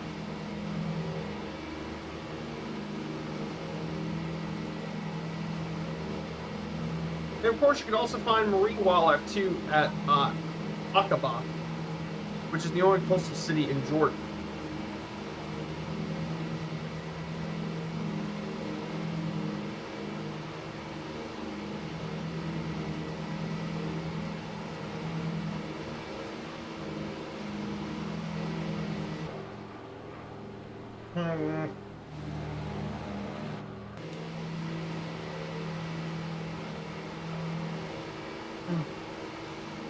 So Jordan is a unitary state under a semi-constitutional monarchy. The Constitution, adopted in 1952 and amended a number of times, is the legal framework that governs the monarchy, the government, bicameral register, and judiciary. The 65 members of the Upper Synod are directly appointed by the King of Jordan. The Constitution mandates that they be veteran politicians, judges, generals who previously served in the government or in the House of Representatives. There's also a lower House of Representatives, 130 people each, and they serve through a 4-year term. Jordan's economy is pretty diverse and due to trade and finance, along with transportation, communication, and more. The Great Recession and the turmoil caused the Arab Spring depressed the growth of Jordan's GDP and more, but they still have a very well-educated and skilled workers, one of the highest in the region, in fact, allowing Jordan to actually do pretty well economically. Their currency is currently the Jordanian dinar, and even be part of the World Trade Organization as well. And in terms of tourism as well, Jordan is a pretty big piece of tourism here in the country. It has the 35th best infrastructure in the world and one of the highest ranking transportation developments in the world. There's over 1,788 miles of road work, along with 1,600 miles of rural roads and 1,000 more miles of side roads. Jordan also currently has 3 major airports. The main airports being Queen Alia International, which is Jordan's busiest airport. It's the main international airport for Royal Jordanian. Then there's King Hussein International, located in the city of Aqaba, which is a pretty popular tourist destination. And finally, the last one is the one we're visiting today, and that's Amman Civil Airport, which is the downtown airport for Amman. So we'll be visiting that as well. In recent years, tourism has been a very big deal. It's a big portion of the economy is the tourism. And that's because there's a lot of medical tourists, because a lot of people go here as well. However, Jordan is very, very rich in a lot of historical sites.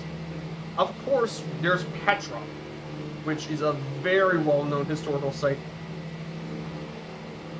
And I pulled over, I know Jefferson's Petra was fantastic, but also Jerash in northern Jordan, the former being, and also Jordan's got a few biblical sites found here, including Al-Magatas, a traditional location for the baptism of Jesus. Mount Mabo, Arasas, and more have done some of the Holy Land.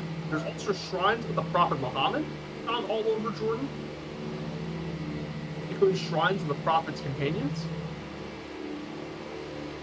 And also, tourism has been, modern entertainment has also attracted a lot of tourists too, like, especially the nightlife in Amman and other places have been emerging. So it turns out Jordan's actually pretty good with tourism. There's tons of great museums and stuff too. And most people visiting Amman come from the Arab world, like Saudi Arabia, Palestine, and Egypt, but also the United States and even Israel. Even Israelis visit.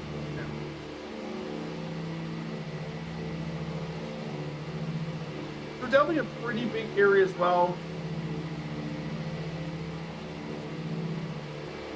And finally, I do want to talk about its culture for a bit. So Jordanian culture is all about its unique artistic movements and everything.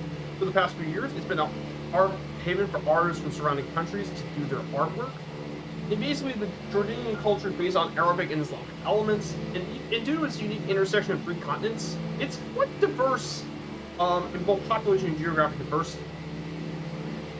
Like pop culture, like music, poetry, and all of that are quite popular as well. Club and party culture are also present. And sports are a pretty big deal here in Jordan as well. Mainly the big thing about Jordanian sports. Believe it or not, the most successful sport internationally for sport is actually Taekwondo. They achieved a lot of success over in that sport. When Jordan won its first ever medal in the Olympic Games by taking gold in Taekwondo. The most popular sport in Jordan is football, as it has a strong policy for inclusive sports and encouraging girls and women to participate.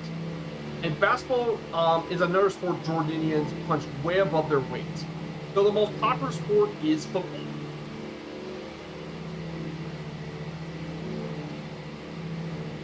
So yeah, that is a bit about quick fire. And we have Jordanian cuisine. There's a wide variety of Jordanian cuisine. The most popular food is mansaf, the national dish. It's a symbol of Jordanian hospitality. It's influenced by Bedouin culture. But they have quite a wide range of foods. So the most popular appetizers is hummus, which is made of cooked mashed chickpeas with tahini, lemon sauce, and garlic. It's also one of the largest olive producers in the world. And they, of course, have other customs, too, for Jordanian cuisine. And let's go over some fun facts about Jordan. Jordan is by far Jordan's most famous landmark is Petra. It's so famous that Petra has been the film location for a load of movies that have been built here. Indiana Jones and the Last Crusade, including Indiana Jones and the Last Crusade, have been filmed here in Petra. Ooh.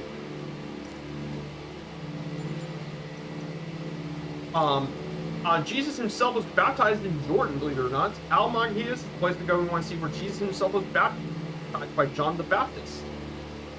Another interesting fact, Amman is way older than you think. Amman was actually founded in 7250 BC and one of the oldest world cities that still continues to inhabit. Yes, Amman's old. In fact, Jordan's not known for forest. Only 2% of Jordan is forest, which is one of the lowest. And there's actually a place in Jordan called Montreal. And you can actually thank the Crusaders for that, because there was a castle built in modern-day Shobak. So that is going to be the Jordanian fun fact stuff.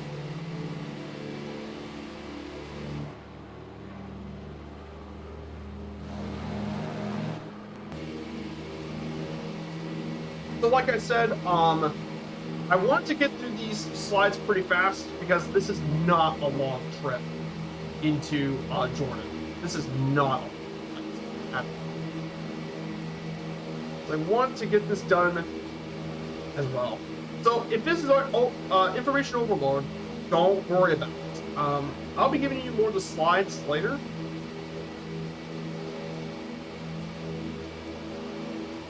So guys, if you look to your right, you can see the Dead Sea. We'll be flying over the Dead Sea coming into... we'll come fly over the Dead Sea next Sunday. But if you guys want some information about the Dead Sea right now, here's a couple things about the Dead Sea you should know. First, the Dead Sea is extremely low. Like, it's over 1,000 feet below sea level. They get the lowest land-based elevation on the planet, and it's extremely salty. In fact, its salinity is 342 grams per kilogram, or 32% of the water here is salt. To put this in perspective, it's 9 times saltier than the ocean. And thanks to its high density, swimming in the Dead Sea is very similar to floating. And of course, they even found one of the world's first health resorts found here in ancient times.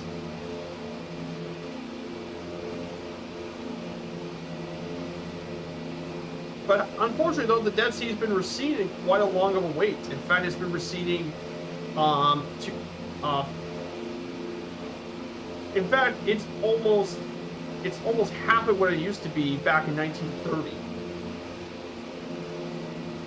Due to the fact that this place has been receding for quite some time. So that is a bit of the Dead Sea for you guys. So there it is. We actually can see the Dead Sea. Though next week we'll be flying over the Dead Sea. So that will give you a better look at everything going on.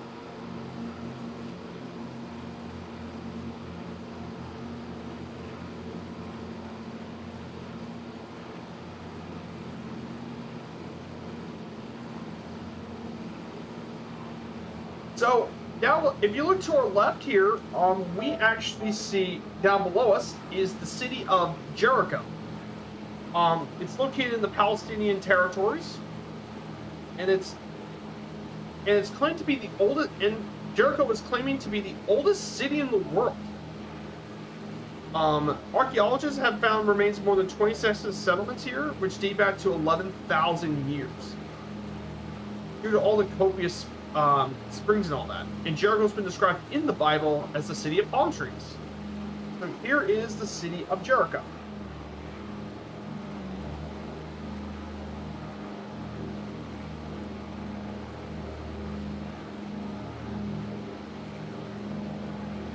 Isn't that pretty cool, guys?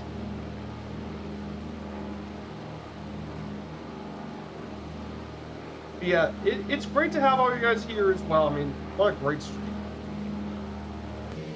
Okay. Oh, I missed the turn.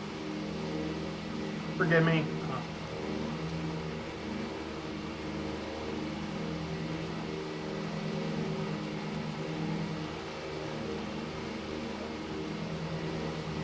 So there is Jericho, and now we're going to actually complete the remaining slides, shall we? Let's complete the remaining slides about our destination. So today we're heading to the city of Amman today. One of the oldest cities that's still been inhabited today. It is the capital of Jordan. It is the largest city in the entire Levant, the 5th largest city in the Arab world, and the 9th largest metropolitan area in the Middle East. It's one of the world's oldest cities, dating back to the 8th millennium BC. It was originally named Philadelphia back in the day, before being renamed to Amman in the 7th century AD, when it was restored back to its original. 1 million visitors have flocked here in 2018, making it one of the more visited cities in the world. And it's one of the best cities in the Middle East for economic, labor, environmental, and social cultural factors. And it's a very popular location in the Arab world for a lot of corporations to set their office, only behind Doha and Dubai. But the city has a very rich history. You can see bridges. There's Roman theaters still around here. The Temple of Hercules. There's tons of historical places throughout. And of course, there are quite a few landmarks you want to go check out in the city. The city's got home to quite a few really cool little landmarks as well. There's the Amman Citadel, home to historical attractions that dates far back as the Bronze Age, including the Temple of Hercules and the Umayyad Palace. The Roman Theater. It can sit up to 6,000 people, and it's an architectural masterpiece. Then the famous road of Rainbow Street, featuring relaxing space for pedestrians to escape Amman traffic and explore the capital. And finally, the Jordan Museum, which talks all about the country's long history. So that is going to be Amman capital. And finally, we actually are going to Amman Civil Airport. This used to be the main airport in the city from 1950 to 1983. However, it's the main airport for Amman for GA, and it's also an aviation education training hub. It also serves the home base for Arab Wings and Jordan International Air Cargo. It was founded back in 1950 by the British. It's got quite a few incidents, mainly all that. So we're going to do some flying around Amman for a little bit and explore the capital. So that's it, guys. That is the last slides for today.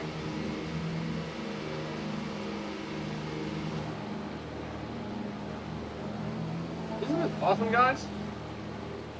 There's Eddie Goofy Air. Good to see you, Fire Sandy Goofy Air. And we have Rare. Oh, Rare knows you're not much. Goofy Jordan.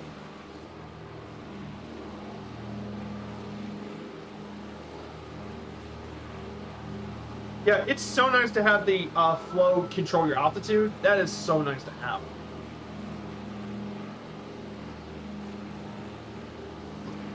But yeah, today's been a great stream.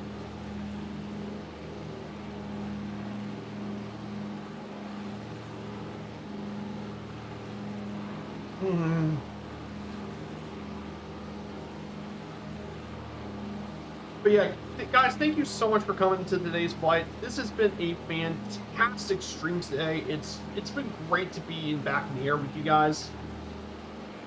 There's been so many amazing moments with all of you guys. Thank you so much for being here with me today. So yeah, this one is going to be a really great series, and I mean, this is by far my most ambitious series I've ever done. Like, we have over 30 streams, and I thought my baseball series was ambitious. This is a whole different universe of ambitious.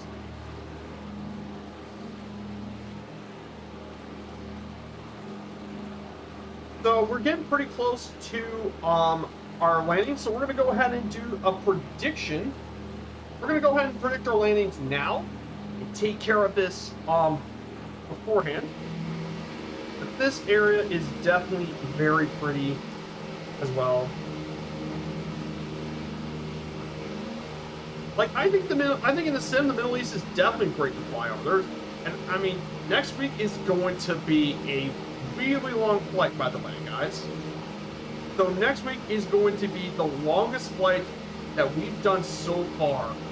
It's going to be almost 1,000 nautical miles is next Sunday. And we're going to be flying from Jordan to Bahrain. And we're going to be flying through the Dead Sea. And we'll even be flying through Wadi Rum. We'll be checking out Wadi Rum, then fly the entirety of Saudi Arabia and make our way over to Bahrain. It's going to be an absolutely insane flight. It's going to be insane. I mean, it's going to be crazy. I'm going to be for another 7+ hours. It's nuts. But I mean, that's why we're here for. Yeah, this is going to be a really. I can't wait to join you guys again for that.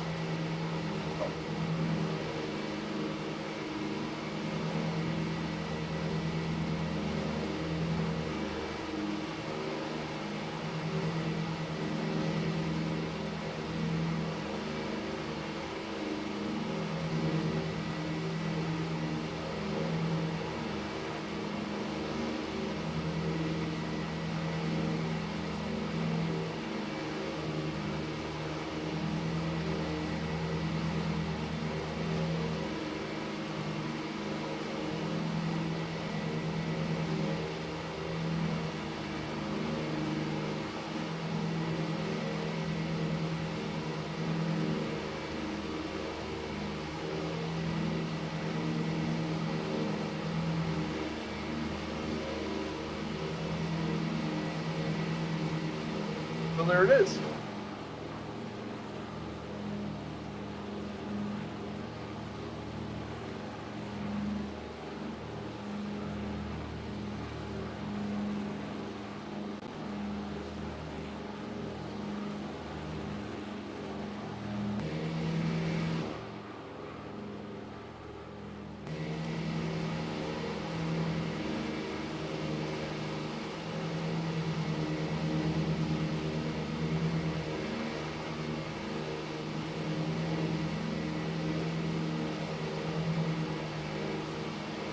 Yeah, I'm just blown away by all the support you guys have given. I mean, what an amazing, amazing day today.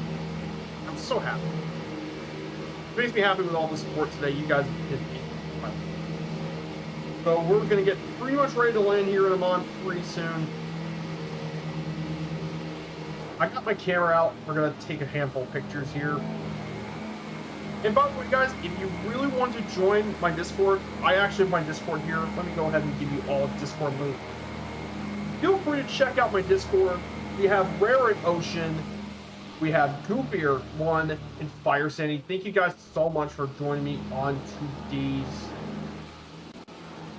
trip.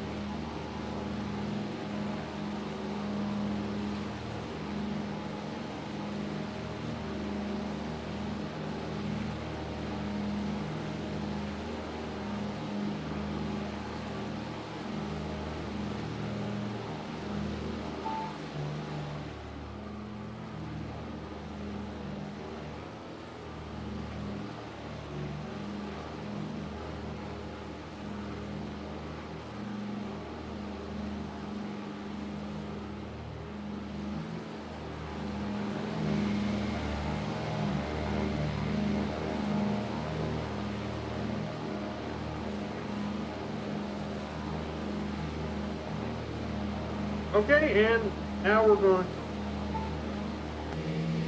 Alright, guys. Go on, let's go ahead and turn off the gyropilot. Okay. And it's now.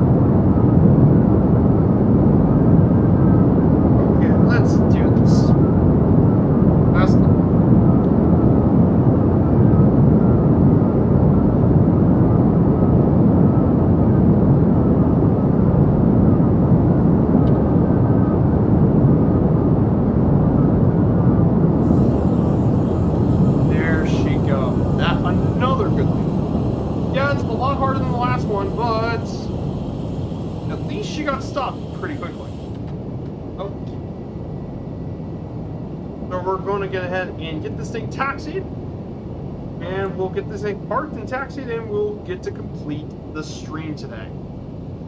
Man, what a good flight.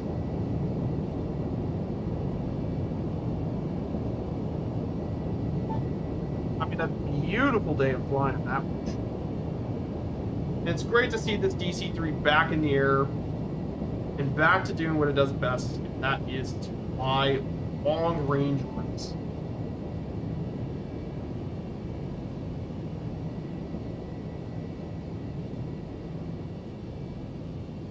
You know what? I'm just gonna park right next to Goofy here. I'm gonna park next to him.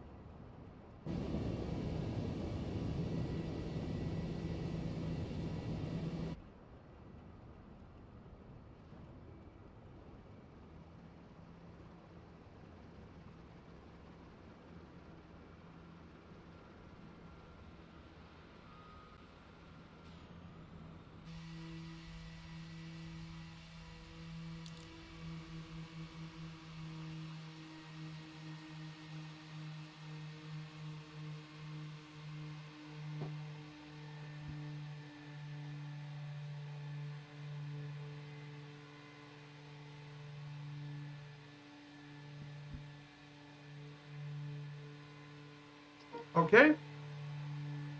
Now everything is off. So that's it, guys. We made our way over to Amman, Jordan today.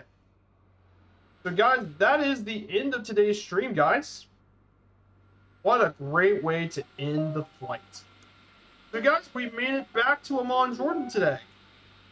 And what a fantastic stream. Sorry I was late to the stream. Hey, no worries, Goofy or Manatee. You came through the end. You came through in the end with the last flight. So, guys, thank you so much for coming today. Man, 2 more legs down on the journey. And next Sunday is going to be the longest leg of the stream so far. 993 nautical miles on this one. This one's going to be a long one. From Amman to Bahrain. And on Wednesday, we're doing the City Tour Series in Houston, Texas, the site of the 2023 Flight Sim Expo. So yeah, it's great to finally be here on the City Tour Series again. So guys, thank you so much for coming here. For the raid, I think I know exactly who we're raiding for today. And it's actually 2 cats. This is gonna be his first stream in a couple of weeks. So why don't we give 2 cats a pretty big hello for the raid? Sorry I was working, can't wait for the expo. Yep. So we're gonna go ahead and get the 2 cats raid set up. Thank you guys so much for coming to today's stream. It's been a long flight, but you all have been amazing throughout this entire stream with all the raids, the follows, and everything else. Thank you guys so much, and see you all on Wednesday. Take care.